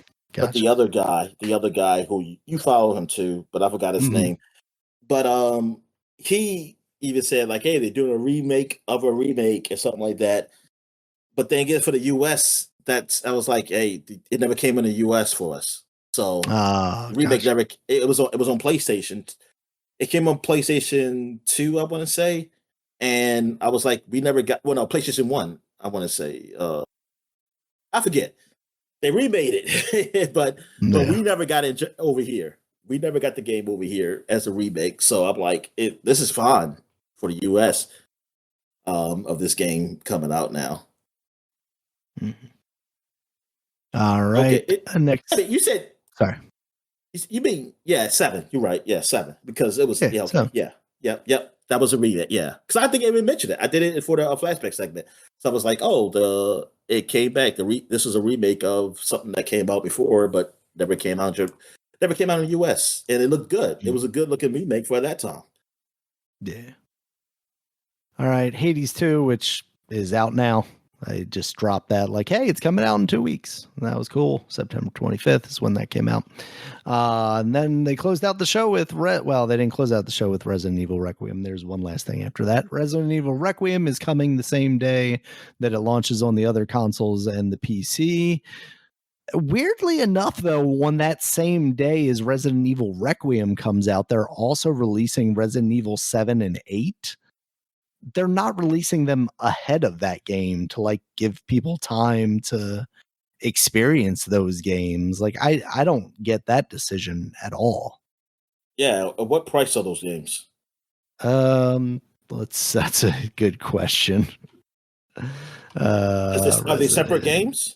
Are they separate Evil or are they 7, together? yes. I believe they are separate games. Shop Switch 2. Let's see if they have them. And do they not have? I don't know if they have those details yet. They have Requiem on the eShop here. And they've got the cloud version for the Switch on there, but I don't see 7. Switch 2. Let's see if I can find Switch 2 price. Yeah, I'm only getting the cloud version right now. Okay. All right, don't worry about it. All right. Yep. And then their one last thing was Fire Emblem Fortune's Weave. That's coming out in 2026. This is a tactical strategy proper. Fire Emblem Fortune's what? Fortune's Weave. Weave. Oh, okay. Yeah. This lady has a weave, apparently. Yeah. Yeah, people were saying that this looks like it maybe ties into Three Houses more than like Engage, because there was like a character in there that they saw or something. Not familiar enough with that, but that got people excited because, as I think I was telling you earlier, people weren't as hot on Engage as they were on Three Houses. I mean, the person looks like one of the people look like they could be from the country she was from, because you never really see that country. Well, you don't. Well, I played Warriors, so that I can't say. I don't know if you see it in Houses, but I don't know. I have no idea. I don't know. None of these people I know none of these people I have seen in Three Hope, the Warriors game. But the person does look like somebody from a country that I never get to see. Like, but she comes visit this country you're in. But Gotcha.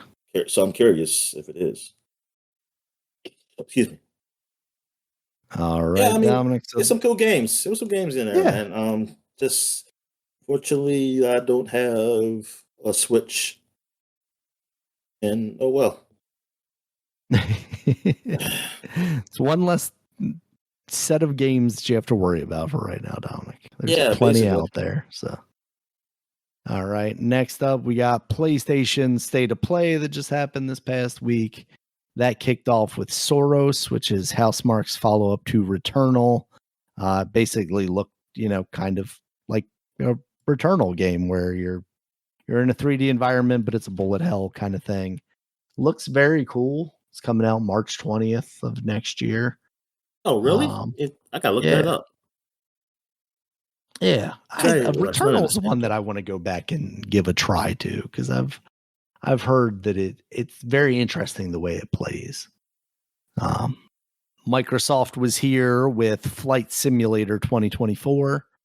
That's coming out December 8th. There was a trailer for Battlefield 6, their campaign. You're going to be fighting terrorists, as it turns out, Dominic. That's coming out October 10th, so very soon. And then the first surprise, Deus Ex Remastered is coming out February 5th. This is very much a remaster, though, when from the looks of it, like visually not even that great a remaster. What's this game called? You talking about Soros. Zero Parades? Oh, you talking about Soros? Oh. No. Well, I was first talking about Soros, and then I was kind of going. Oh, Soros. Okay, because you said time out. Soros is the game you said the bullet hell like Returnal, right? Yes, correct. Okay, yeah. Then after that, get it? You were still talking about Soros? Oh, I thought you just Then I mentioned another moved on game. to Flight Sim, Battlefield, and I was talking about Deus Ex. Oh, you didn't even talk about Zero Parade. Not yet. I don't think what I pulled it from is in order. Yeah, I was about to say because I was like, yeah. Oh, because I was like, that's the amount. Let me just say this. Let me complain about other people's work real quick, Dominic. The amount of places that you can go to like game websites and find just the things in order instead of what like they've decided should be at the top of their article is kind of annoying. Because like I watch the thing and I don't always take the notes. So then like I don't necessarily always feel like rewatching the thing again, because sometimes I will on like 2 times or whatever speed, just to try and get them in order because it makes the most sense. But then like if I don't do that, I'm looking at like polygons or I'm looking at IGNs or whatever, and they're just never in the order that they show them. And it's frustrating. Anyway, now that I've complained about someone else's work, I'm going to go back to my work about complaining about other people's work, video game people's work. Yeah, so I'm talking about Deus Ex the remaster, which I don't think looks very good visually. Like it's an upgrade from what that game looked like, but I think if you just make those original graphics sharper, it's more nostalgic and true to what that product was than what it is now, which is just this kind of weird uncanny valley thing where they obviously tried to make the visuals better, but they don't look good, so they're not good. Yeah, I'm not feeling it. I feel like this, if you're going to do this game, you got to do a remake. Because people treat it like it's such an important thing too, right? Or at least at one point in time.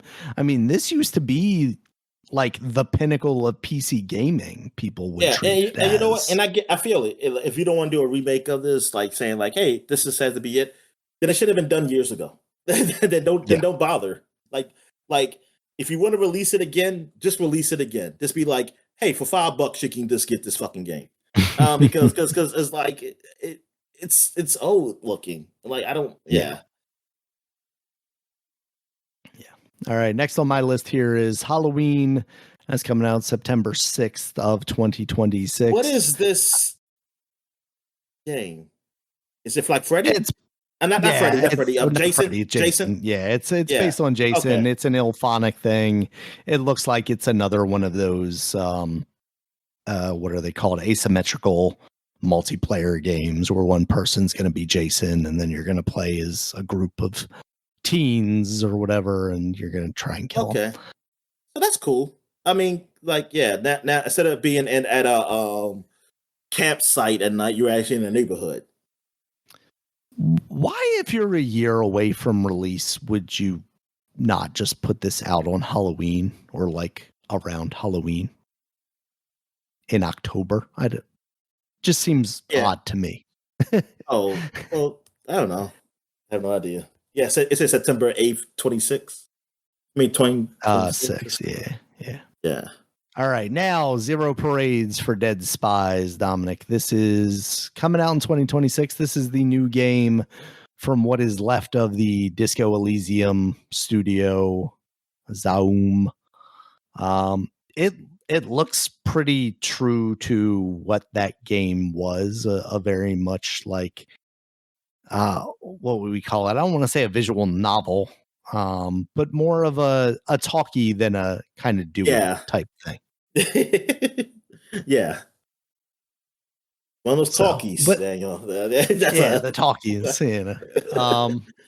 I will say visually, I find it to be more impressive than what I recall of Disco Elysium, for sure. It is. It definitely is. It looks more impressive. So we'll see what the remains of that studio can pull off here. Then I got Neo 3. That's coming out February 6th, 2026. Neo is a franchise that just like they have plowed through these games, it feels like. And for some reason, I associate it with Sekiro, and I'm never quite sure like how it is better or worse than Sekiro. Well, I know you don't uh, transverse like Sekiro, where you like kind of Okay. just like using your whip thing and to Yeah. get places. Gotcha. Yeah. And I And know that, this, that's made by FromSoft. This isn't, so I'm sure there are some people that are like, it's not yeah. as good as that. I And don't even also know this if time Neo is you're like as not, hard. and this time you actually are a Japanese person and not a white guy, right? British guy. There's always that. Um, yeah, so that kind of surprised me that that's coming out so soon. Although I feel like this isn't the first time we've actually seen that game. Oh no, that's not the first time. Yeah. Okay.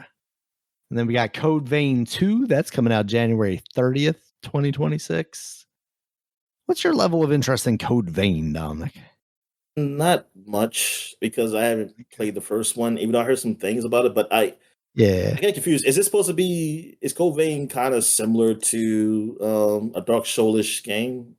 I Like, think so, but maybe a little that, lighter. yeah, that's the thing. Like, I think that's why. Because at first I thought it was like similar to like this action RPG I played, but Yeah. then I I think think about I'm this one, I thinking always of the say, one that you're thinking of, and I can't think of the name right now. yeah, a It's Scarlet the other Nexus. anime one, right? Yeah. That's it. Yeah, and I'm Yeah, I like, think I oh, confused those. but then when I read about it, somebody mentioned like Dark Souls, so that turns me off. So I just never give Yeah. it a chance. All right, next up we got Crimson Desert making its way to the PlayStation 5 on March 19th, along with a big DLC thing for, I guess, the PC version of that. I want to say this is like that MMO game Yeah, it that's is, been man. kicking Yeah. around for a while. All right, Let It Die. That I feel like there was something more to it than that, like a subtitle. Let It Die. This is Inferno. Oh, I Yeah. see it. Let It Die Inferno. Let It Die came out many probably at this point years ago, for like the PS4. It was an online roguelike thing, and it's seems like they're just kind of revisiting that. Oh, It who is it? Is it a Suda thing? Can't remember. Suda 51. it looks weird that way. Yeah, I don't think it's him. I think it's the other guy that's kind of weird in a similar fashion. I can't find their name right now. But Okay. yeah, that game ended up being like super microtransaction-y too, in a weird way. And yeah, I don't know. What they showed of this game didn't really do anything for me. There was Conscript, The Endless End. This is another game where you're like inside of a book.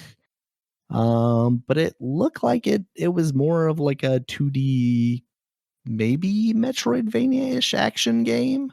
That's what it seems like. Um, yeah, with some like big style bosses and stuff like that. That could end up being kind of cool looking. Yeah, it does. They It looks interesting. they teased us here with a God of War 20th anniversary controller. It being the 20th anniversary of God of War, it feels like they would make a bigger deal of it. There's been some rumors kicking around that there's like a 2.5D God of War kind of action side scrolling thing in the works. So I saw a lot of speculation, like when they first start showing like God of War stuff, that this could be it. Um, I wonder if they just want to give that a stream of its own, but if so, like when, or maybe at this point they wait till the Keeleys and show it off at the Game Awards, I guess. Maybe they didn't want to like overshadow Wolverine, because that was really I say the only first party big game, but Soros kicked it off. So maybe they were like, oh, we just want to bookend this. But yeah, so they ended the show with Wolverine, the Insomniac game, their follow up to Spider-Man 2, and they're not trying to hide that they are making this game extremely bloody and extremely violent, Dominic. Yes, well, rated E for all ages. Yes, Yes. Those claws yeah, are rated E for everyone because everyone was getting claws to the face, Dominic. Yeah, it's definitely a rated M game. It would not be like Spider-Man, and yep. So people will, So for people who think Spider-Man was too woke, yeah, man, this might be it. This might be the game for you. Is this game woke? Can I turn the blood off, Dominic? Oh, It's going to be an accessibility thing for me. Yes, if they have that inaccessibility that you could turn the blood off, the people should complain about it, Daniel. They should complain, even though it does not affect them whatsoever. They should definitely complain. What if I have to turn the blood on, Dominic? Yeah, that should definitely be the point. I think the game looks really good. They showed scenes of you on a motorcycle. I wonder how much of that you're going to be doing, if this is going to be like an Uncharted style thing where it's going to be mostly, linear, but you're going to have some open areas, but, you're going to have vehicle sections here and there. I think they have the blueprint. I just wonder how well they can execute on it. What is this Gran Turismo Spec 3 update? Like, what does it do? There was some stuff. I don't recall specifically what it was adding, but I saw some speculation. Oh, they might be talking about like the PC version, because that's one of the games that they haven't brought over to the PC yet. At first, I thought it might be Forza. I was like, oh my goodness, are they going to actually do Forza on? Are they going to announce Forza on the PlayStation thing? But no. Yeah, it's their next big season thing. Apparently, I kind of forgot there was even a Forza on the current generation. You mean Gran Turismo? Yes, sorry, thank you. Yeah, I kind of forgot. But there's something else I saw. Oh yeah, the flight simulator is coming over. Yeah, and Battlefield 6. They showed off, and yeah, that was a campaign trailer.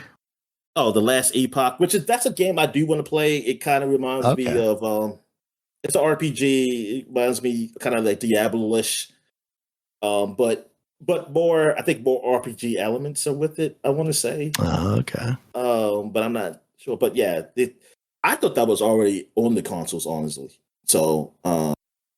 Oh no, it's the first major expansion. Okay, it is already on the consoles. The expansion is coming.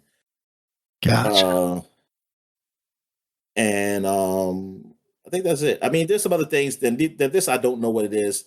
The Seven Deadly Sins. I mean, that's based off of anime, but there's a game coming out for it. Because it shows Sonic racing and everything. Yeah. Oh yeah, I forgot to mention the Sonic racing stuff. Yeah, they announced that Mega Man's coming to that, and Proto Man, and there's going to be a Mega Man stage for that. There is a demo for the game, which I did download on Steam. I'll try it out. Oh, okay. I might have video on it for this podcast. Nice. But yeah, the Soros looks really good. I really like that. Like the action of that looks really good. I mean, I gotta be the zero parades. It does. I mean, that looks good. It's just that I haven't really played. I mean, I might don't even have to play. Finish. What's it called? Disco Elysium. Yeah, but I feel like it's probably not going to be that connected if it is at all. Yeah, I might just give that a shot. I might just be like, just be able to play. But Wolverine, yes, that looks good. That looks good, and like I do want to try. And it's amazing though when I seen like those videos of the Wolverine. When they said they had the leak stuff. That stuff that it looks. It's like I see it. It's like, oh, that stuff there. That was really like some of that stuff. which it wasn't bad. I mean, like I said, I mean that was early look of the game. So now it's like I see it a little polished. Now it's like, oh yeah, that stuff was really there. Yeah. But yeah, I'm really, I definitely want to play that game. Like that's a game I definitely want to play.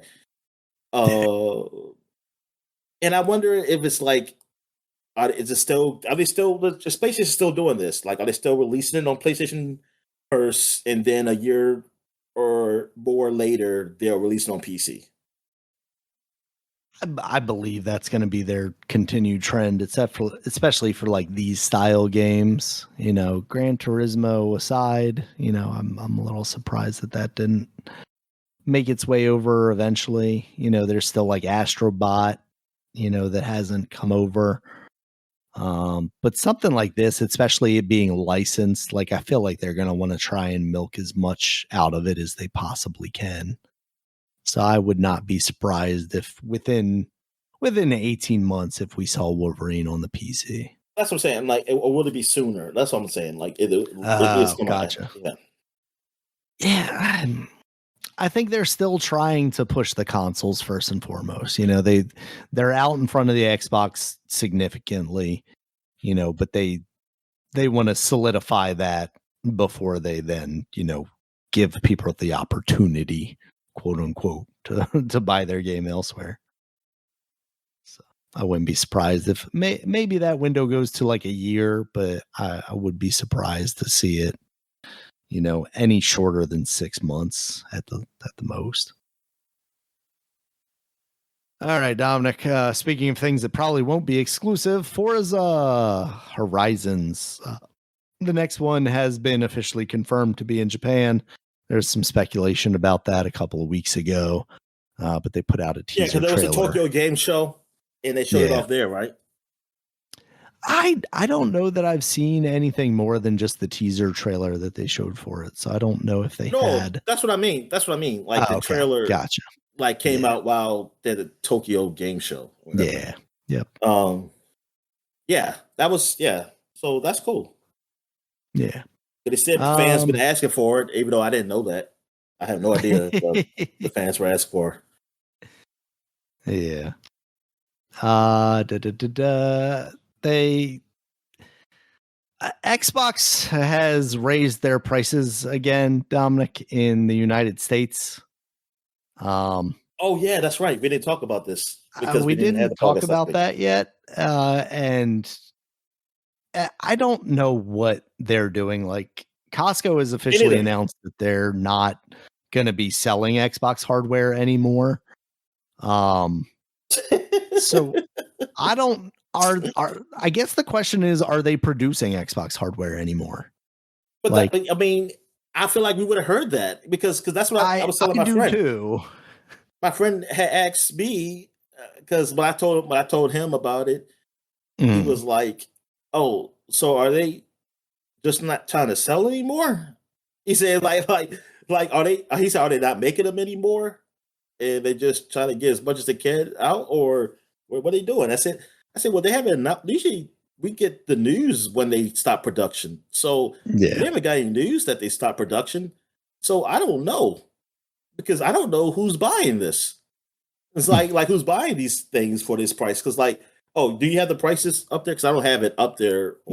So the new prices, the Xbox Series S begins at $400 now for the 512 terabyte or 512 gigabyte one. The 1 terabyte S is $450.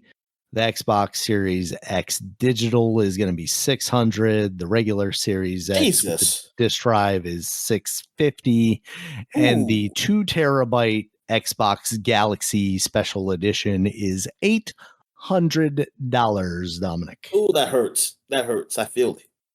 Just feel it. Yeah, but man, the S used to be a reasonable, like, okay, this if I want a compromised experience, but I want to be able to play these new games. I understand that it's not the best version of them, but here's a more affordable thing.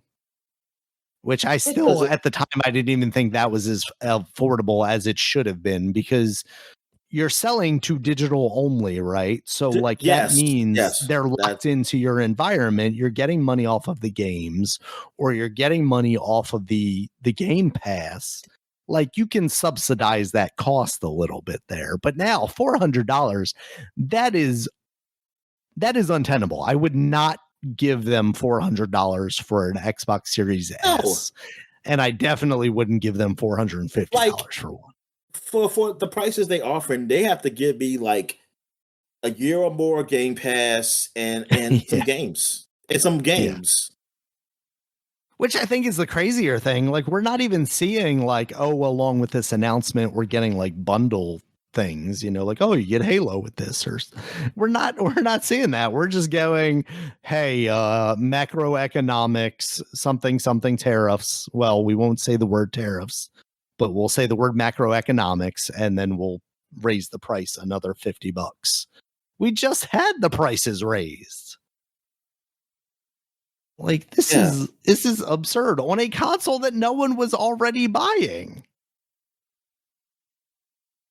Just tell me Costco. I'm looking at the articles now. What Costco saying they're not selling these anymore. Yeah. Like, then it's like, what are you doing? It's like I don't. What you're doing doesn't make any sense. No, like it doesn't make sense at all. And you can't. I'm sorry. That whole tariff thing. Look, even if somehow it's true, that shit was ruined by, well, first it was ruined by PlayStation when they raised their prices overseas before we had this tariff stuff happen. And when the goddamn the 3D, the VR stuff was raised in price. The MetaQuest, like that's when, and that was like COVID time, wasn't it? Yes, yeah. So that was before tariff shit. Oh, macroeconomics. So I'm like, I'm sorry, no, this ain't no tariff shit. It's like, and to me, and I don't care. Like the tariff stuff, y'all need to eat the costs, really. Like because first of all, your sister's been out. The same guy said, Dominic, I don't eat the tariffs, you eat the tariffs. yeah. Like your sister's been out for 5 years, going to almost 5 years now. And you should be making cheaper versions of those systems. Yes, they're supposed which to be means if you leave the cost at the same, you could have the same profits. That's what I was about to say, because I was talking to my dad. It's like they should, like, if anything, they shouldn't even move the price at all. Yeah. Like the price shouldn't even gone up or down for if anybody asks, hey, why these systems are down, they said, oh, because of the tariffs, quote unquote, we just keep the cost the same. If they even have to answer that question. Right. Like you can just, So here's the thing, is that it shouldn't even it should never have gone up, because it's too old now. Like none of these systems should have gone up. Like it didn't make sense Nintendo going up. It doesn't make sense Sony going up. It definitely don't make sense that you're going up. Like it's so ridiculous. It's beyond ridiculous. Like I can't explain this. It can't. Yeah. It's weird. Game Informer has a nice list here of what the new prices are, what the current prices are, and what the launch prices are. I think the one that like is the craziest to me is the Series X 2 terabyte, which the launch price was $600, which was already too much. Yeah. But now it is $800. It is $200 more for than nothing. What it launched at. For adding nothing. Like I don't know what value you get from that. The Series S, of course, launched at $300. That's now $100 more at $400. Let's see. The original Xbox launched at $500. That's now $650. Will be on October 3rd, $650. So that's going up $150. Like, this is insane, Dominic. Yeah, it is. Wow. And not even for the leaders. These aren't the market leaders here. These are the guys who were already struggling to sell consoles. Like, this just makes me wonder if the other shoe will drop and if Sony will actually raise their prices even further. Part of me wonders if this is to make like the pricing of the handheld, which they just announced, make sense. Like, okay, so the pricing for that stuff is $600 for a 16 gigabyte RAM, 512 gigabyte storage version. That's the white one. And then it's going to be $1,000 for the 24 gigabyte RAM, 1 terabyte version of the Ally X handheld. So I wonder if they're trying to like make the prices of the home consoles more than the quote unquote portable, or at least the lower spec portable. If there's some level of that, but I don't know, man. I know these are going to be more powerful than the Steam Deck. But the fact that I'm looking at a Bluesky post right now of the LCD Steam Deck being offered for $320 versus something that is almost double that for probably, in the grand scheme of things, not that much better of an experience. Yeah, because that's where that's what it's all about, experience, right? More so than the power. Yeah. So yeah, I would have to, because, and it's hard for me to go by people online because a lot of them are tech nerds, so they're always going to tell you about the powerful ones. They can see the difference and blah blah. That's why I really need to get my hands on, which they do. Like, I saw just the alloy at Sam's Club when I was out in Virginia, and like I didn't mess with it. I just looked over at it and saw, because I was like, oh, this is for, because I don't really look at the stores like that anymore. So for me to see, it's like, oh, so they are just selling them out there so people can just get. But that wasn't the Xbox one. But still, it was, it's still the same technology. But I was like, I'm just curious, like, to get my hands on a Steam Deck and like just to see the difference. Like, I was like, is it a big deal if they making slide these games Steam Deck certified and stuff? It's a big deal that this one might run a little bit better, or maybe like how much better is my experience really on the other system compared to this one? Like, am I still satisfied? And like, yeah, especially for that price, is it worth me spending like almost $400 more, or actually more? You said how much it was? 300 something. So like $700, because $320 it's like for the almost the regular $700. Yeah, almost $700. But that's if you're going for I mean, that's comparing the cheapest Steam Deck to the most expensive ROG Ally. That's not quite fair. If we're still saying, 300 versus the 600. What's the LCD? What's the LCD one? I mean, the OLED one. The OLED is $650 for the 1 terabyte OLED. All right, so that's a little less than $400. Yeah, that's still quite a difference. Yeah, that's still a lot of money. It's gotta be my experience. Got to be different. But even still, if I go by the cheapest one, I gotta see. I mean, it has to be a huge difference. Like for me to really be like, these, like, even though it's cheaper, but I see why it's cheaper. Like it feels cheaper. Yeah, like, but if I'm still playing the games, that's the crazy thing is.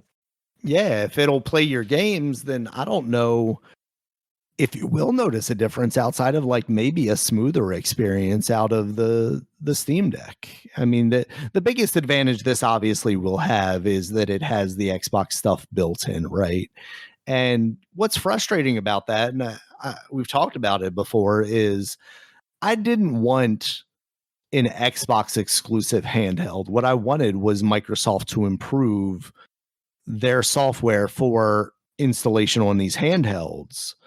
because you see now that Steam is making their software available. Like I can get one of these Xbox ones and put Steam OS on there, but I can't take the Windows. I can just install base Windows on a Steam Deck, but I can't take whatever like flavor of portable Windows that they're going to have on No. this. Not right now, at least, And and you put might it have on to, the Steam if you Deck. do, and yeah, and if it is some way, it's not going to be simple. It's going to Yeah. be a workaround. Um, and then like and plus this is very confusing for like regular consumers because like my friends they just think that handheld is just an Xbox, as in like they can play all Xbox games on it. Right. Not that it's like a PC really, and that's like Right. more based on Game Pass PC and Mhm. Xbox PC. And Yeah. and I think that's pretty bad for their. I mean, that's bad on them for not being Pacific. And I now do I understand why? Because it's like how would you word that in a way so it just be like a quick marketing thing? There isn't. I don't know that you do. I think what you That's do is you make a way for people to play all the games. I think you exactly figure out that's what I'm that saying. emulation ahead of time. And that's what I was saying. It's like Yeah. you need to do that because I'm sorry that if it's like too wordy, if you want to be like Xbox Especially when PC, your marketing gimmick right now is this is an Xbox. This is an Xbox. This is yeah, an Xbox. and because that's what I'm thinking. I'm Yeah, like, you could sort have done, of. because you could have done that because you could do that marketing just with the Alloy regular. You don't have to have an Xbox Alloy. You could just be like, oh yeah, we partnered with this for it has Game Pass PC because that'll be for the PC Yeah. people nerds. They would know what it is and what certain people would know what it is. But you try to Right. market to the masses, then you have to make it for the masses. You got to make it for them. You got to make it that look. All the games you can play on Xbox can be played on this handheld. We worked out the way you can do it, and blah blah blah. But y'all don't want to do that, and y'all want to confuse people again. Because, like I said, my friends they just think it's a handheld. I mean, not that they're gonna buy it because they're gonna see the price anyway and realize it. Right. That's just they're not gonna spend that much. But Yeah. for some regular people, they're gonna see like, oh yeah, I'll just get this for you. And then you realize like, oh, I can't play my NCAA football up here. Right. Like game. Yeah. Like the newest like my newest NCAA football that's not on the cloud because the old one is. So you can't even say I can play on the cloud. No, that only be playing on console. So that's an Xbox game that can't be played on that handheld. I think this rush into the handheld market after the Steam Deck succeeded, it has been poorly handled by most of these companies. I don't think this is necessarily a market that had to be filled. I think a lot of the attention that the Steam Deck got was because of the attractive price of it The in price of it. I was comparison about to say. to buying a full PC or You didn't want to have even a console. handheld PC because you didn't want to have to deal with the OS stuff. You want things simplified. Yeah. And I don't know what a Steam Deck 2 looks like if we see that in the next year or 18 months, like what the pricing on that would be.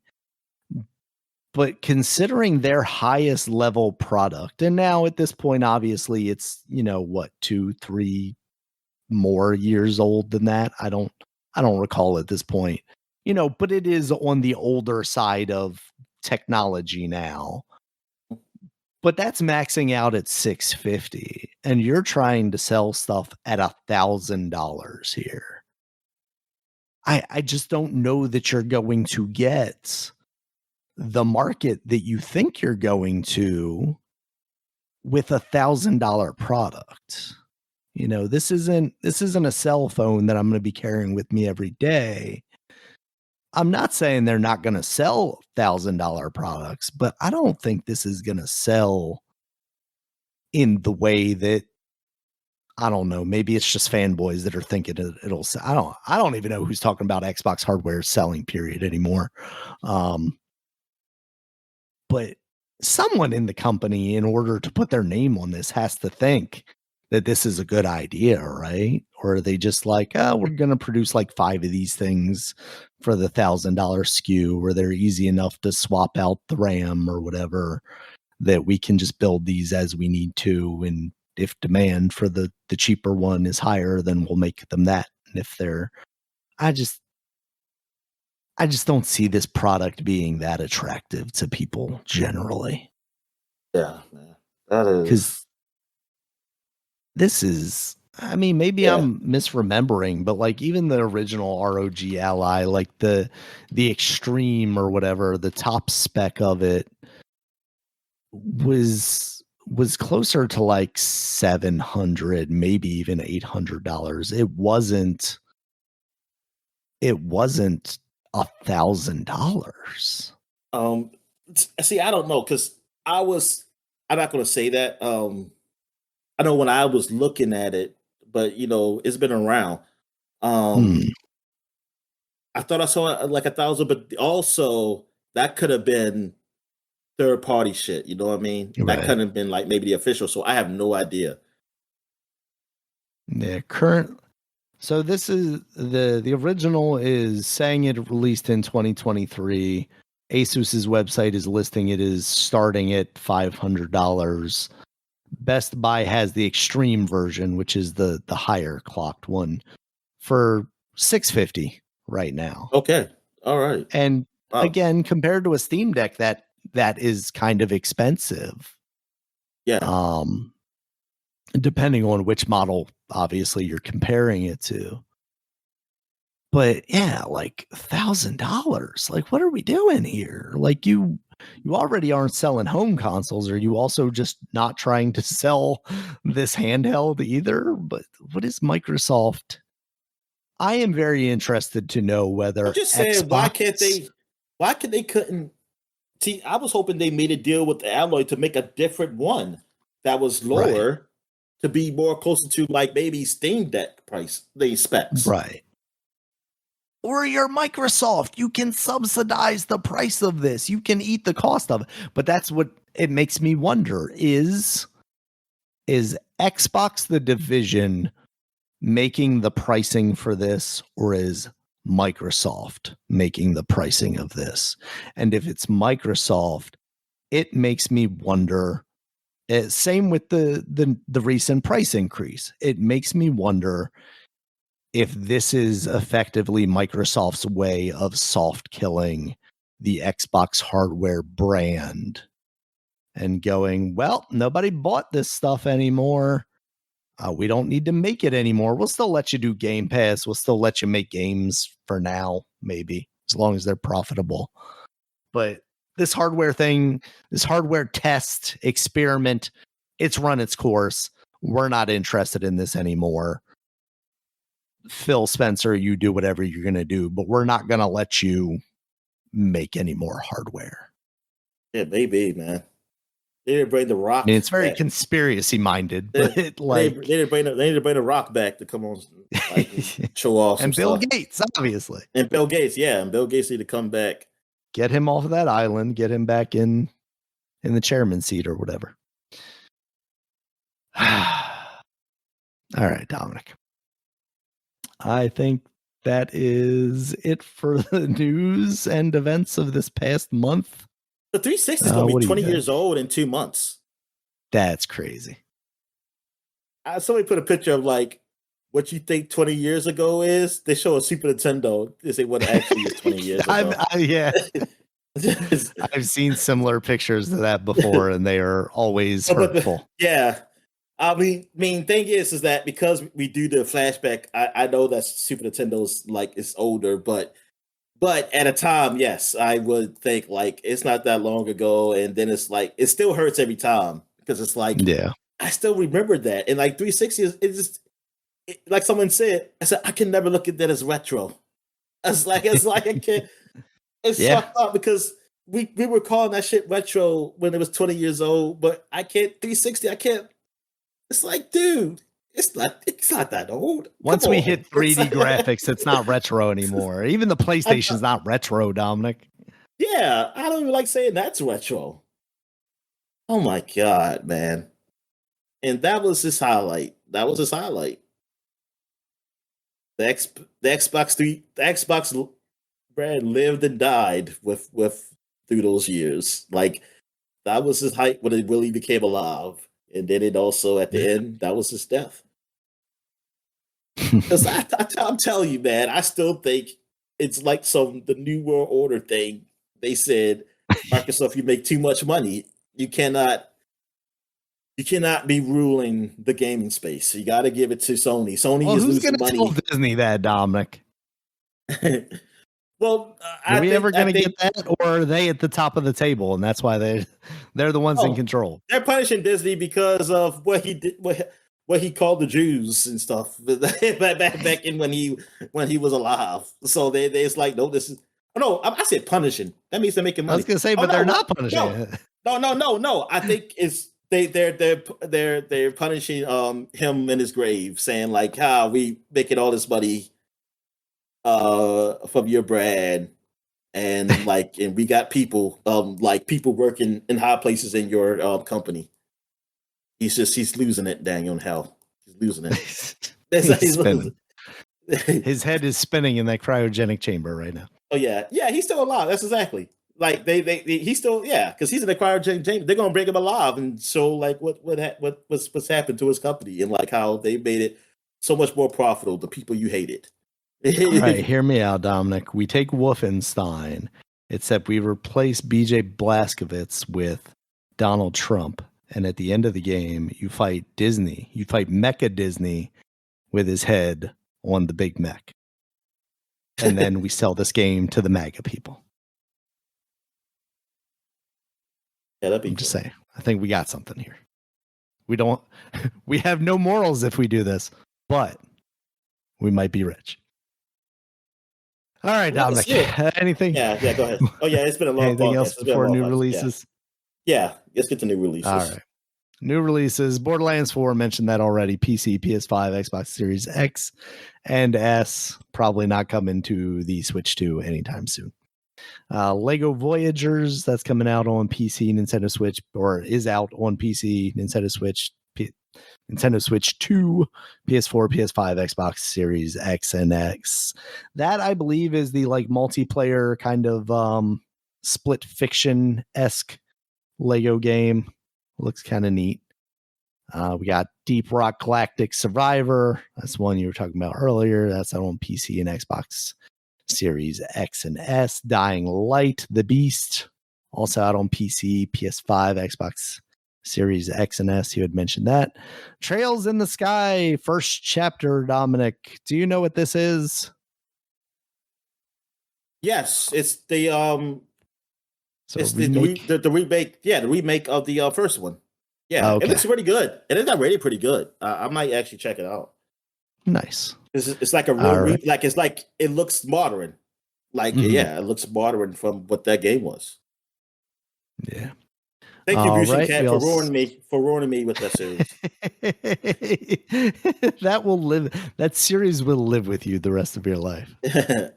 All right. Next up, Baby Steps. That's now out on PC, PS5. That had gotten delayed to get out of the way of Silksong and stepped right into it alongside Hades 2, unfortunately.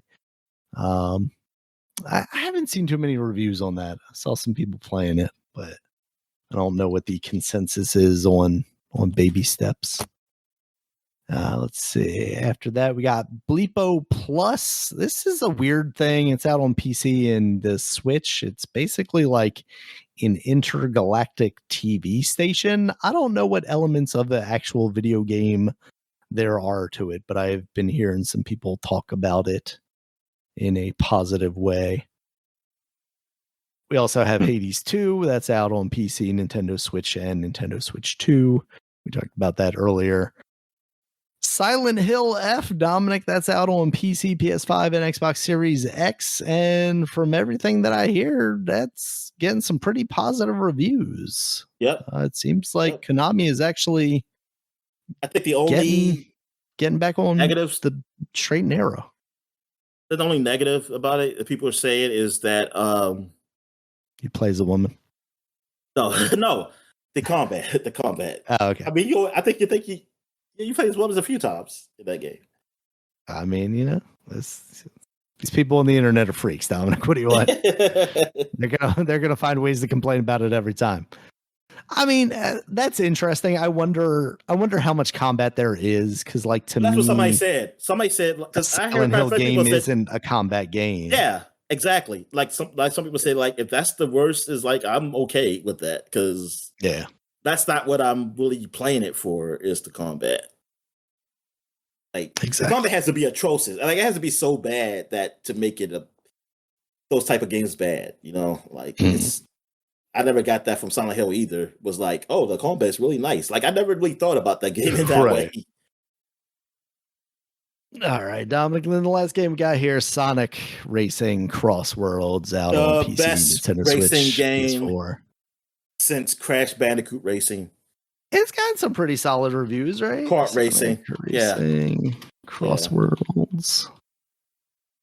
The only Mario Kart game there was Mario Kart 8. It got a 9 out of 10 on IGN, Dominic. So you might not actually be far off. Oh yeah, I mean I know, yeah.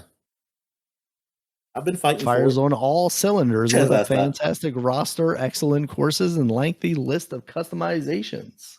Yep. So in that $80 slop. I see Shadow. Oh no, he's not riding the T-Rex. I thought he was riding a T-Rex. He's just running away from a T-Rex. That's far less interesting, Dominic. Yeah. So that's pretty good. T-Rexes are not anything else for the people, Dominic, before we get out of here? Nah, I'm good. All right, let's wrap this bad boy up. You can find us on Twitter. Dominic is at DStalworth5. I'm at Regulus MB. The podcast is at Superpod, SUPAPOD. We are also on Bluesky at superpod.com, at regulusmb.sky.social, and at DinoMan at DominicStallworth.bluesky.social.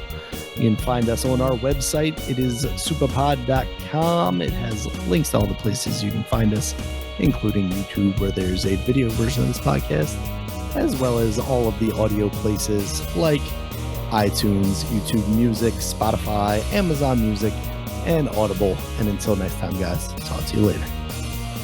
All right, see you.